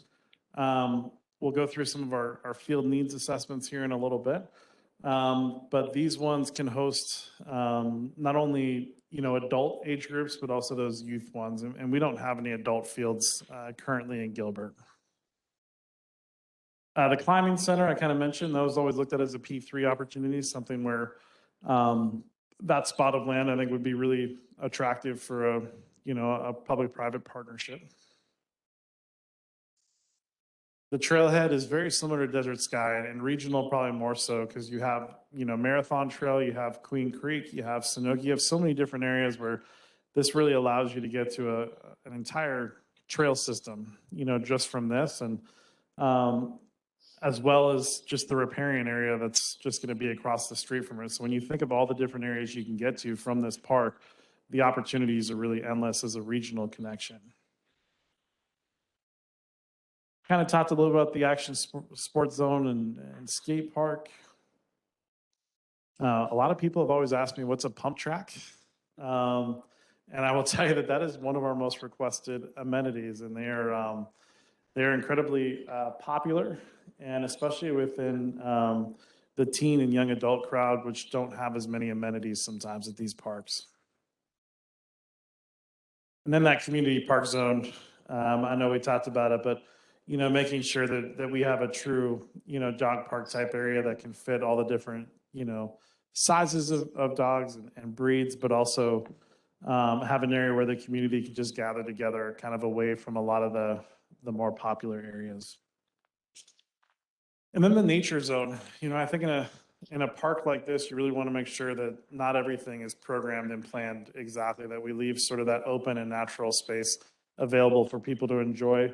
I think there's some really great potential for some sensory trails and those accessible trails along with just those nature zones here. You can see just like a quick little snippet of all those different trail connections coming in throughout the park. You could really run, when this is all developed, probably a 10K plus just in the park alone and not have to leave. And then we just see some of the nature space loops and trails. Another big thing is, those, we call them Instagrammable moments now, and I don't know if that'll still be the case when we talk about this in a few years, but that's the thing now, of those areas where people can connect and take those pictures that of Gilbert. And I think with regional, with having the amphitheater, the lake, the mountain, and then you think about the mountains in the background, and once this is all developed, people are already taking, family pictures and group pictures, and it's really something they enjoy doing. But also, we think this is a great opportunity for more public art. That's something we've always wanted to include more of in Gilbert, and I think the types of locations we have here are great for that. And then also we talk about, conservation when it comes to water conservation. I think there's some really unique areas where we can focus on that and sort of, talk about the importance of it. And with that, I believe this is the last, I have another one. Sorry, we'll go over park timeline. This is as currently planned. So this is not set in stone, but this is more of just what you'll see in a budget book right now. And, part of our conversation today is seeing the interest levels. And so if you look at the timeline for regional park, we plan to have the Cactus Surf Park groundbreaking later in 2022. So there'll still be activity in regional. There's still going to be plenty more happening up in the front of that area. Next year, we'll be doing our department master plan and field needs assessment updates. So that will also assist in what type of amenities we want to put. And what you've seen, hopefully, with Gilbert Regional Park is we left those spaces very flexible so that if multi-use fields take a dip when we do this, that's something we can adjust to. Or if we find out maybe we don't need a skate park, or we don't need an amenity like this, or we meet those criteria already. That's something we still have time to be flexible with and develop, especially as we update those assessments. Cactus Surf Park planning to open in 2024, along with most likely development of the 10 and 5 acres when those RFPs goes out sometime after 2025. And then we really look at 2026 and beyond. It's sort of to be determined at those funding models for regional. And we'll go into the data a little bit. Some of the usage. So when you see Desert Sky Park in 2021, there's 1,000 reservations in those fields alone. And if you really think about Arizona, you think about the days of the week, really the usage of those parks Monday through Friday are from 5 to 9. You know, those are the biggest reservation times. Saturday and Sunday obviously have larger windows, but if you think about what that looks like with 1,000 reservations per year on only 4 fields, that park is constantly busy. What we also saw is the Ramada reservations are on the lower side. The Ramada reservations were never, Desert Sky Park wasn't designed to be a Ramada location destination. Really what you see is the people that are utilizing the fields and those families walk over across the road to that kind of plaza area and playground area. And that's kind of where they have their shade in their area while the other part of the family is on the field. So that's kind of what we've seen with the usage there. And it also is reflected on why we don't have larger Ramada spaces shown for Desert Sky in the future. But if you look at regional, 1,200 court reservations in 2021, and pickleball courts don't have reservations. So that's just solely between tennis, basketball, and sand volleyball. So that kind of gives you an idea of the usage there, along with 1,300 plus Ramada reservations. This is the most popular park. If you look at the website usage, Gilbert Regional Park and Riparian are always trailing, always up at the top at 1 and 2, probably depending on the time of year. A lot of families are always, and businesses are always looking for Ramada space at regional. And then we had about 22 special events total last year at the park. And as I mentioned, this number could easily probably be 100, but we've purposely backed that down to kind of make sure we have a balance and the park is open for the community. So if we go into the data and we look at the field allocations right now, we have about a deficit overall of 7 baseball, softball, youth, and adult fields, 16 multi-use fields, and about 0.4 of a cricket field. And those were really looked at in the sports field needs assessment, where they looked at that full build out of 2035 and what Gilbert was going to need based on the usage. They also took into account schools and other locations within the community.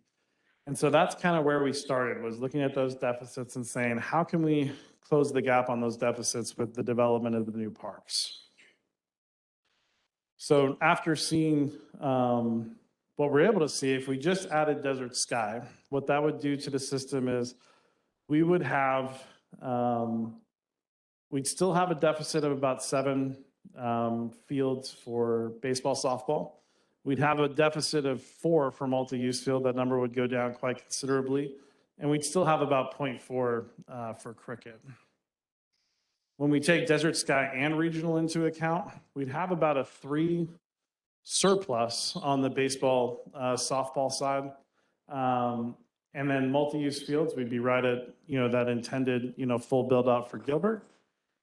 And then with cricket, it shows 0.4, but if you've seen those flex fields, that closes the gap to be able to have a space not only within Gilbert Regional Park potentially, but when Nichols Park is back open, that can also qualify as a field space there. So that kind of gives you an idea of the data behind some of those field layouts and where we would be if we were to fully develop both parks. Before we get to cost models and funding, and I'm going to phone a friend and bring in the expert here. Does anyone have any questions on Gilbert Regional Park that I can answer? Are we still looking at 2022 for groundbreaking for Cactus Surf Park? Yes. Questions? And it's a benefit driving down to the PSTF now in the evenings at sunset to drive past Desert Sky Park or to be leaving there at night. It's beautiful. It's beautiful. That's just a comment. Yes, Councilmember Anderson. Making a more active connection between South Recharge site and park, going underneath Higley or surface crossing of some kind. There should be, I think, an active connection between those two. Helping them move so well.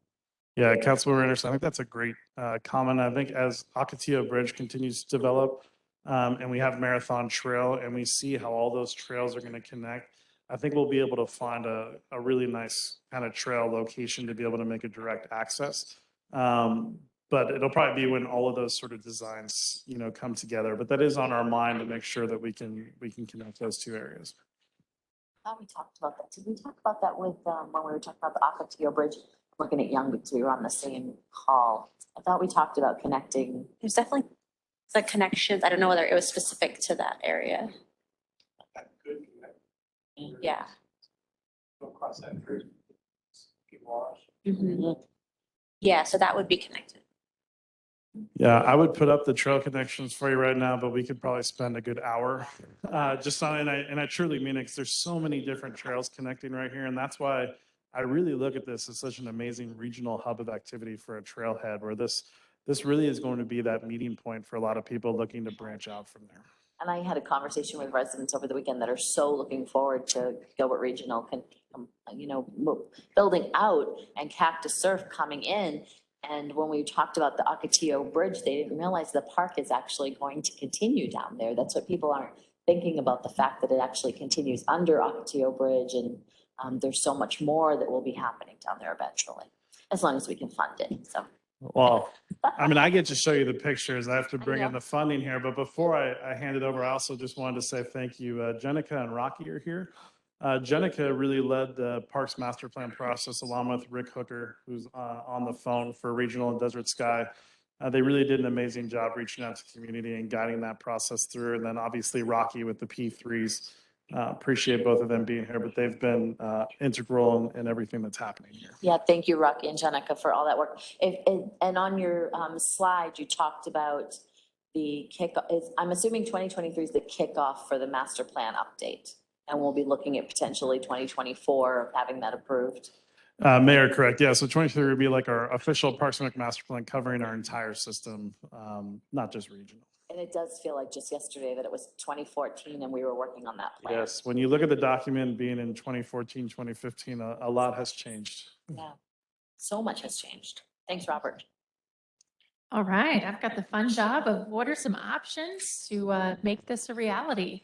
So on the cost, our best estimates that we have right now would be that Desert Sky would be about $73 million to build it out under the designs that's Robert's looking at. And then Gilbert Regional Park would be about $164 million. We do have some funding sources available, about $10 million of park SDFs could go towards the Desert Sky Park, which would leave about $63 million remaining there that we would need. On Gilbert Regional Park, we have some land sale money that we haven't yet spent, so we could spend that on the next phases of that park, so about $155 million. So altogether, just over $200 million that we would need for both of these parks. So I tried to think outside the box, or what are the ways other than these funding sources? And we use most of our property tax capacity for the transportation bonds, but we do have as a potential funding source to be able to do a parks bond. Fortunately, our assessed value that's just come in is about 6.7% growth. So that gives us a little bit more capacity from when we last did our looks at the transportation bonds. When we looked at transportation, we had planned for, just like the other graphs, so blue is our existing debt, green is what we're looking at for the transportation bonds this year. And then the lighter greens would be future issuances of those transportation bonds up to the $515 million. When we first looked at the transportation bonds, we looked at meeting them every 2 years. That's pretty aggressive on building timeline. And so if by chance it takes CIP a little bit longer to work on those projects and they don't need money every 2 years, if they needed it every 3 years, that allows us to push the bonds out just a little bit, spread them over time a bit. That's probably a little bit more realistic in timeline of how quickly we can do $515 million of projects in the community without stepping on our toes, doing all of the roads at the same time, which we also want to be cognizant of. If we do that and maintain the 99-cent rate, if over that time period, we can probably squeeze in about $200 million of general obligation bond within that 99-cent rate. So that's squeezing with a shoehorn and doing that. But I wanted to look at what are those options within kind of our existing tax rate and structure about how we could get some of these large projects accomplished with the citizens and kind of not having impact on the property tax side for them. So that is kind of the best option that I could come up with on how to accomplish this and the timeline. Because of the timeline, there's not a way that we could save up $200 million in cash in such a short amount of time. And so this would allow us to accomplish the park development quickly before the kids who are now in high school are gone and college and having kids of their own before the parks are developed. So kind of the quickest way to make that happen. And what that would look like, Desert Sky pre-design in 2023. We would need an election in November of 2024 for a general obligation bond, which is actually fiscal 25. And then we would look at the Desert Sky Park design and construction 25-26 and Gilbert Regional Park design and construction in the 26-28 timeline. One more thing I would mention, and thank you, Kelly, is that the numbers that you're seeing are without the value engineering yet. This is just strictly what you're seeing from a design perspective. There's still potential options for different phasing, different value engineering, but we wanted to make sure you had that full picture based on what the community, plan and that master plan ended up looking like. I'm just going to go through financial policies quickly because that's my style. But if you want more information on any of the areas, you just let me know and we'll talk about it more. So we had a request to look through our financial policies, where they come from, because we've been talking about them, like what can we do and can't we do, and why is that, where are those rules? So this is where those rules are at. The purpose of the financial policies are quite a few fold. One, we want to have a balanced budget. We want to maintain fiscally conservative practices because that's our style in Gilbert. We need flexibility to deal with unexpected things that come up in the economy or in the local area so that we can deal with those things without a great deal of undue hardship. We want transparency and communication so that whatever we do is very visible and our citizens and everyone can understand what it is that we're working on. And then we want adherence to the highest accounting standards and management practices. So can the policies change? The answer is yes. And in fact, they change regularly. We update them and improve them. We do have flexibility when we create the policies. What the important part is once we create them, it's very essential that we follow them, because that's what they're looking for when they do our annual audits, that we follow good practices, but that we also are in compliance with our own rules. And that's part of what helps us get that 30 years of GFOA award for excellence in financial reporting that finance just got recognized for a couple of weeks ago. Also in our bond ratings, that is one of the things they ask about is our compliance to our own rules or standards. So that's really the key part. The policies are reviewed annually and are updated as needed. They were last updated about 2 years ago in June of 2020. And that just comes to the council meetings and on the last part of the agenda. Usually the updates they don't raise a lot of eyebrows, so there's not usually a lot of questions, but we do look at them regularly. Where do you find them? You probably just saw me make a face, right? And you were probably going, well, I wasn't here in June of 2020. I was off the council. There you go. go. During that budget meeting, and I was like, what? Wait, I didn't remember the conversation or.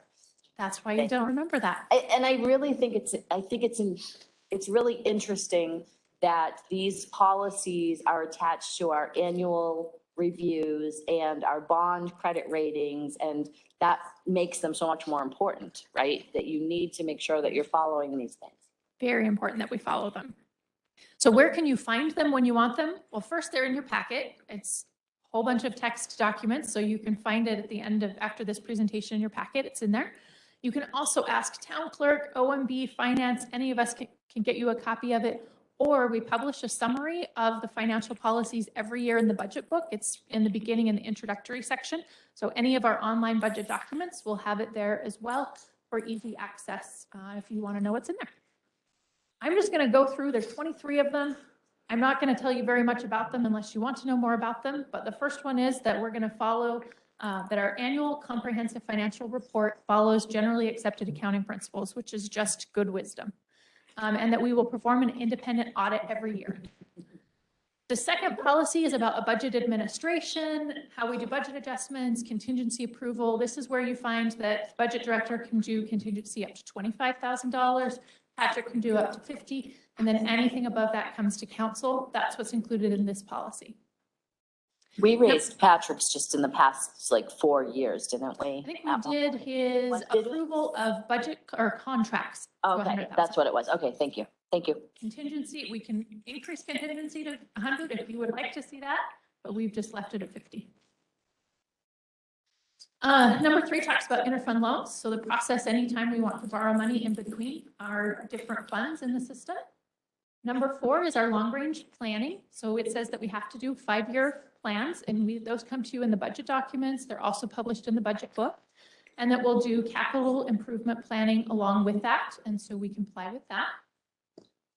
We have a requirement to do repair and replacement funding for all of our major operating groups. And so we work and make sure that we're setting aside money for both our fleet and our infrastructure needs, and that we're reviewing those balances regularly.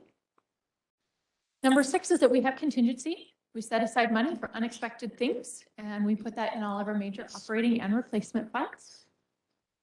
7 is that we have revenue diversification. So it says that we want a diversified mix of revenue sources to mitigate the risk of volatility. That is our ideal. We strive to maintain a diversified and stable revenue base, and we periodically conduct cost of service studies to determine if all the allowable fees are set at an appropriate level. So that is, we can't mandate that we have completely diverse revenues because we don't have all of the control over it, but we do have a policy in here that we strive to keep it as diverse as possible. It gives us a hopefully a healthy chance of surviving any changes in one particular area if there's economic distress or something. Number 8 is use of revenue. So this is one that you hear quite a bit about.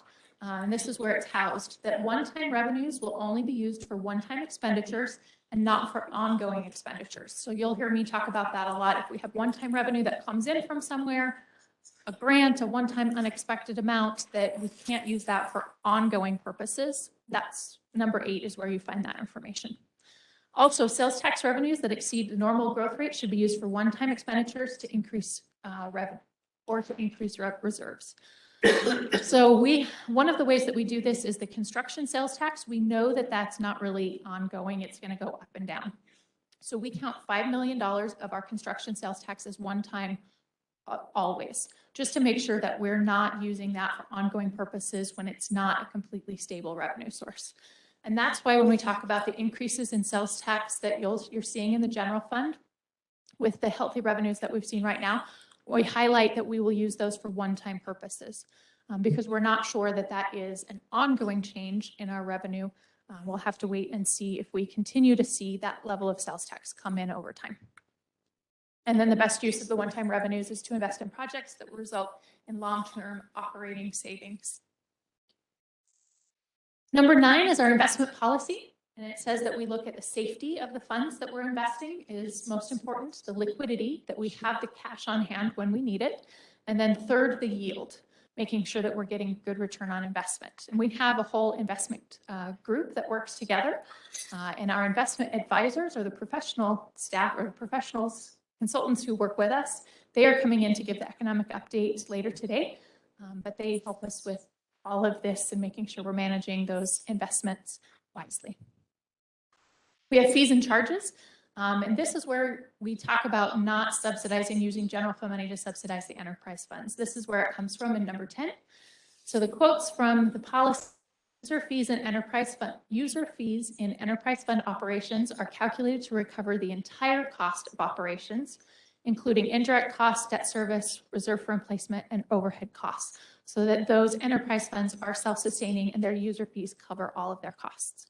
And then it goes on in the policy to say tax dollars should support essential town services that benefit are available to everyone in the community, like parks, fire, and police services. So for most services that largely or solely benefit individuals, Gilbert should recover full or partial costs of service through user fees and delivery. So that's kind of where we're coming from. We want to use the general tax dollars to support the general tax or general services to all of the community, and those that are user fee based are calculated to cover their full cost. 11 is debt management. So we have the option to use debt, and there lists here why we might do that. Intergenerational equity, I can't say that word, for cash flow requirements or strategic opportunities, but it does say that we cannot use bonds to fund current operations. So if we have an ongoing operational problem, bonds are not the way to fix that. That's one-time money that shouldn't be used for ongoing needs, and it's specifically spelled out that we shouldn't use bonds for that purpose. And that when we do issue bonds, we will maintain compliance with all of the debt covenants, provisions, and required disclosure agreements with those bonds. For tax exempt bonds, there are a lot of requirements, post-issuance compliance. And so this policy just says we will maintain our compliance with those strict rules because we are allowed to do tax exempt bonds. 13 is purchasing. We do have a purchasing code, and the transactions adhere to the purchasing code. And it does say that the town will require adequate financial controls to be included in our standard contracts. And so purchasing works to make sure we stay in compliance with this area. We are required to have a capital improvement plan according to our policies and periodically assess the condition of our assets and infrastructure to appropriately plan for required major maintenance in those areas. So that's why you'll see one of the reasons you see us working very hard on our long-range infrastructure planning and making sure that those items get put into our capital improvement plan for funding over time. We have different fund balance classifications according to the accounting standards, restricted, committed, assigned. This policy says we will follow that general governmental accounting standards board rules for those. Number 6 is when you'll hear about, or 16 is when you hear about a lot, or minimum fund balance. So this is where you find the 90 days of working capital for the current fiscal year plus 1 year of debt service.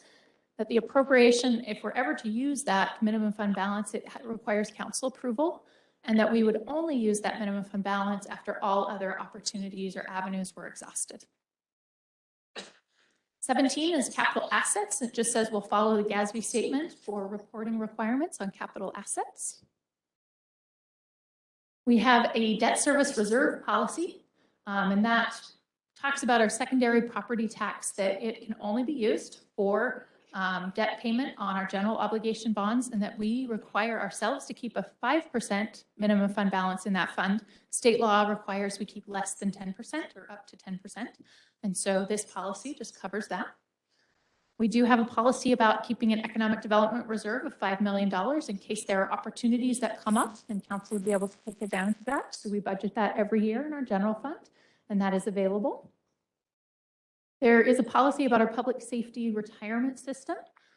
State law required that we put a policy together, and so this includes all of those strategies that we have used over time to help with our funding status. And as you know, as of June 30th, 2021, we are at our target, and we're actually at 91% funded. In 2016 is when we started really making our efforts on those policies, and you can see the change in fund balance from 2016 when we made those efforts, that it just improved from there, which was really great. We'll keep this policy on the books, and if we ever go below 90%, then we would be able to reinstitute any of these strategies to help get back up to 90%. That was a lofty goal.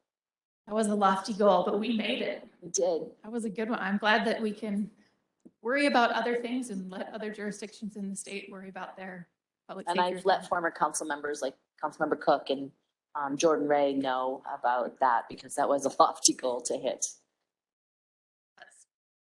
Kelly, we're the largest city in Arizona that has achieved that standard.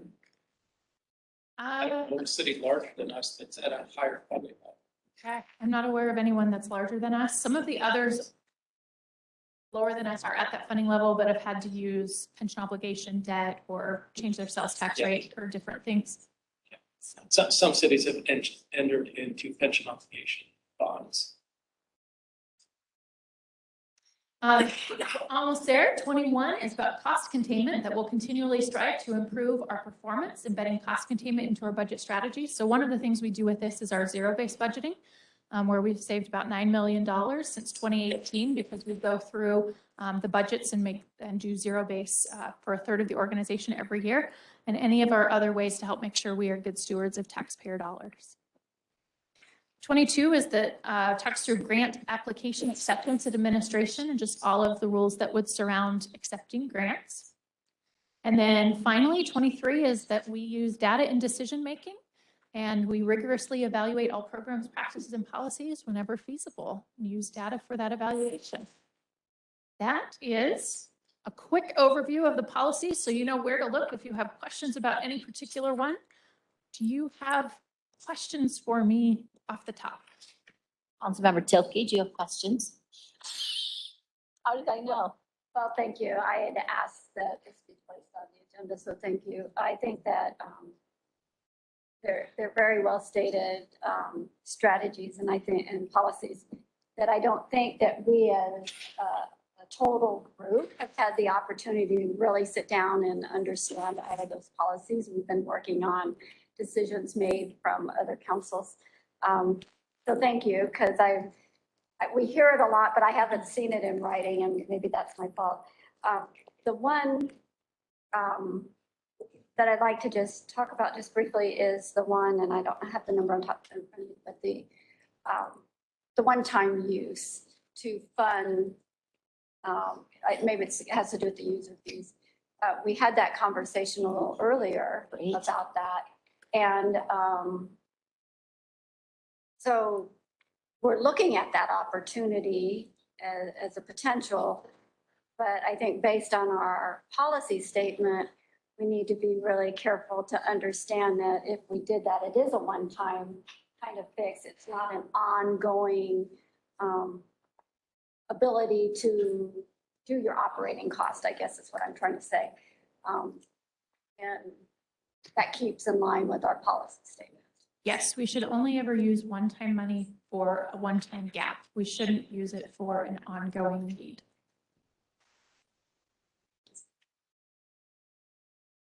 Any other comments, questions? I'm going to make maybe I guess a recommendation that since this is an election year and we know we'll have new council members coming in for next year, maybe this be included in their training, that you just include all of the policy statements, but like these 23 pages, I think it is, whatever it is, right? With these explanations next to them. This is a great packet right here, and simplified and straightforward. And then I think it'd be an awesome opportunity.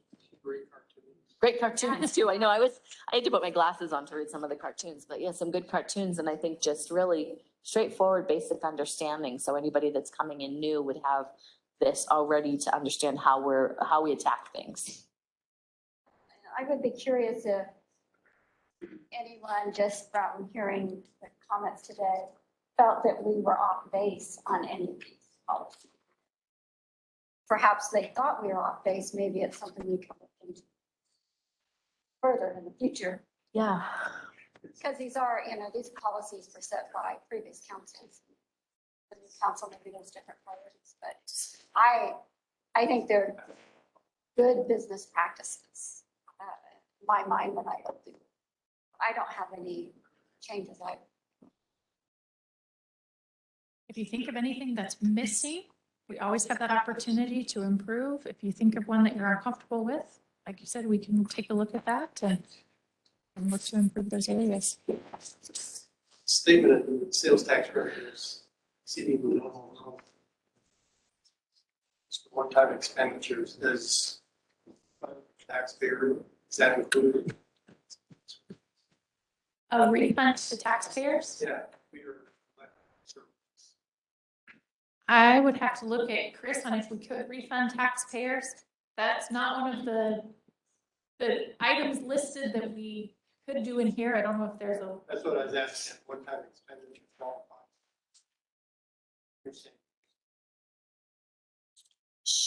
I know, Chris, maybe we looked at this once before. I don't recall if you were our town attorney then. We don't have a primary property tax. So it's So there's not much we can do, by way of lowering the property tax. With the model city tax code, it's not as simple as lowering and raising taxes. Please jump in, Kelly, if you have a better understanding of that, but it's not as simple to do that. And then we get into, Chris, I believe, gift clause issues if we just issue direct checks back to residents. There's potential there. It's also difficult to determine sales tax, who spent it? Who's getting what percentage, right? How much, that depends on how much you spend as a household. It just seems we should be able to have some way.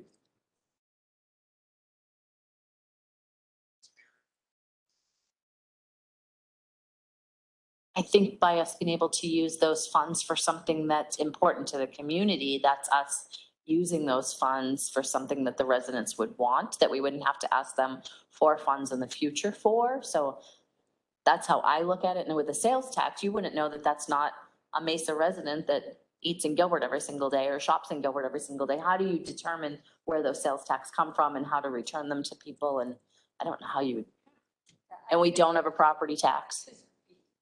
If for some reason we gather too much money to a water fee, could reduce those fees and pay back. But just to say we collected too much sales tax, how would you give that back? That's good. Yeah, we wouldn't be able to reduce like a sales tax rate because that would be an ongoing change. So we would be using one-time money to make an ongoing change. But if there was a different way, a one-time way to get it to them without violating gift clause, we could look at that. But the rate change, because of the process it would take to put it back into place, would make it an ongoing change, and that would violate our policy here. Well, to Councilman Anderson's point, if there's 5 years in a row where we're exceeding those revenue numbers, then perhaps we're looking at, more of a trend, or we're not anticipating those correctly, and that needs to be adjusted. Of course, we'll always find more ways to spend money. That's easy to. We have a whole packet full of stuff we can spend money on. That's, I think, to his point is we should also be looking at options for reducing burdens on taxpayers wherever possible. Maybe that's not in the sales tax arena, but that is the majority of our monies. So if there's 5 years that go by, then, because an expansion of a base, because Wayfair or whatever it is, then perhaps there is some investigation that should be done on lowering rates for categories within, all the different areas that we tax. So, but I think that's different than giving a refund. Yeah, it is. Yeah. So it has to be something more consistent. I'm saying that it's no longer one time if it's just continuing to, every year exceed projections. Then I wouldn't look at those as one time. I look at those as, okay, we're just systemically collecting more. We have had those opportunities in the past. We've seen it. We've reduced fees in the past. We've reduced the secondary property tax rate from $1.15 to 99 cents since I've been on council, the bed tax since I've been on council. So we've taken those opportunities when we've had those opportunities to do. We don't get any credit when we do reductions from anyone, but we do them and we have done them. And we just saw a situation where if we had that crystal ball, we probably wouldn't have done that reduction in fees in 2018 because we didn't know it was coming. I think your point is well taken, that we should be evaluating that on a regular basis. And I think these policies set you up to do that. I think Kelly does a great job at evaluating everything on a regular basis. We have a great staff of people, a whole team of people that helps watch out for town interests. Thank you. Any other comments, questions, concerns? No? Great presentation. Great. Thank you. Thanks, Kelly. Right, and I noticed we have our great people from EFM Asset Management with us. Are you ready for Luke and Annette? Yes, we are. I think we are. Come on up. Luke and Annette work with our investment management, and they are some of the smartest people I know. When Hackett and I have questions, they're the people that we call, and they bring back all sorts of good information for us. So we thought they would be the best people to answer your questions about inflation and what's happening in the market nationally and locally. Take it away, Luke and Annette. Thank you very much, Kelly, and nice to be here. Thank you all for the invitation. We've heard lots of good things about council, and we're excited to finally meet many of you. We've worked with the town now for about a decade, so long-term relationship, lots of growth and improvement to the investment program over that time. So we're happy to be here to talk about inflation and an economic update, and oh, what a time to be prognosticating on the economy with everything going on. So we have an overview for you.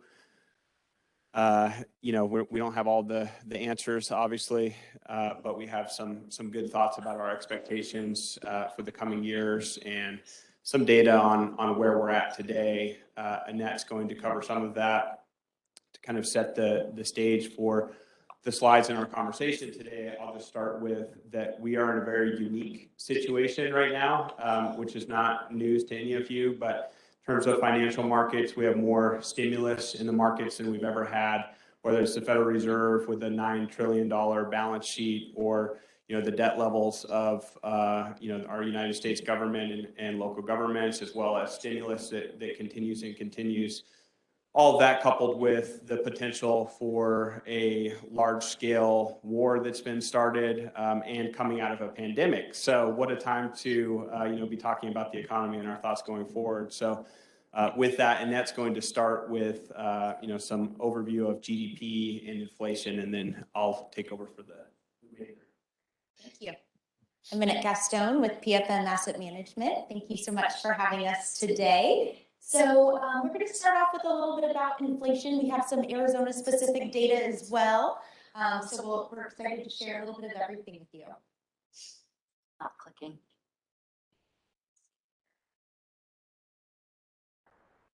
All right, so as we start off with inflation, we added a bit of a cartoon, some of those conversations that we're having at home. I know I'm having them also. We're looking at groceries and just things in general, and inflation and where and what it's affecting. So one of the things we want to start off with was GDP. Looking at that gross domestic product. We have seen so much growth overall in our economy, and especially after 2020, we came off of a very strong year of growth. So in 2021, on an annualized basis, we saw growth at 5.7% as a whole. And we ended 2020 at 4% growth. So almost 2% year over year growth that we saw. If we looked at it on a quarter over quarter basis, with the exception of third quarter, that growth was actually pretty minimal. Third quarter was the emergence of the Omicron variant. So we saw consumer sentiment take a bit of a dip there. But fourth quarter rebounded really strong, and that was really due to the rebuilding of inventories. So throughout this pandemic, one of the things that has persisted even through the end of last year is that supply chain imbalance. So there is more money in the market as a whole due to stimulus, due to the Fed also pumping more money in the market. And so we saw that rebuilding of inventories really contribute to that rebound in fourth quarter. When we look at really the forecast for the remainder of this year, that growth is getting back in line with where we were pre-pandemic. So that 2.5% to 3.5% growth is about what we hover around pre-pandemic. So getting back in line with where we were is what's expected. Now, when we look at some of those contributors and detractors to that growth, one of the largest contributors, just as we spoke about, was that rebuilding of inventories. So that supply chain balance, the issues that have been out there are starting to alleviate. We're starting to see some of that ease as private inventories are starting to get their shipments, they're starting to get those supplies. So a bit of that is starting to help with that alleviation. Additionally, personal consumption, which is a big driver of growth. So personal consumption accounts for about 2/3 of growth. So it is a huge driver, about 70% of the growth that we see. So consumers, there's a bit of pent up demand out there and consumers are wanting to spend money. We're really seeing that they're wanting to spend money on services as well. So that is something that has been a really big contributor overall. And then one of the detractors, and this is something is government expenditures, along with net exports. Because we're an economy that really imports more than we export, that is typically a detractor for us. So that is the reason that we have a slight detraction there. So it's not abnormal by any means. Now looking at a bit of Arizona specific data. So our growth in Arizona has been significant. If we look back starting at third quarter of 2019, we had a little over 3.5% growth. So pretty strong growth there. We have rebounded fully from that. Looking all the way to third quarter of last year, we have rebounded and actually surpassed that. But one of the questions, of course, is what is driving that growth that we're seeing, especially in our state? And we will talk a little bit about that, but just to give you a little preview, one of the things that continues to drive the growth that we're seeing in Arizona is the influx of people. So we have seen a lot of people moving into the valley. I know I've joked around a little bit before and I thought, okay, maybe it's snowbirds, but I think they're here to stay. It may not be snowbirds as much. But one of the things that we continue to look at as we talk about inflation is that headline inflation number. So that's CPI. That is that consumer price index. That is what we, the consumers, are paying for those goods and services. So very similar to that cartoon that we saw at the outset with that inflation, that January reading came in at 7.5%. So much higher than I imagine most of us have seen in our lifetime, in fact. But what's interesting, if we look at, there's some little gray kind of vertical lines going down, and those are the recessions in between. So we had a little sliver of a recession there and quite a significant rebound with that inflation. What's really interesting is a couple years ago, the Fed actually slightly changed their mandate when looking at their target. So for several years, they've always had a 2% target of inflation. Well, with this 7.5% reading that we got, that is much higher than what we have absolutely seen. However, they changed their mandate to be a 2% average over time. They have not defined what that average over time is. It could be 1 year, 5 years, 10 years. But as long as net that comes out to about 2%, then they are content with that. So they were okay that inflation has ran a bit hotter over these last few months.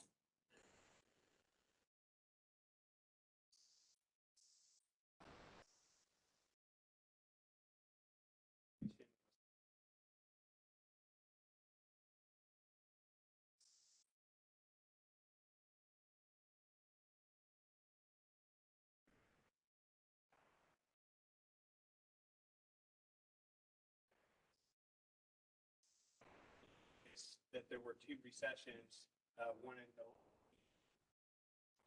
70s, one here, immediately after. Yes, raising rates and bring down. That's becoming a higher probability.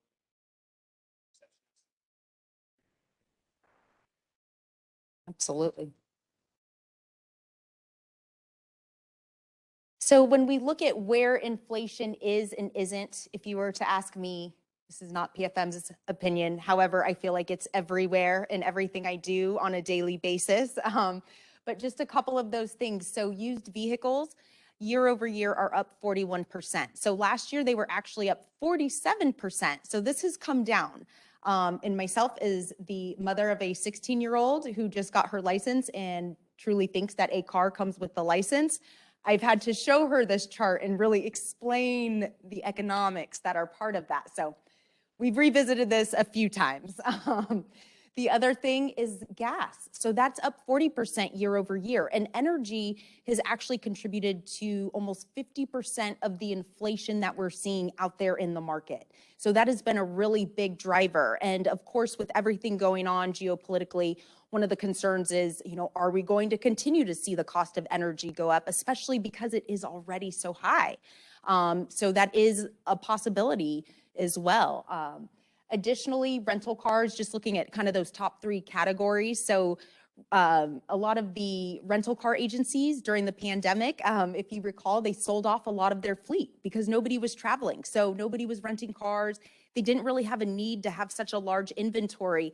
But when those supply chain issues happened, then it was harder to get newer cars because we couldn't get chips for new cars. So that is a big reason now that used cars are so expensive, but now also rental cars, we're seeing an increase there as well. We have a little green line here across the bottom. So typically inflation runs about 2.5%. So everything above that line really kind of shows where that inflation is running a bit hotter. Everything below that has kind of stayed within that range of about 2.5%. But most categories across the board, we're seeing that. And part of that reason as well is that there's just more money in the market as a whole. There's more stimulus in the market. So when you have more money in the market chasing that same basket of goods, that's what's going to drive up that inflation. Very similar to what we're seeing in the housing market, for example, very much what we're seeing in the rental market as well. So, that demand is now exceeding that supply.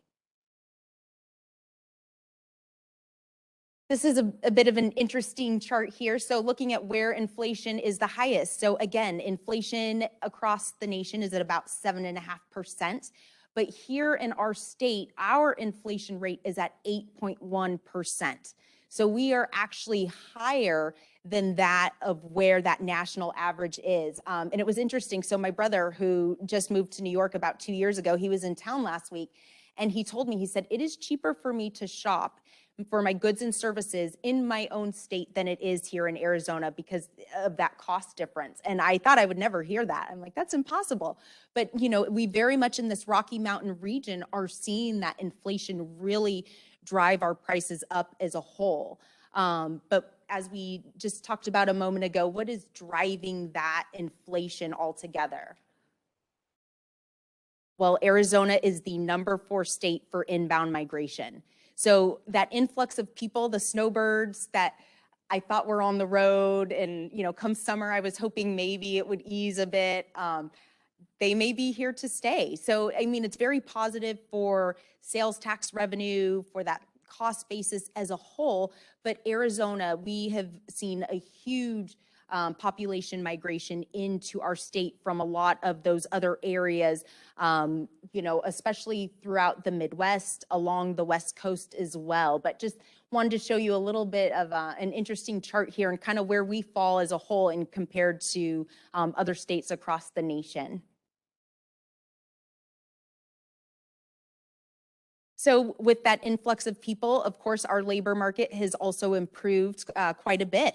Looking at the unemployment rate here, so if we look back just to December of 2019, our unemployment rate was fairly low. So when we look at unemployment, 4% is really considered full employment.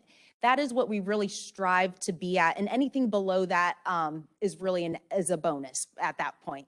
So we were at 4.7% in December of 19. When we looked at where we were in December of last year, we were actually at 4.1%.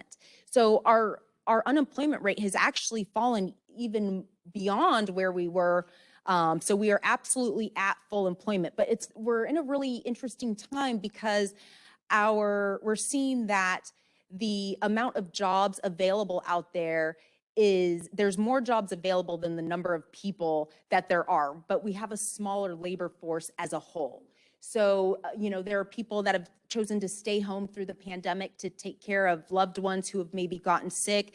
There are those that have not gone back to work or maybe are only working, 1, possibly 2 part-time jobs. But our unemployment rate continues to be very low here in our state, which is very good.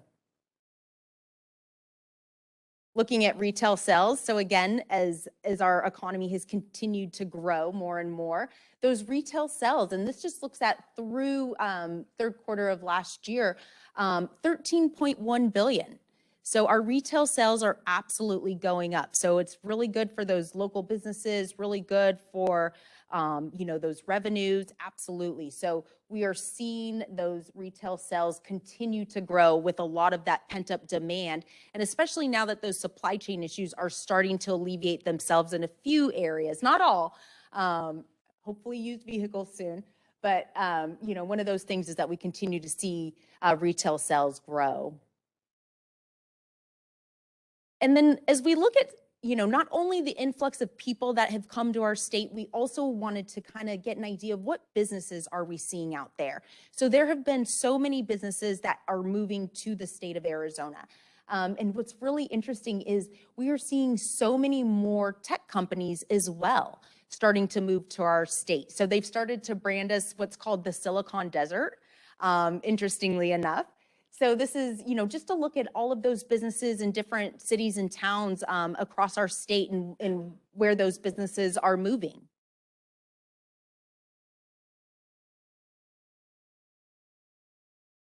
That is the name of the game. Thank you, Annette. So we're going to shift a little bit and talk about the Fed and interest rates and some of the geopolitical risks that we're seeing in the market currently. We focus on the Fed a lot in our meetings with the town. The ARS requires investments under 5 years to maturity. And as a result, the Federal Reserve, since they control overnight interest rates, when they make changes to those interest rates, the 0 to 5 year part of the interest rate curve takes the biggest impact as a result of that. The longer term rates aren't impacted quite as much by those moves. So we think about the Fed a lot, especially thinking about the Fed, their dual mandate, as Annette mentioned, inflation, stable prices, they're with a goal of 2%, and maximum employment within the labor market. Those are their two openly stated objectives. They have really a third objective that they talk about from time to time, which is financial stability as well. So when the stock market starts to sell off drastically, the Fed starts to become concerned as well. So, and we've seen them take action based on that in the past as well. But looking at the yield curve, this shaded area is the range over the last year. And the dark blue line is where we are today, February 28th. The dotted line is where we were at the end of the year. So we've seen interest rates move higher very quickly. And we've seen what's called a steepening of the yield curve as well in the very front end of the yield curve. So this 5 year and under area, you can see, a year ago was around 30 basis points or so in the 2 year area. So 0.3%. Now that 2 year, as of this chart, was at 146. If we look at that chart today, it's closer to 170. So we've seen a drastic move higher in interest rates. The primary reason for that is because inflation is running higher than was expected by the Fed for a period of time. So the market is starting to price in those interest rate hikes. The Federal Reserve controls several interest rates, but the foremost is the federal funds rate, the rate that banks lend to one another overnight, and really that flows through to borrowing costs for local governments, corporations, loans for personal individuals as well. So it really has a large impact on the economy. So we're starting to see those rates come up on the front end. However, the long-term rates are holding more steady. Those long-term rates are not as much impacted by the Fed policy. They're more impacted by long-term projections of growth and inflation. And over the long term, as Annette pointed out, the expectation generally is for growth to moderate into that 2 to 3% range. And if we look at inflation expectations over a 10 or 20 year period, they're closer to 2 or 3%, even though right now we're seeing numbers that are much higher than that. So seeing some drastic changes in the yield environment, and how that impacts the town in terms of investment holdings and purchases we're making. Really, it's a good thing overall for the town's investment portfolio. We will be doing trades now that are earning several multiples of what the bonds were earning in the portfolio previously. So What it means is higher interest earnings, more revenue in terms of the investment portfolio over the long term. So getting to those higher rates is a good thing overall.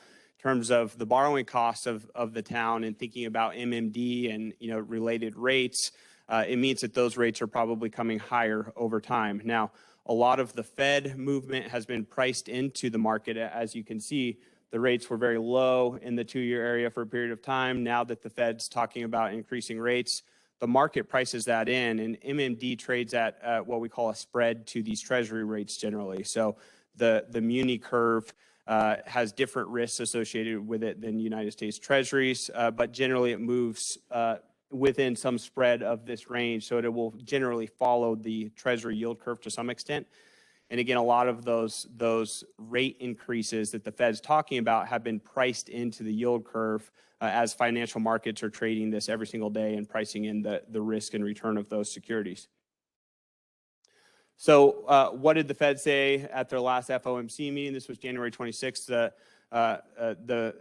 The Fed is actually, Chairman Powell is meeting with the Senate today and talking with the Senate as well. So we have some more recent updates to this as well. But job gains have been solid. We highlight some of the key points from the Fed statement. The economy, the reopening of the economy has continued to contribute to higher levels of inflation. So the Fed is concerned with inflation. The committee expects it will soon be appropriate to raise the target range for the Fed funds rate. So it's a high probability that the Fed will move rates in March. It's a high probability that they'll move rates several more times this year as well to start to fight that inflation. And they also announced that they would be willing to adjust the stance of monetary policy as appropriate. So that gives them some flexibility, takes into account a wide range of information.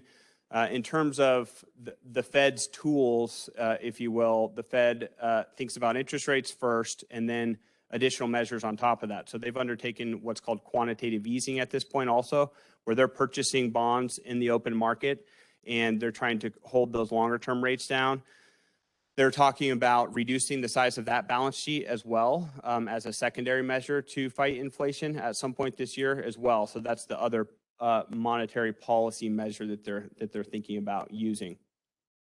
So in June 2021, the expectation for the market based on implied Fed funds futures contracts, these are contracts that are being traded every day by investors, where essentially an investor is pricing in the chance that they think that there will be a rate hike at some point in the future.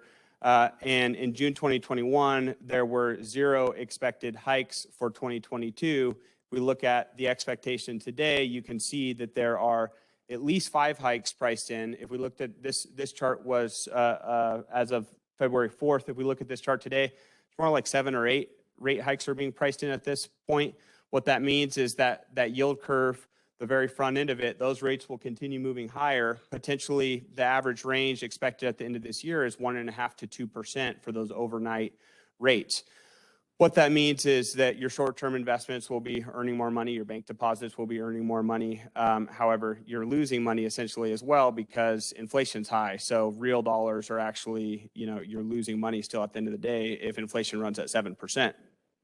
So it's to try to combat that. Once inflation comes down, then you'll have real earnings again at some point. So now we have a whole nother layer on top of, again, the pandemic, the stimulus, all of the factors in the economy. We have this geopolitical risk and thinking about how the Russian attacks on Ukraine will impact the world. So we look at Russia's exports.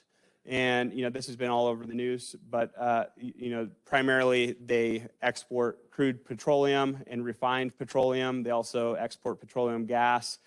Their largest importers of those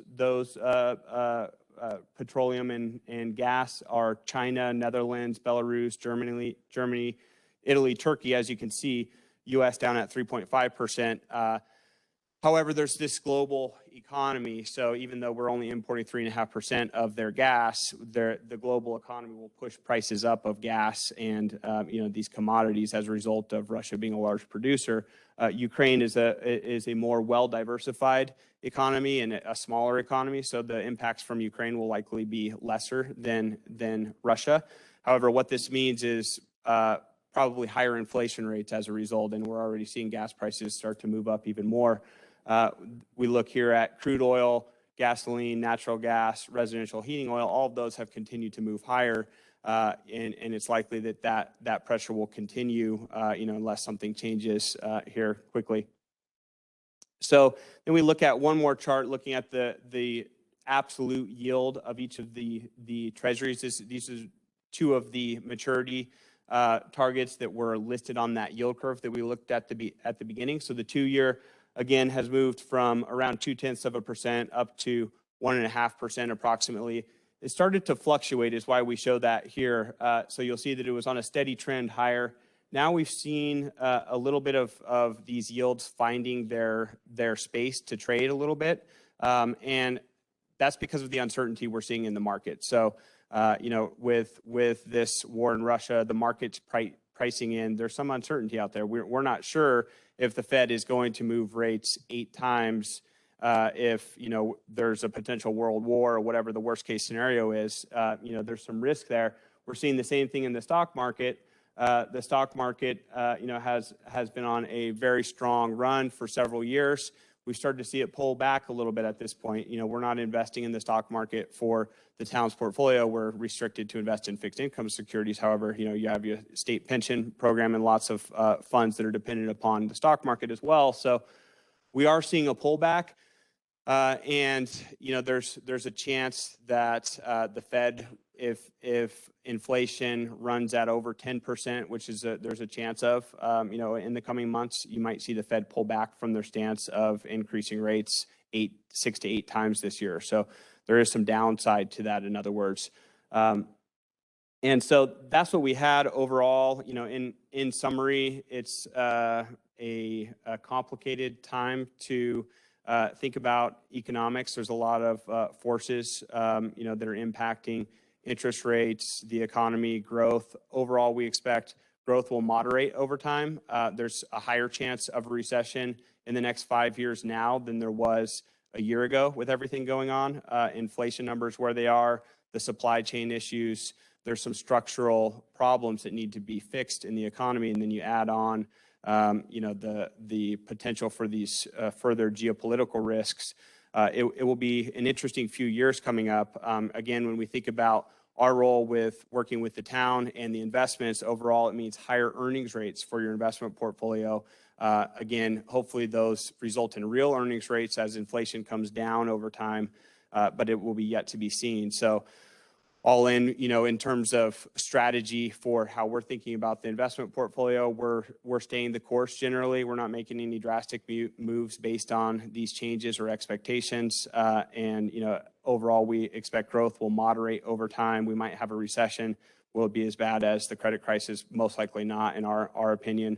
Or the pandemic shutdown's probably not that bad either, but there are certainly some risks out there. So happy to take any questions if there are any on anything we covered or anything else.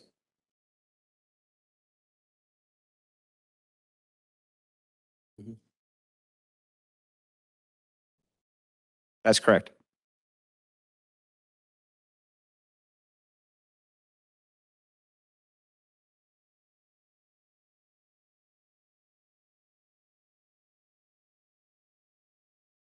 That's correct. Nominal earnings. Real earnings are lower.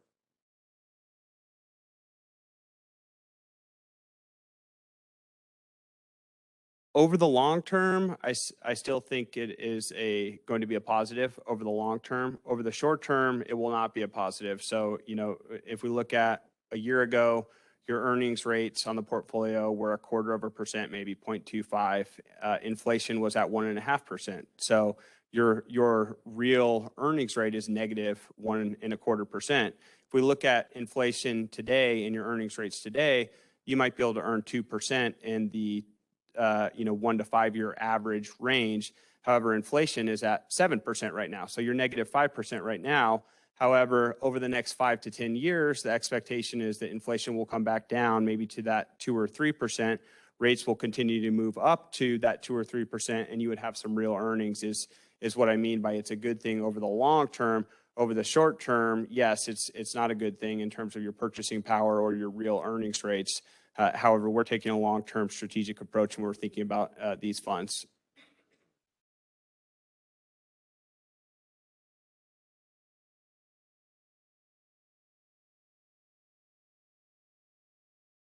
Agreed. Yes, you are.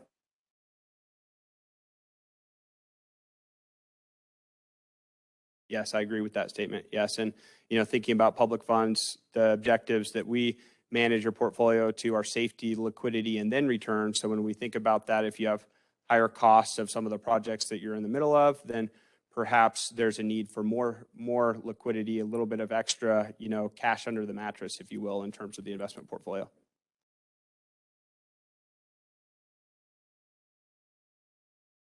Thank you.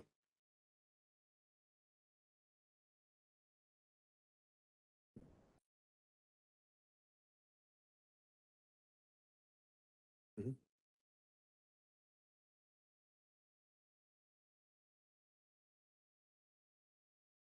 This chart was, this chart was this one, U.S. real GDP.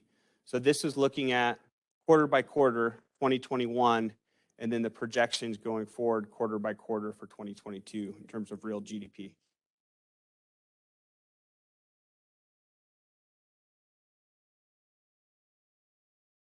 The inflation number to determine real GDP is based on the 12-month annual inflation number. Yep. Yes, it is. It's the same real GDP measure. However, correct. The difference is that this doesn't have the fourth quarter data yet, and that's just a lag in the data. So it's likely that once we see the Arizona data, we would see a bump higher, just like we did for the national.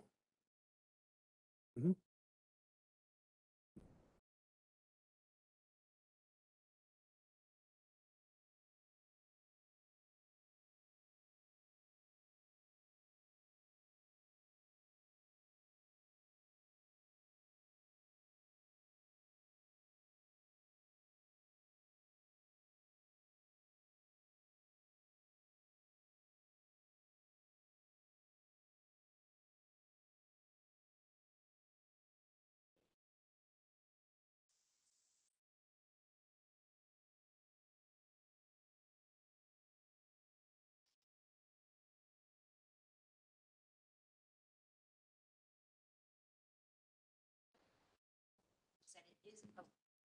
It is a bit of a mix, but when we look at that unemployment rate, that is the U3. So that is that headline number. When we look at the U6, that is captures a bit more. So that captures the underemployed, discouraged workers as well. And that is actually slightly higher, closer to about 6.7, maybe even 7%.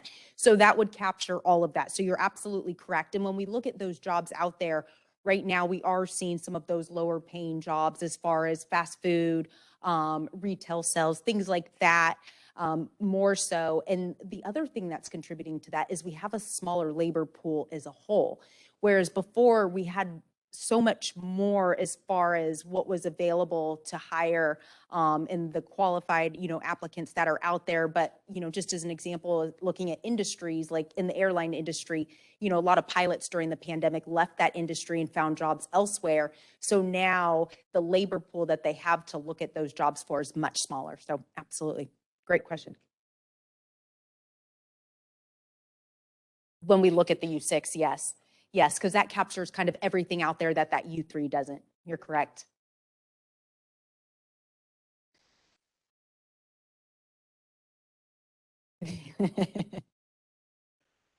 Yeah.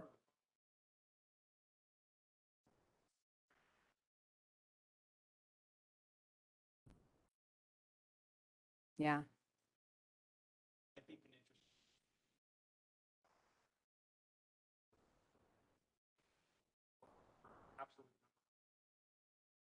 Look at the absolute number pre-pandemic, about 10 million. Yes, the 4% numbers come down. It's more accurate. Of that, because Shrunk. Yeah.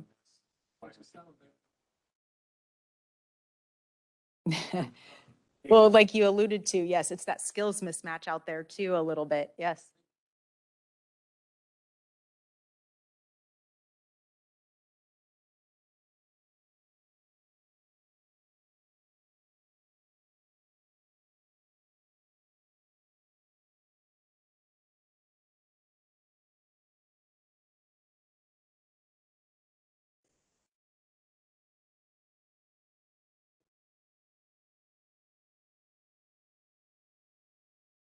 Hmm. That could be a good portion. Yeah.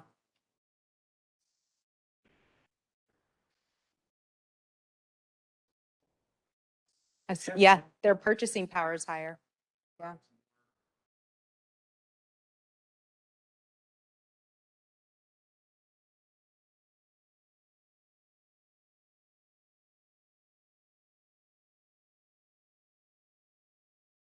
But then there's also.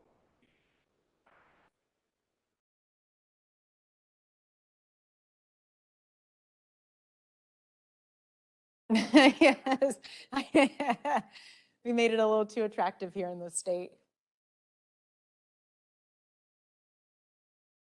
Yeah.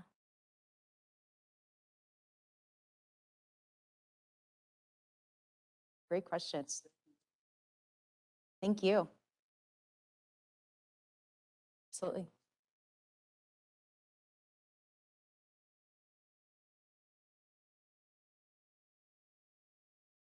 Cost the town of Gilbert if we were to issue $200 million in bonds right now? Yeah, so that's an important topic that's on the minds of many of our clients. And, looking at the yield curve, a big part of the answer to that question depends on where you're going to, what maturity length you're going to issue those bonds. When we look at long-term rates, which is generally where entities like the town invest in that 10 to 20-year area, for example, there's not a lot of change that we've seen in those rates at this point in time. With the Fed increasing rates on the front end, there's a chance that we will see some more increases in that long end, and that's kind of the base case. We think there's more upside to rates. However, some of that's been priced in, and if you think about a 10 to 20-year time frame, essentially what the market's doing when you're looking at interest rates is factoring in how's the economy going to do, what's inflation going to do, and what's the Fed going to do over that 10 to 20-year period. It becomes a lot harder to predict 10 years out than it does 2 years out.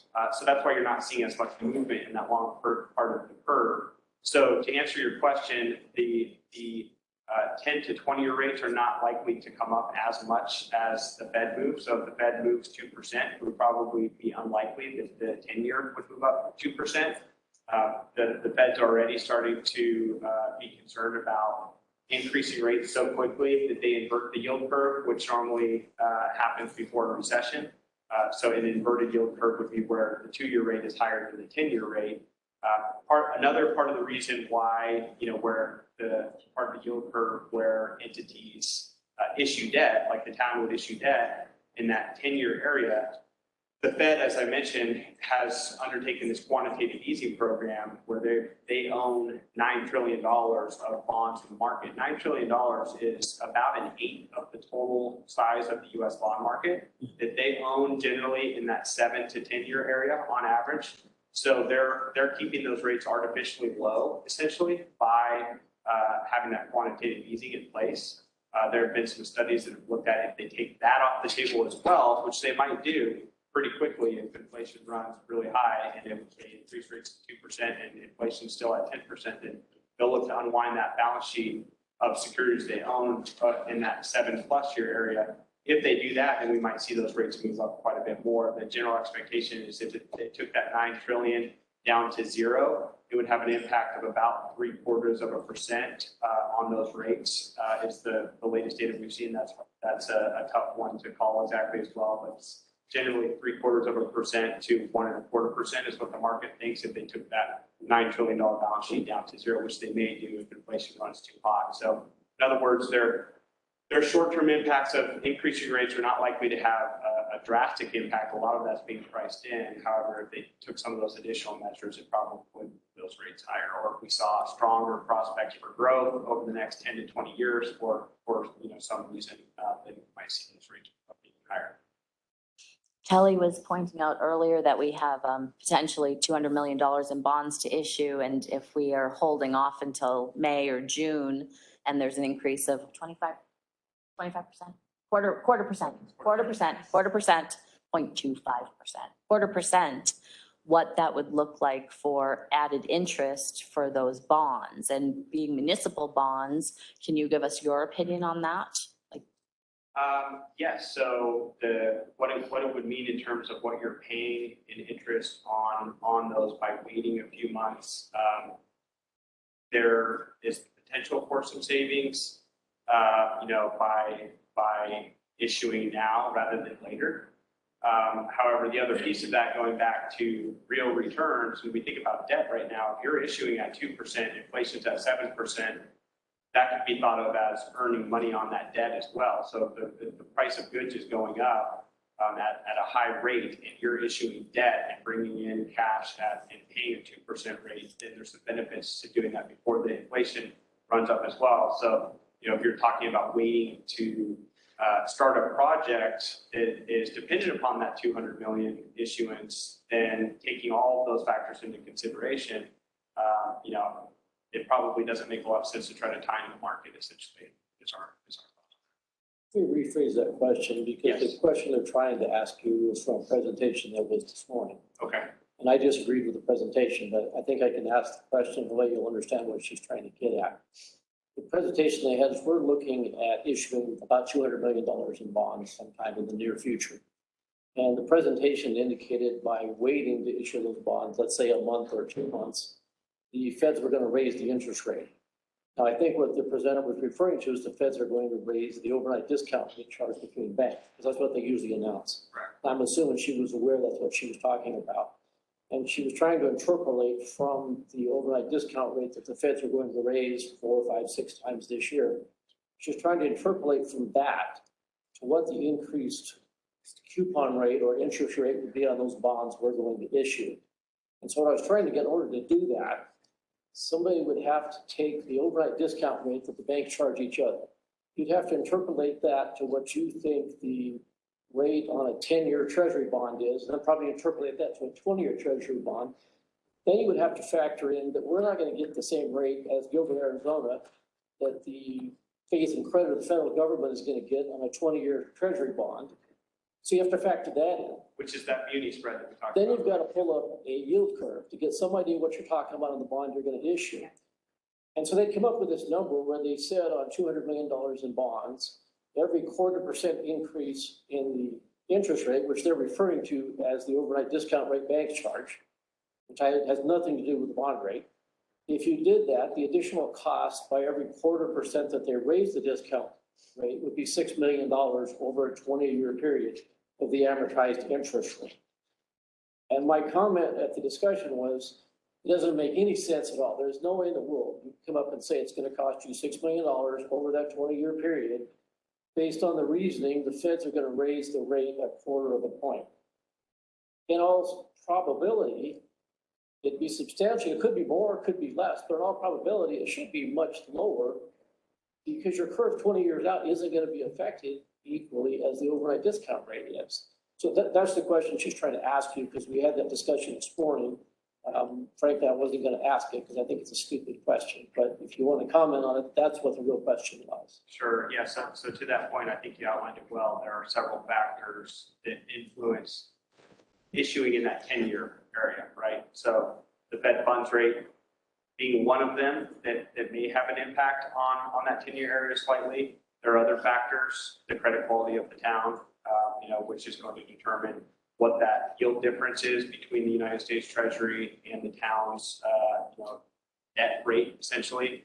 And then all of the other factors, again, back to thinking about the yield curve, the long term, those long-term rates are impacted more by growth expectations, inflation expectations over the long term. So it's difficult to it's much more difficult to predict savings in the 10 to 20 year area based on weighting a little than it is based on, us thinking about investment rates in your portfolio. I can say today that yes, when we reinvest a bond that matures, it will earn 1% more than that bond was earning beforehand because we're reinvesting in that 5-year and under area. That 10-year area, there are a lot of other factors that it's difficult to make predictions on long-term rates that are factoring in 10 to 20 years of economic growth, and the town's credit quality over that period of time. I'm not sure that the calculation of savings, it could be interpreted that way. However, there are a lot of other factors, so it's not just by no means any sort of guaranteed savings. Thanks. So can I just ask a question to clarify that for me? I'm a little less sophisticated than some of my other council member counterparts. Are you saying that the prime rate does not directly impact the 10 and 20-year bond rates? That's correct. Yes, and the prime rate is a different rate from the Fed. We're not talking about the prime rate, we're talking about the overnight discount rate. I'm sorry? We're not talking about the prime rate, we're referring to the overnight discount rate. Okay, I'm sorry. I thought the overnight rate that banks charge each other was also called a prime rate. It's not. That's a separate rate, but it does have the Fed changing their overnight what's called the Fed funds rate would have an impact on the prime rate more directly than them changing the Fed funds rate would on the 10-year. But the prime rate is a different rate from the Fed funds rate. But to answer your question. So then the question would be the discount rate does not directly impact the long-term bonds. That's correct. Yes, it does not. So when the Fed increases their overnight rate that banks are paying to one another overnight by 0.25%, those banks will pay that extra 0.25% right away. The impact on the 10-year is not going to move up 0.25% right away. The 10-year, the people who are investing in the 10-year are already pricing in the fact that the Fed is expected to increase rates 8 times this year, all the way to 2%, and that 10-year rate hasn't come up that much because of a lot of the other factors that we're seeing, mainly the expectation for slower growth over that long period of time, and some of the other factors that we talked about. So is the prime rate more directly tied to the discount rate? Yes, the prime rate is more directly tied to the discount rate than the 10-year rate would be. They're all interrelated, it just depends on how far. If you go to the 20-year rate, it's even less than. Yeah, the impact would be less. Yeah, and we're talking about 20, so it's even less. All of them are interrelated, but it's not that simple to just come up with a presentation like we had this morning. There's a lot of factors that win, and the further out you get, the harder it is to come up with that. Variables there to interpolate, but very similar to your question, just talking about that Fed funds rate and what it does impact. So that Fed funds rate is going to impact this front part of the curve here. So when we look at kind of that 2-year and under space, so as the Fed chose to keep rates low, that's the reason this has been tied to zero. As soon as they came out in December and said that they're going to accelerate their asset purchase tapering program, they're going to raise rates, we saw that curve start to already price those rate hikes in. But and we saw the longer term start pricing some as well. So you can see that the 10-year moved up 1% already in yield with that news. So all the move, or the majority of the move in that 10-year has already happened based on the Fed saying, we're going to increase rates at some point later this year. They've been talking about it for a year now. So the market prices that in instantly, essentially. So with their decision to keep rates low, it'll tie it to zero. But as soon as they said that they're going to increase rates, we see that front end start to tick up just a little bit more. So that's what's impacted the quickest with their decisions. But that longer part continues to just hold fairly steady based on longer term expectations and growth. We don't work with the prime rate very often, but I believe the prime rate is like Fed funds plus 3.5% or something. It is more directly tied to the Fed funds rate than 1 year. Part of the reason we're seeing the 10 or 20 year stabilize here, and the 5 years almost as high as the 10 or 20 year is because when interest rates are increased, that increases the prospects for growth going forward. And again, that 10 year is more dependent on the long term growth of the economy over time. So as interest rates come up, that long-term growth comes down because it's more expensive for consumers, corporations, public entities to borrow. So growth is likely to come down as interest rates come up. And so the 10 years pricing in that as well, which the 2 years not really. The 2 years pricing in Fed fund rate where those interest rates are going to be based on the Fed. Thanks for that. So in general, this idea of timing the market, would you agree, timing the market is really not a proven plan? Timing the market's impossible. Does that make any sense? Well, we're going to time the market from either end, whether we're making investments or issuing bonds.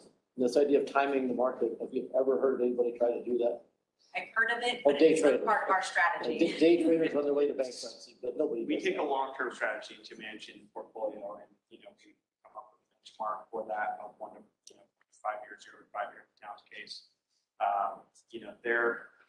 The debt side can be a little different because there are situations where if you have a refunding or you want to do I'm not a financial advisor on the debt side, but there are situations where there are more clear savings by refinancing debt that's outstanding. Now, timing the issuance of debt, I think, is difficult to impossible. Refinancing makes sense because it's a win-win. There's no, Right. We're not talking about refinancing. We're talking about timing the New issuance issuance, of a it's very relatively difficult. small bond issue. But You don't know if, the Fed is going to say tomorrow that this, Russian war poses too much threat. The stock market sold off 30% and we're not going to increase rates. The Fed might say that, that's not off the table. And then you would see that 10-year drop 50 basis points, a percent. There's a chance that happens. Yes, it's a small chance, but there's a chance. That issuance occurs beyond that 10-year space. You're not necessarily in that under 5 years. It's very rare. We could also, what they'll note is PFM is our investment advisor. Wedbush is our debt issuance advisor. We could certainly ask them for an opinion on this matter as well. it probably isn't going to matter. I mean, our ability to issue isn't going to change based on it. It's just. Well, I think Hawken stated too that we're not trying to get. Time the market, yeah. Obviously, I don't do that for a living, but yes, so I don't think that was our strategy as a whole. I just think that just looking at the timing and some of those uncertainties, I think it's probably just at the conversation.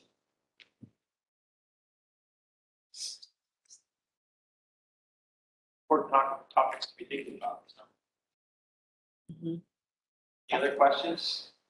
Any other questions? Thank you. Thank you for the time. We appreciate it. Nice meeting you. Thanks. Here.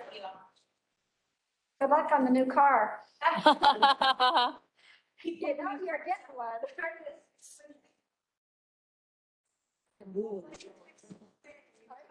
Recruitment and retention that will be presented by Mary Goodman. Maintenance designer. There's Mary. Can't tell if it's, am I on? Normally it's a green light, not a red light. All right, so we're gonna talk about, Uh-oh. Jessica, what was the teacher thing? You said clap once if you could hear me, clap twice. I don't know that. Jen used to do that clap. Remember? Yeah. Because she had kids. I don't have kids. I have kids, they're just grown, married. Yeah, get everybody's attention. Yeah, I don't know if that mic's actually doing anything. I couldn't hear anything. I heard that.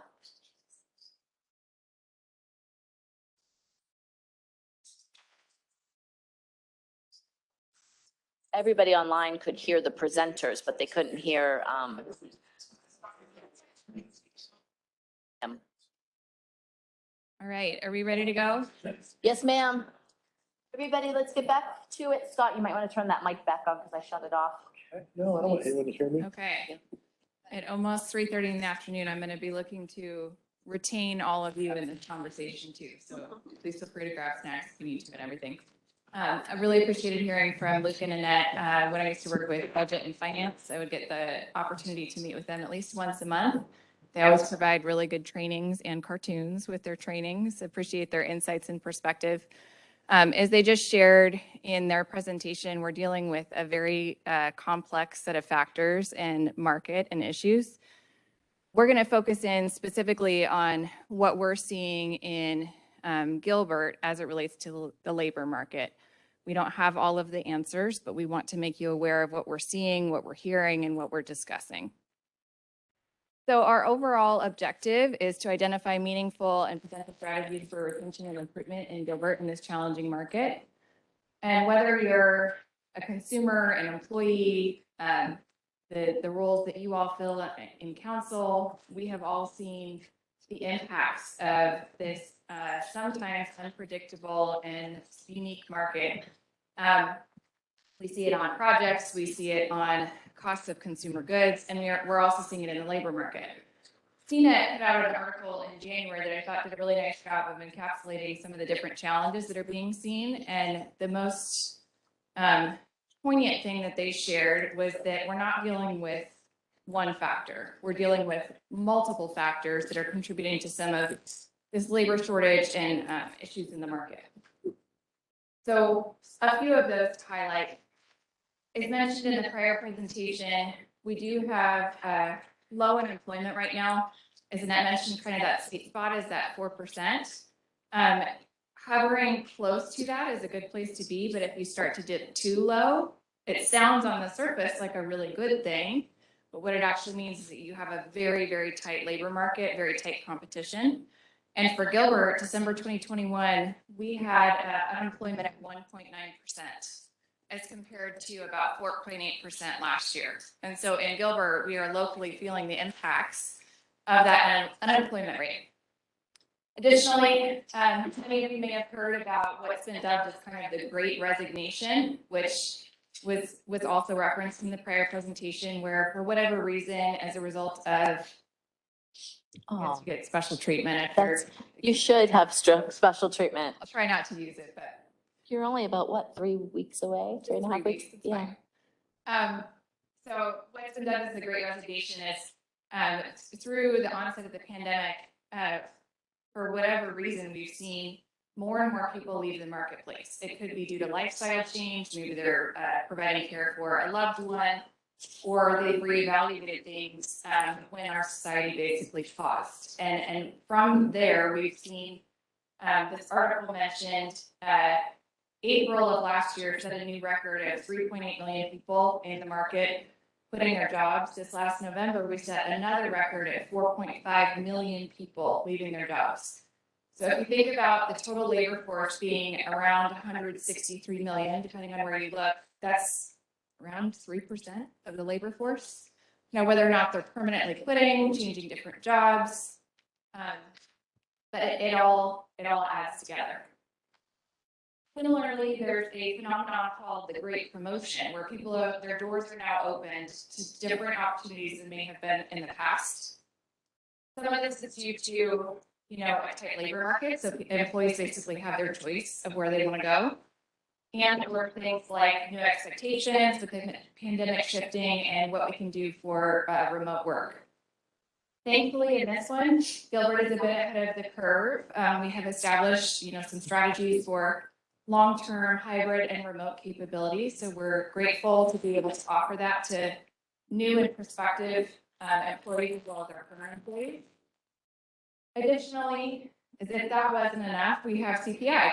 So you heard Luke and Annette mention that the national stat is at about 7.5%, I believe.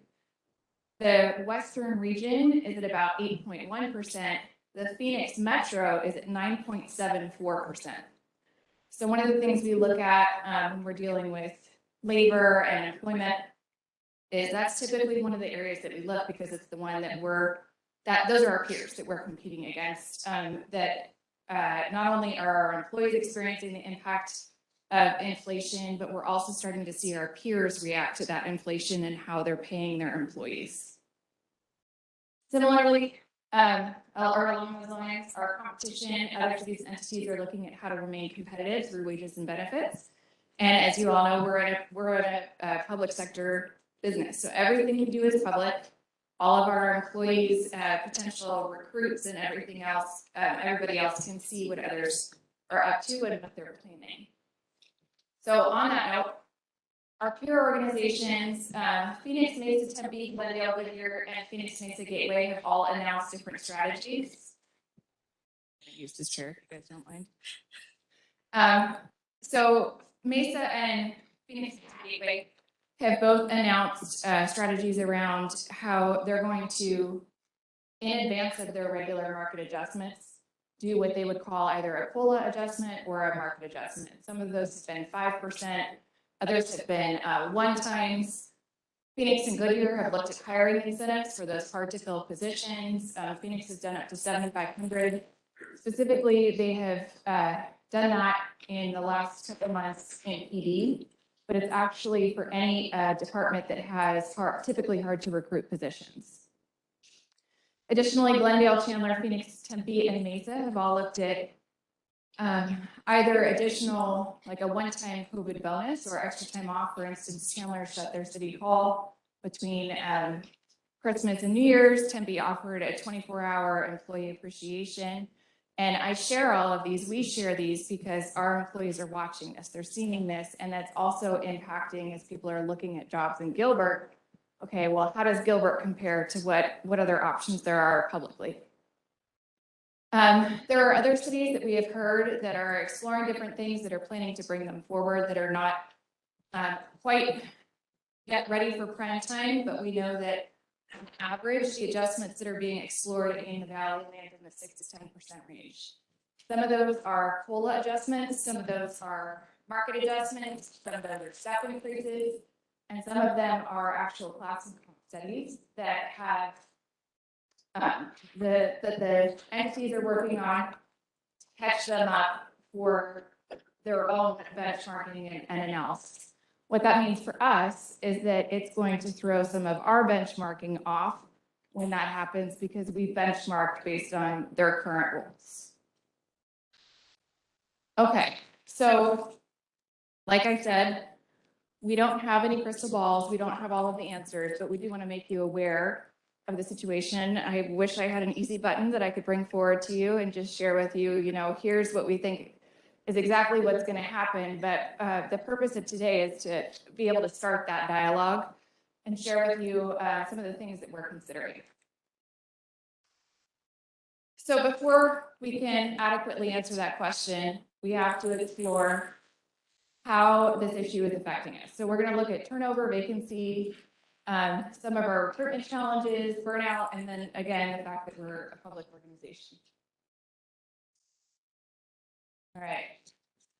So this is something, turnover, that our people team watches month over month.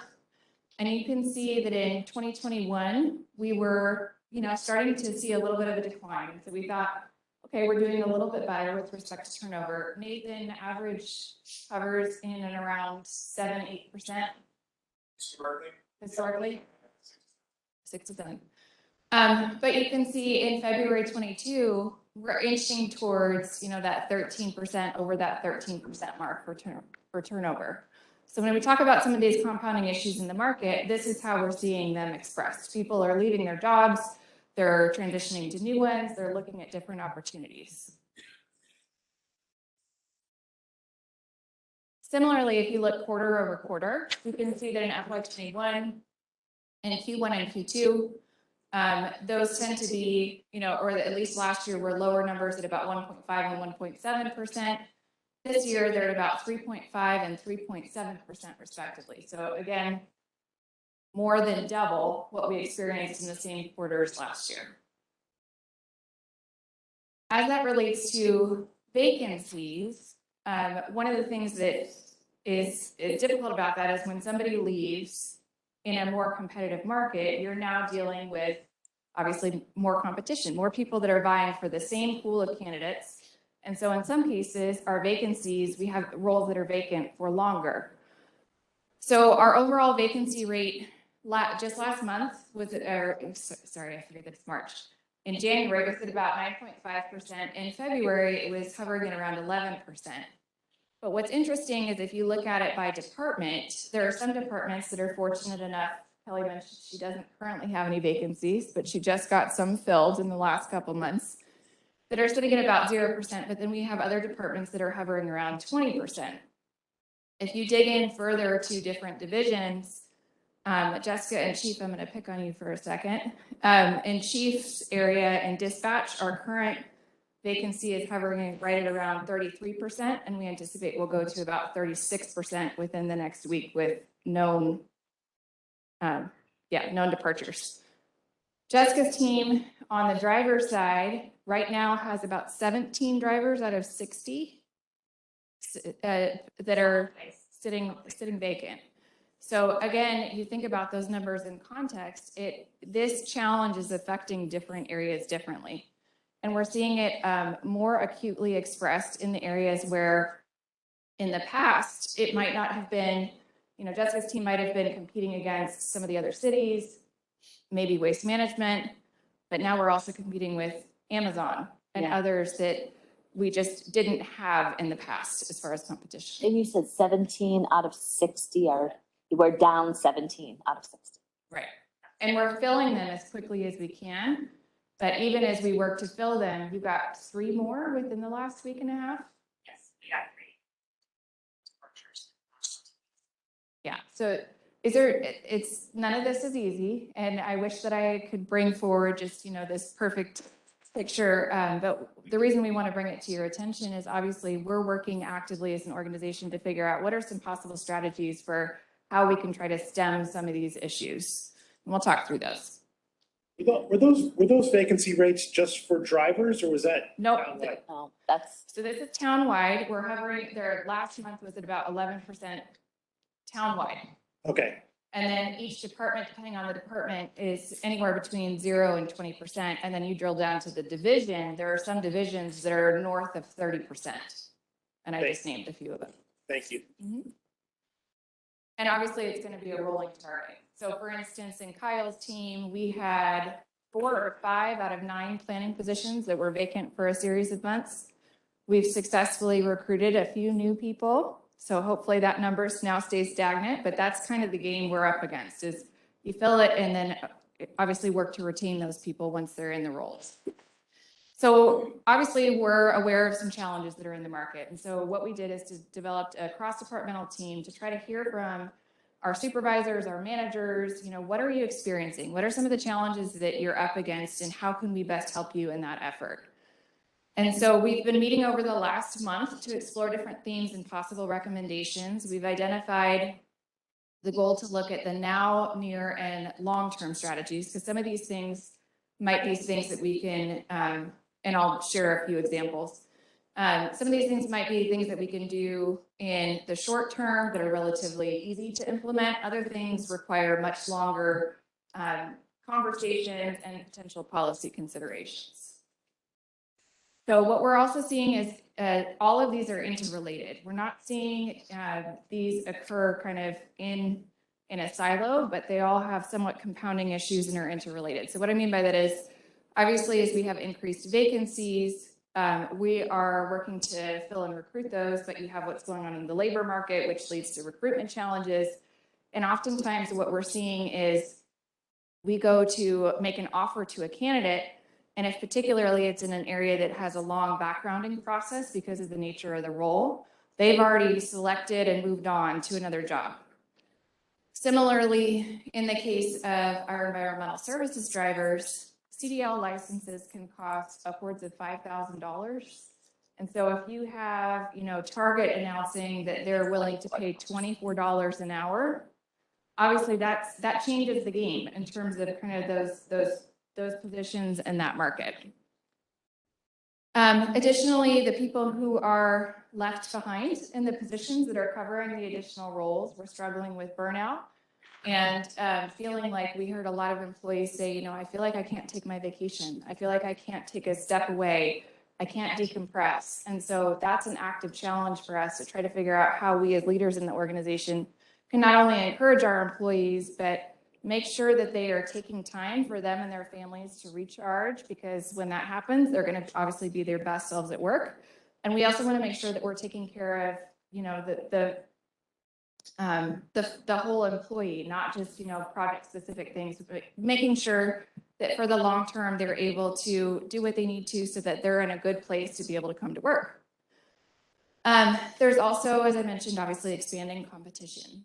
So these are all things that we heard from that cross-departmental team that was comprised of supervisors, managers, different folks that were submitted from across the town.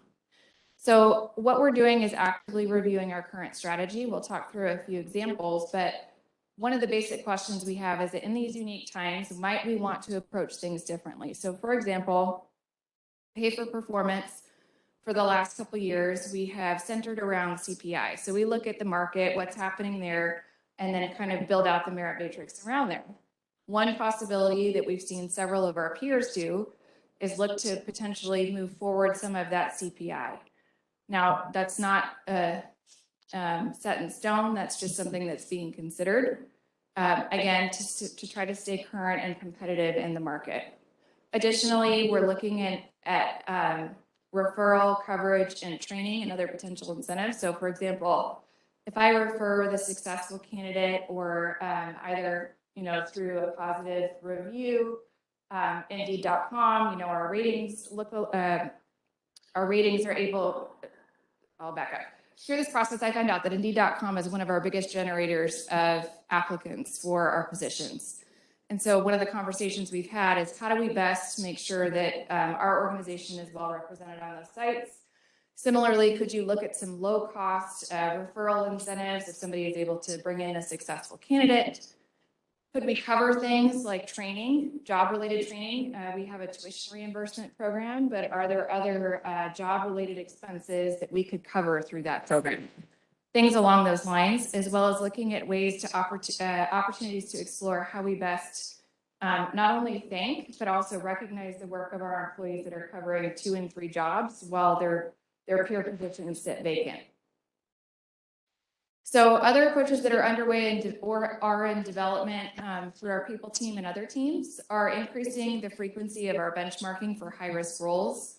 So for example, in IT, we've seen some high-risk roles that are, the market is moving quickly in IT. And so we've worked with the people team to do some off-cycle analysis as necessary to review those positions more frequently than the biannual benchmarking process. Additionally, we're exploring different vendors for more up-to-date salary comparisons. As you know, we look at our other peers.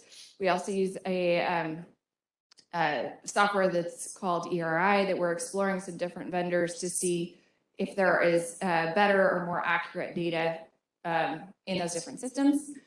In recruitment, we're looking at overlapping drug screen and background processes to reduce delays in that process so that, again, we try to avoid the situation of getting to the point where we're ready to finally make the offer and then we've lost the candidate.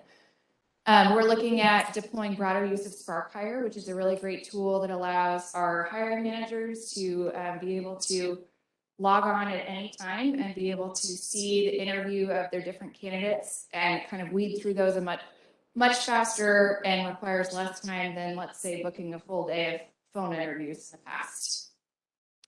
The team has also put together a one-pager for benefits, is looking at predictive index for targeted postings. So people know exactly what we're looking for, what is the ideal candidate, to help narrow in on the kind of person that we want to attract, both with respect to their skills and our culture.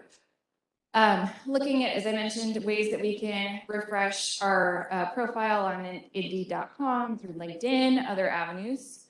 And then also, as far as retention goes, because that is one of the most critical components of that, is one of our greatest strengths is our people as an organization. And we want to make sure that we're retaining our best and brightest. And so rather than just waiting for people to do exit interviews after they've left, the people team is deploying what's called stay interviews, to hear why, what makes you stay? What makes you motivated? What makes you think about potentially exploring another opportunity? And that's a safe place for them to have that conversation, to be able to explore those topics. And then also looking at communication and clarity on our benchmarking process on pay for performance. We still hear a lot of questions from employees about what that process looks like. So just helping people to know what they can expect, what that process looks like, both for existing employees and new employees. So as I mentioned, all of these, the intention is to have multifaceted solutions. The different divisions are experiencing this very differently.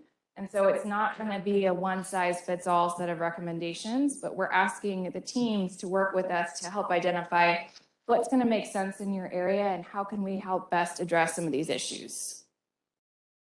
Additionally, we don't just view this as a challenge, but as an opportunity to explore, what makes us stand out in a crowd? What makes us unique? And we strongly believe one of our greatest attributes is our culture.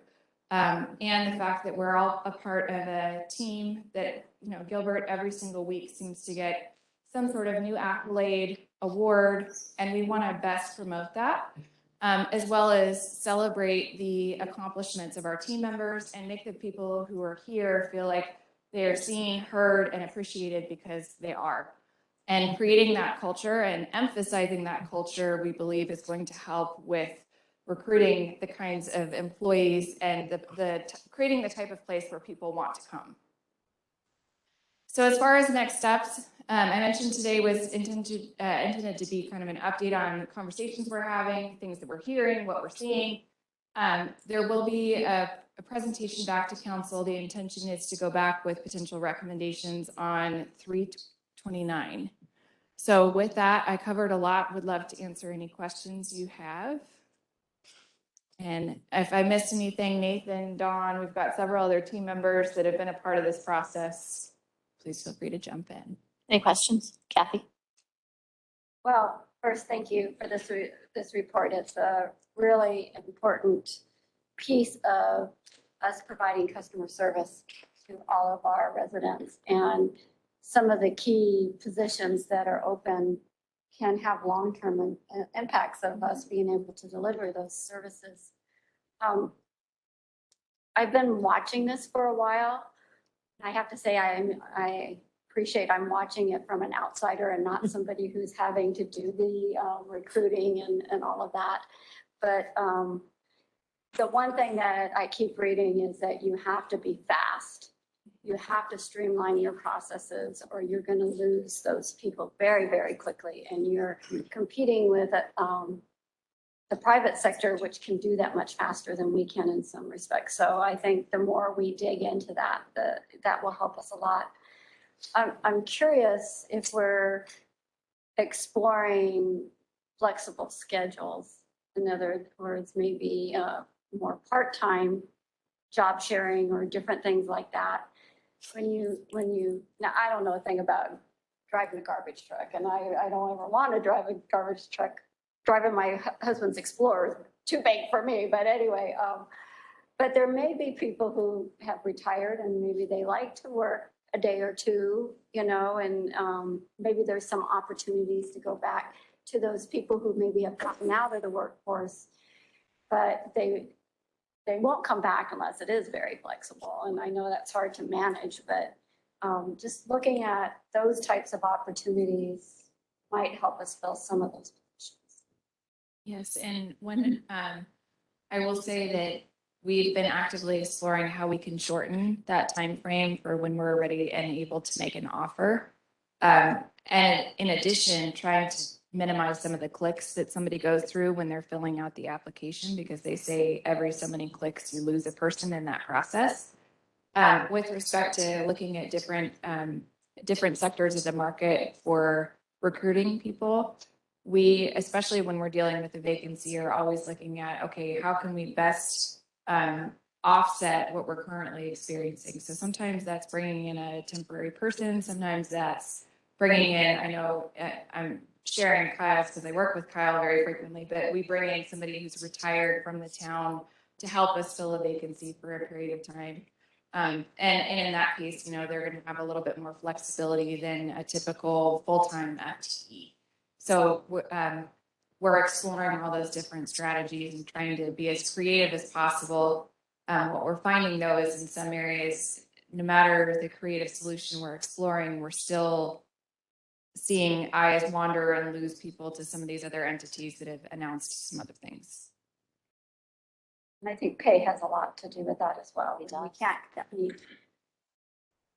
I know some recent people who have left, they couldn't come close to what they were being offered in the public sector. So even if they didn't want to leave, it didn't make sense for their family not to take advantage of an opportunity.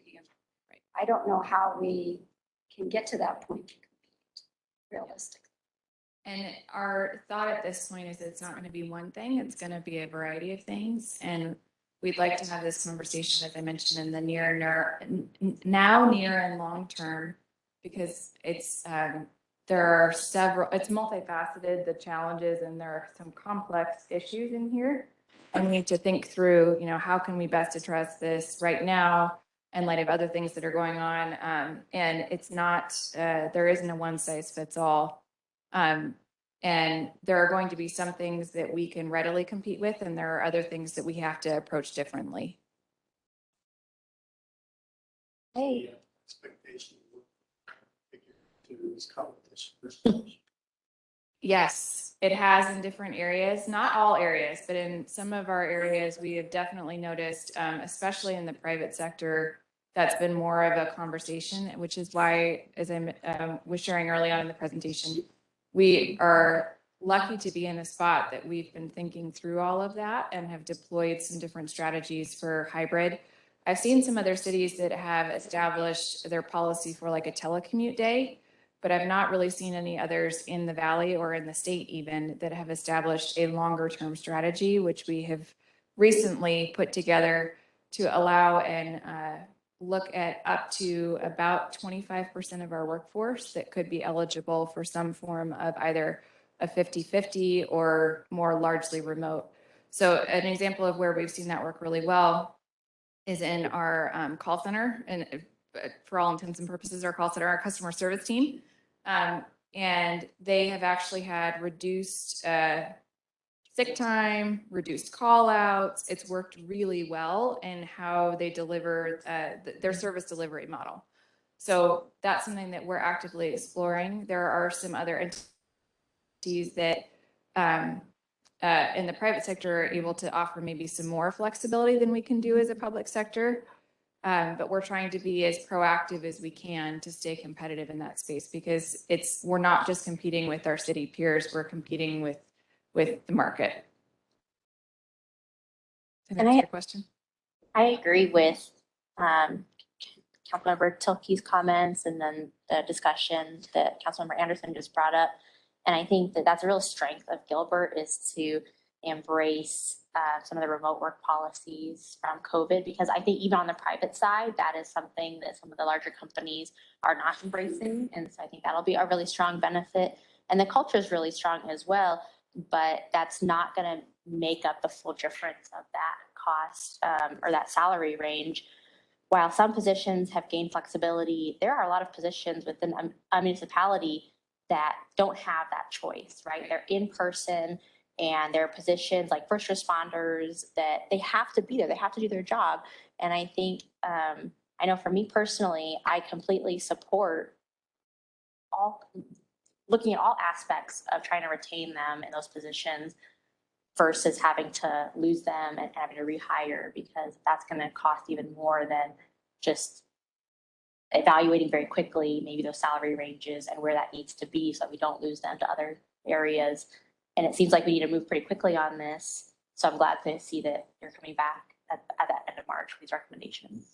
Yeah, and that's our goal, is to try to not just be in a reactionary mode, but also try to be proactive. Because we have already seen several announced, but we are aware of several others who are getting ready to, and we don't want to be, at the tail end of that. We want to try to be as proactive as possible to figure out what are going to be some of those solutions that can help us to retain our best and brightest, and also compete to recruit new talent in the town. So I'm encouraged that you guys are looking at this from what you said, multifaceted, because I'd hate to come up with just kind of a blunt policy or generic policy, because I don't think it's going to be appropriately targeted. And some, I don't know how many of these vacancies or percentage of these vacancies are some of the new positions that we brought online in the last couple budget cycles, and what, so are some of these positions ones that we've never filled? And are there opportunities to, I guess, re-examine I'm not gonna say the necessity, but like, for instance, if we're planning on automating something, maybe, is there a way to kind of expedite that? Or is there a whole line of service? Like you said, if we hit where we're like 50% of our, truck drivers are not filled, or at what point do we trigger looking at waste management? So I mean, I know that's, broader, but if we're kind of examining all of this, I don't know where that enters in the conversation. And then I will say on the recruitment side, this is just anecdotally, my husband's been growing his business, posting new positions on these various sites, like you mentioned, Indeed, and he stumbled upon a town of Gilbert job posting, and he was reading it to me, and I'm sorry, I don't mean offense, but it was like so dully drafted. I was like, I hear all you guys love Gilbert. You talk about the culture here. You're excited about it. There's a reason why you guys stay. And I was like, this didn't describe any of that. I mean, it was like a job posting from 1990. I was like, oh my gosh, like it didn't talk about our culture or our values. I mean, I think my husband's pretty brilliant, but you should go read some of his job postings. Like it makes you want to go work there because it sounds exciting. And I know there's a way to just improve the curbside appeal of some of these positions from a marketing standpoint. Maybe Dana can help, our team can help. That might be something, because that recruitment, if you're not getting the best and the brightest and as many of the fish on the lure as you can on the front end, because you're just, make it sound like we're going to be in the salt mines all day. Might be something to. Do we have salt mines? Do we have salt mines? So to speak. Absolutely, not absolutely. We have salt mines. No. Absolutely. We are looking at our job postings and how we can best tell our story, celebrate our culture, and what makes us unique as an organization. The people team has put a concerted effort over the last couple of years in going through, and when we have a vacancy, asking the hiring manager to review the job description to make sure that it is going to be most representative of not only what they're doing, but the type of candidate that they're seeking. And so doing and promoting things like our values that were recently updated within the last couple of years, utilizing predictive index, highlighting which jobs may be eligible for hybrid or remote status. We're actively combing through those different sites to figure out, okay, where are the areas that don't necessarily best represent us, and how can we best capitalize on those opportunities? Relative to vacancies, Nathan can tell you we've gone back and forth a million times in scrubbing the data so that we do have some open positions that are not represented on the slide, where you have rolling recruitments, for instance, in PD and fire. So there are probably some positions that have been approved within the last couple of budget cycles that are represented in some of those numbers, but by and large, where you're seeing the largest issues are more industry and market specific, not as much new positions that have recently been brought on. So for example, in IT, as I mentioned, we've had several vacancies within the last couple of months. The team has been actively working to fill those, and they've done a great job, but it's just been a sector that has been taking off. Yeah. And we've had to kind of figure out how we can best recruit people in these challenging times. Yeah, I know there's people who probably would have never considered working for government, period. Right. That if you say like you're part of like you can innovate here, you can, we move at the speed of the private industry, that you probably bring people in that would have never even thought that they would enjoy working in government. Yes. Yep. We've also talked as a team about trying to explore, telling some of our story. One of the things that we think also makes us unique is sometimes when you go to work for a city, you work on this one specific job, and that's kind of where you stay and you promote within that rank. And one of the things that we have in Gilbert is that you're able to work on cross-departmental teams. You're able to get special assignments. You're able to, take on different roles over time. I myself am a product of that, just looking for different opportunities for advancement and growth. You'll find that here, and you won't always find that in our peer organizations.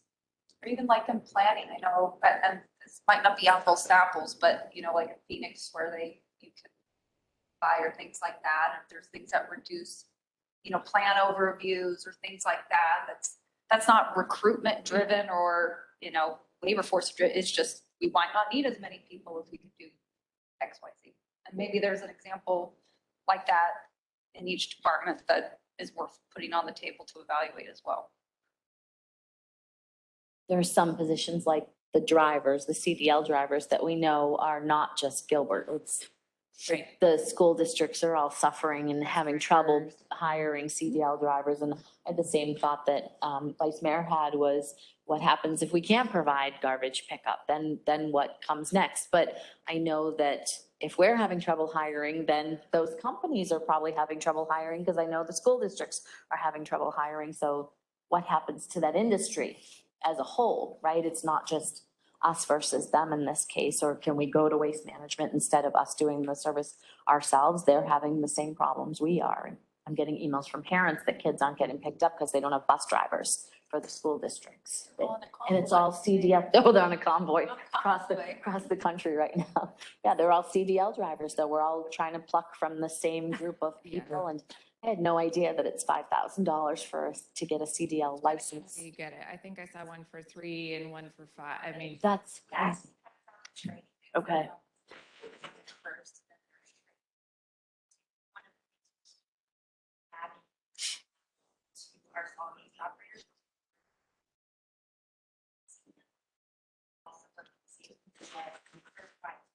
Testing ourselves, train our students up to get skills, not be trying to find them. They don't exist. So we're trying to do what we can to find that, but what we've been fortunate so far, kind of where Scottsdale was a month behind on their trash pickup, and that's something that's not happening. Find enough drivers to get enough to start to able to pick up the trash on a daily basis. It has to absolutely be done from a regulatory standpoint. and I will also say, what we heard from some of the team members and environmental services was represented in that team is that they're also seeing and watching what our peers are doing. And they also happen to drive by a transfer station, which advertises some wages that Waste Management and others. So it's not, it's a multitude of factors, but we've explored as a team and are talking about how can we try to bring in, training opportunities or job related. Okay, we'll cover some of those costs. If you come here, we'll help you get that skill that it will make you more marketable. And in the meantime, we'll convince you to fall in love with Gilbert and then you'll stay here. So, thinking through what are some of those possible strategies. And it can be the simplest things, and the culture's a big one, that if they decide to go to those other agencies for the $6 or $7 an hour more that they could make, they're going to get there and they're going to realize that they don't like working there as well as they like working here, right? Yeah. And one thing that I heard from our garbage truck drivers is they used to love little perks that they got as being a driver. One was Parkins tickets. This was pre-COVID, blah, blah, blah. But just if we can do those little things that we know that the employees really value, because it shows that we value them. And for each department, that might be something different. And if I may, I just would also say that I think one of the things that makes us unique and special is I don't know if every employer would be willing to have this open, honest dialogue and figure out, okay, where are we missing opportunities for connection? How can we better engage with our employees? What are some different, and I really applaud the team for having that open dialogue cross-departmental to hear, what our teams are hearing, what are they up against, because we do truly care and want to make sure that people, are excited to come to work and that they want to stay here and feel invested, because it's really important. I talk to a lot of our employees and I hang out with a lot of employees on the weekends.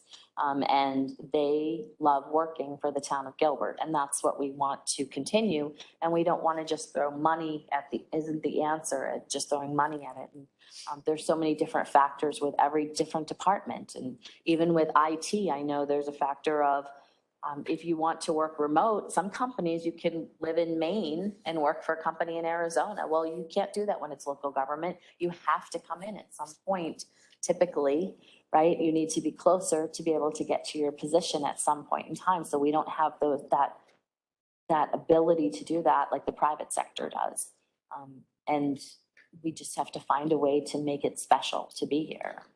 I love the idea that Amy brought up about the job listings, because they can get dry, and let's make it more exciting and tell our story. And we talk about that all the time, is telling our story. Yep. Thank you for looking into all of this. Any other comments from anybody? Scott? No?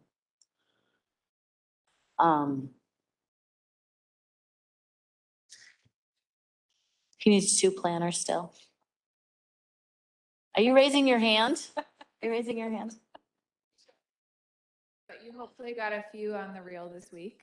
So you guys are actively not planning. Probably depends on like it's Social Security or something. Job share. Job share? Yeah. Thank you, Mary. Appreciate it. Thank you for the conversation and the direction that the team is taking. Can you get out of that chair? Do you need help? So on this issue, we'll continue to finish that work with that working group and target bringing back to you on March 29th, kind of all the thoughts and ideas. Approach this issue. We're going to have a busy agenda on March 29th, Patrick. Which bring in dinner. I'm thinking that might be a dinner one. Yeah. Might need dinner that night. Is that what you're saying? And we're going to have cheerleaders. We're going to have cheerleaders during presentations. So, Perry High School, because they're national champions. Yeah. And next up is, oh my gosh, Kelly Foast. I know. You're on the home run though. I know we are. Two left. Staffing model update with Kelly.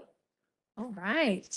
I get to give you a quick overview of our staffing model. I'm not sure that we've ever shared it with council at a financial retreat before, so hopefully a little bit new to everyone.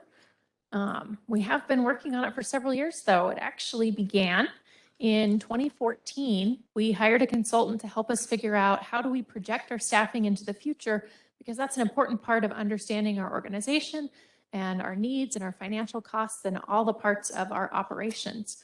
So they started working on it. They did their very best. Unfortunately, it did not meet our needs, and there were several gaps in the final product that they gave us that we felt like it wasn't going to fulfill what we needed for our staffing model forecast. So fortunately, we have some brilliant people on staff, and one of them is Mary Goodman. And so she was given the task to put together a model. And so she started to build that and do some research in 2015, built it in 2016, and then we implemented in 2017. So definitely a detailed and worthwhile task that took a lot of effort. The benefit is that the FTE recommendations are based on various drivers that really help us dive down into positions and figure out individually how do we need to forecast the needs of the department. There are fund and department summaries. It allows us to do some what if scenarios. There are manual adjustments so that we could add new parks or levels of service, because we know that our operations are not stagnant and we have some new discrete pieces that come on board. Public safety training facility, just changes in operation over time that we need to be able to project. And this model lets us do that. We do review it annually and update it. Now that Mary's busy with some other things, we've got Laura Lorenzen in OMB who updates it now. And then Mary keeps us on track when we use our phone a friend to say, how is this supposed to work again? So a really great collaborative effort behind the scenes. How does it work? With the yearly updates, we update the inputs, their weights that we look at. We update the adopted FTE to correct that or align it with what actually is happening. We update with pay plan, manual adjustments, and population, all of the things that are changing over time, which helps this model stay up to date, effective for us, and work. There are 3 main ways that we project employees. One of them is ratio and based on anticipated growth. A second is using position weights, and the third is manual adjustments. So I'll give you a quick example of each of those 3. For the ratio example, we can look at environmental services driver. If we know the number of residential accounts there are and the number of current drivers, then we would be able to say there's this many operators per account, and that's generally how many we believe, what workload they can accomplish. And so as we get additional accounts or trash areas to pick up, we would need additional drivers in somewhat that ratio. We know that it's not perfect, but it helps give us a forecast of, in general, we're going to need some new positions at about this time. And then as that time approaches, we can dive down in and say, is this the right year to pull the trigger or not? But it helps us kind of figure that out in the general broad sense. So we look at the growth assumptions and it would let us know, the forecast results, we need some new drivers in each of the years moving forward. On the weight example, it could be more like a GIS analyst. There's not like a discrete workload that a GIS analyst puts out. You can't say number of maps per analyst. That wouldn't be a really great way to understand the work that they put out. So instead, we can look at maybe some new service level. As we're continuing to do data and use more data in the town, we put more reliance on this department. And so we can say, we're going to move that level up to a medium weight, understanding that their services are continuing to be needed at a higher ratio. We could also look at increased demand if that goes from a stable level up to a low level. The CIP and infrastructure would be like for maintenance people. As our infrastructure ages, perhaps we need more of their services than when we have new infrastructure. And so on those types of positions, we could change that metric. And then there are some other weights and metrics that we would be able to look at that help us project those positions that are not really ratio based. The next example is looking at some of the manual adjustments. And this is for things like the regional park. We can identify a specific year that we want to turn it on or off and recognize that we think that it's going to open in a particular time that's now open. So we know when those employees came on board or public safety training facility, but maybe for the advocacy center, we can plug that in using the CIP timeline and guess when we would need additional resources associated with those levels of service. And so that helps us be able to put all of the information together into a broader staffing plan. So what do we use the information for? Lots of things. Long-term financial plan. It helps us in our budgeting process, looking into the future, and some decision making. So we'll dive into those. In the long-term financial plan, which we'll go through next, some of you have seen it or familiar with it, but it actually ties into the staffing model so that we use the costs and the knowing when additional people might be needed from the staffing model to drive what the costs would be in here and keep those assumptions really consistent across all of our modeling. We also look at when we do our budgeting process. One of the first things we do is we'll have, even in preparation for the budget process, Laura will meet with the departments, talk with them about any of the updates they need, and then we'll get the updated staffing information and we put it together onto a list very similar to this. This is actually a copy of one from when we built current year's budget. And it says, here's what the staffing model projects. You are welcome to ask for staffing outside of what the staffing model projects. Make sure you have a business case and really explain why it's not in the staffing model or why the assumptions have changed on why you would need it. So the staffing model isn't hard and fast set in stone. Only if it's in there can you get an FTE. The business case is really there, but it definitely is a guideline to help us know if we're asking for a lot more FTE or a lot fewer FTE, we need to understand how that's different from the projections that we had in the model and why we want to make that an educated and discussed decision. So this is the actual difference between the staffing study and then what was recommended and ultimately approved for the current year budget. There are some differences in departments where they decided to wait a year or and maybe didn't need the FTE specifically for that year, and other departments that needed to move up a request or had something come up, different services that were needed or have grown more than expected.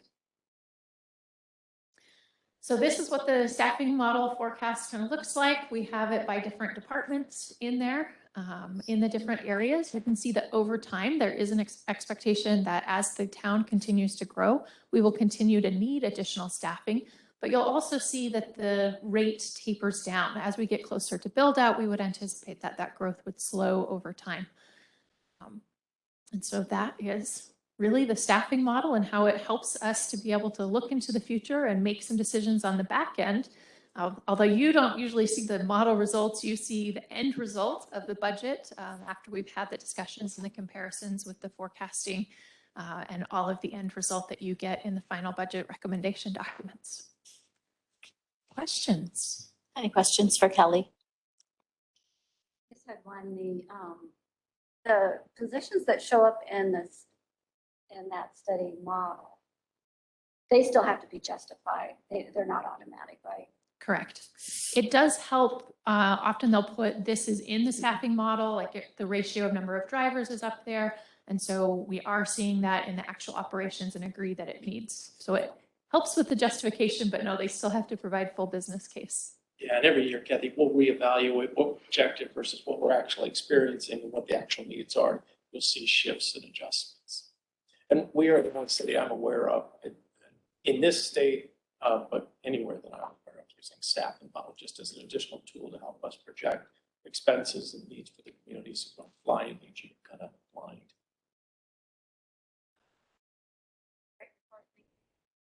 Other questions or comments for Kelly? Awesome. We'll move on to long-term financial model. This one we'll do dynamic in Excel.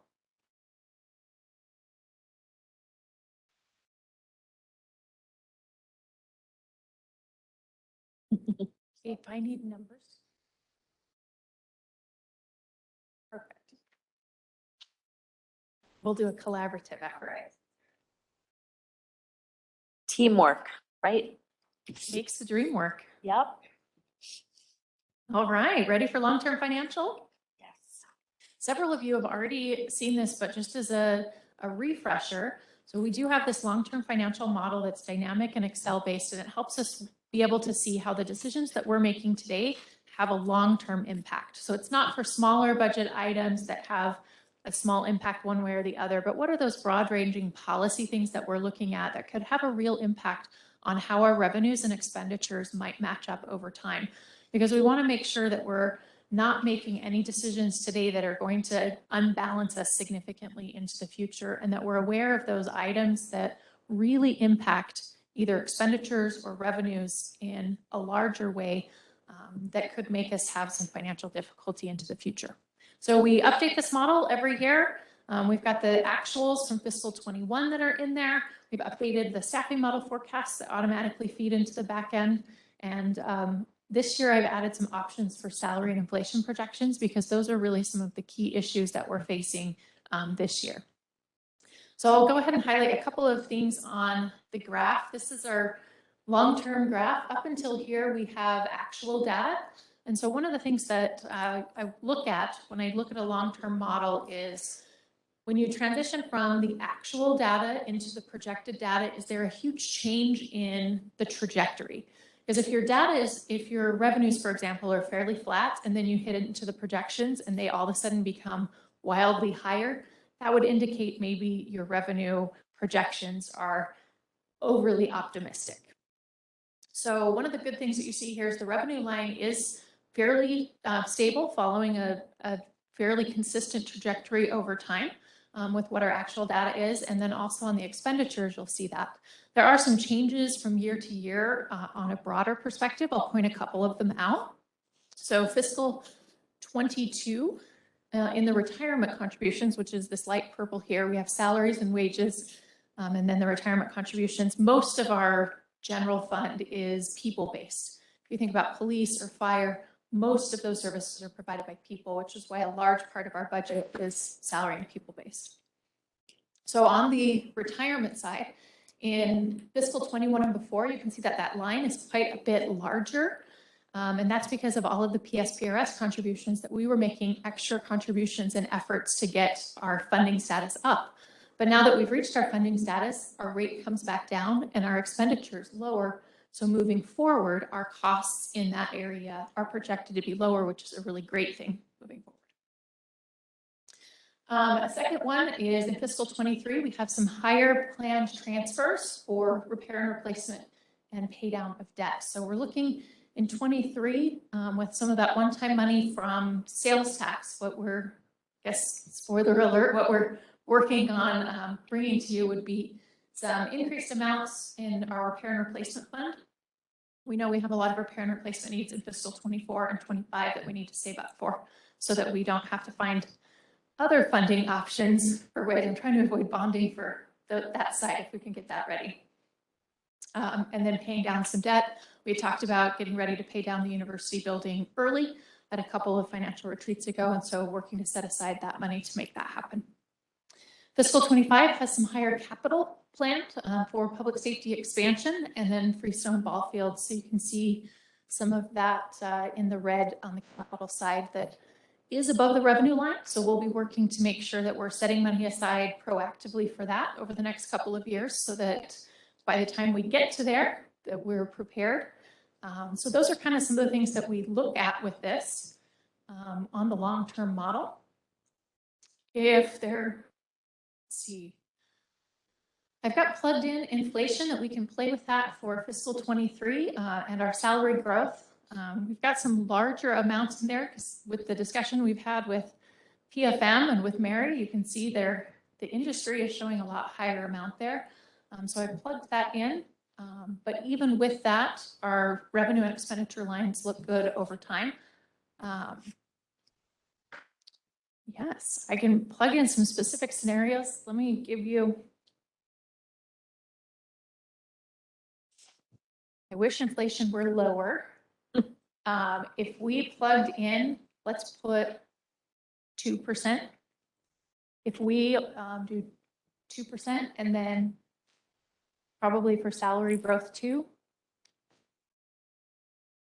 So that helps decrease some things, but we may not have a lot of staff. We may have a lot more vacancies if that were the case. So you're going to hit undo on those. Earlier, we were talking about sales tax. What if we take the money that we have, because we are seeing some surpluses from what we're budgeting right now.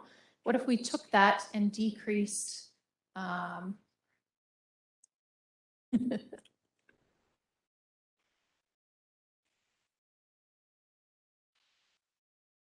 because I have the mouse. Do I need to give you the mouse? Okay.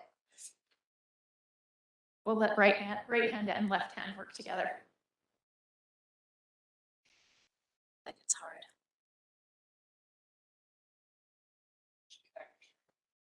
Perfect. So the $5 million is, instead of saying a percent growth, because as we get closer to build out, the percent, like 3% of $50,000 was a lot different number than 3% of $100 million. So as sales tax continues to grow, we don't want that percentage to be a larger dollar amount all the time. So we just capped it at about $5 million is what's projected in there, and that becomes a smaller percent of our whole as we grow over time. And that's been, we've actually been trending a little higher than $5 million. But if we did a sales tax decrease, then on the sales tax percent, we could say do a decrease of, see, if we put it in there, it's going to decrease it continually every year. So actually on the, yeah, if we made it an ongoing decrease, then like if you, I don't know what kind of a tax you would look at. We have a 1.5% now. If you changed it to a lower amount, like just put in a negative 3% if we took that down. Sales tax is our main driver of our revenue. So you can see even smaller changes there over time make a really big difference because that's the majority of our revenue for supporting our services. If we made changes in other revenue sources, since they're smaller, they have less of an impact. But we would want to be very careful. That's why we want to be careful about making an ongoing change there, because it could change the balance long-term of our revenues and expenditures, as opposed to using some of that additional sales tax money that we're seeing from a strong economy right now for one-time purposes. And then I was listening as Luke was talking about wondering if there's a recession coming. I'm like, yeah, we're prepared if there is, but please, let's avoid that. Mm-hmm.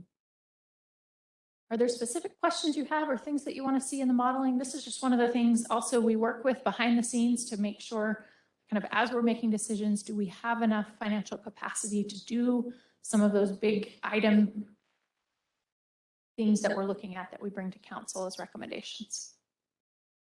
Any questions for Kelly? I think I remember the first time you brought this to a retreat and people were like, put this in, let's try this. Everybody got very excited.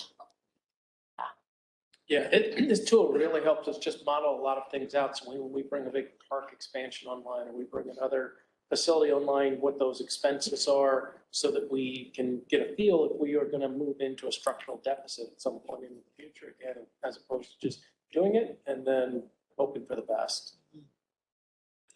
Yeah, we don't work that way. Do it and hope for the best. You could tell we have a lot of fun with Excel. We do. You do. Throwing money at it. Oh, you're on. And Yeah. Kelly Post is the mastermind behind this tool. She actually Yes. did it. We hired her out of the private sector. She's got a tremendous municipal experience. She was actually in the private sector doing consulting, doing this kind of work for cities, clients around the country. Yeah, so Patrick let me do it here. So we stole her, said we want you. But you came in applying for a different position and we took you for budget, correct? Isn't it great? I Yes. Actually, budget's way more fun. Fun. She loves it. She loves it. And Mary was in budget and moved to the manager's office. So everybody gets to move around.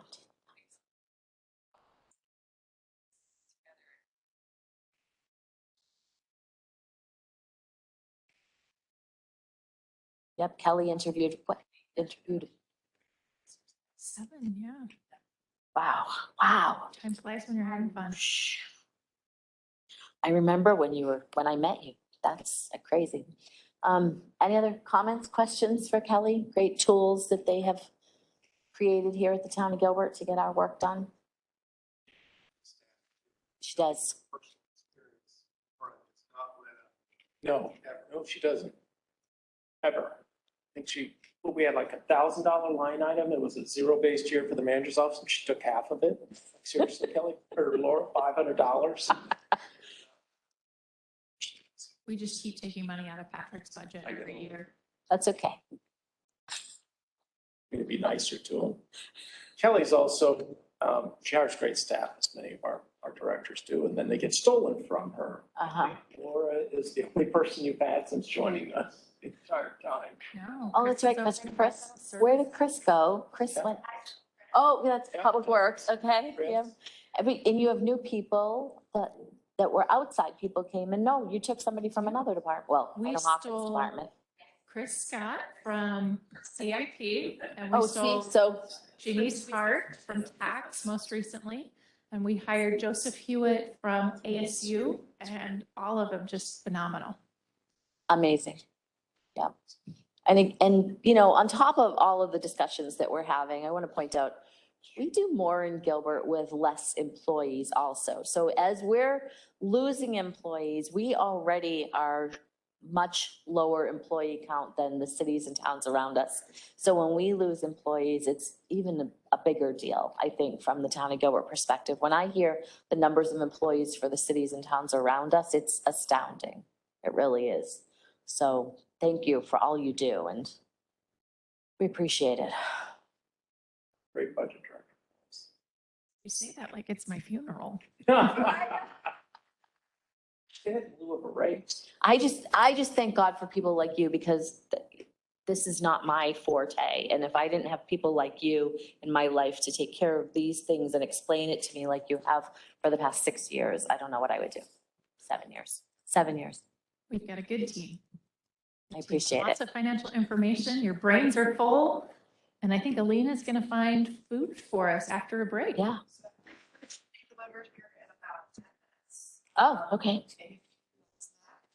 Take a quick break. We're gonna Take a set break. up some tables, probably on the back patio. Okay. And we have some pasta and goodies coming for dinner, and then that's a wrap.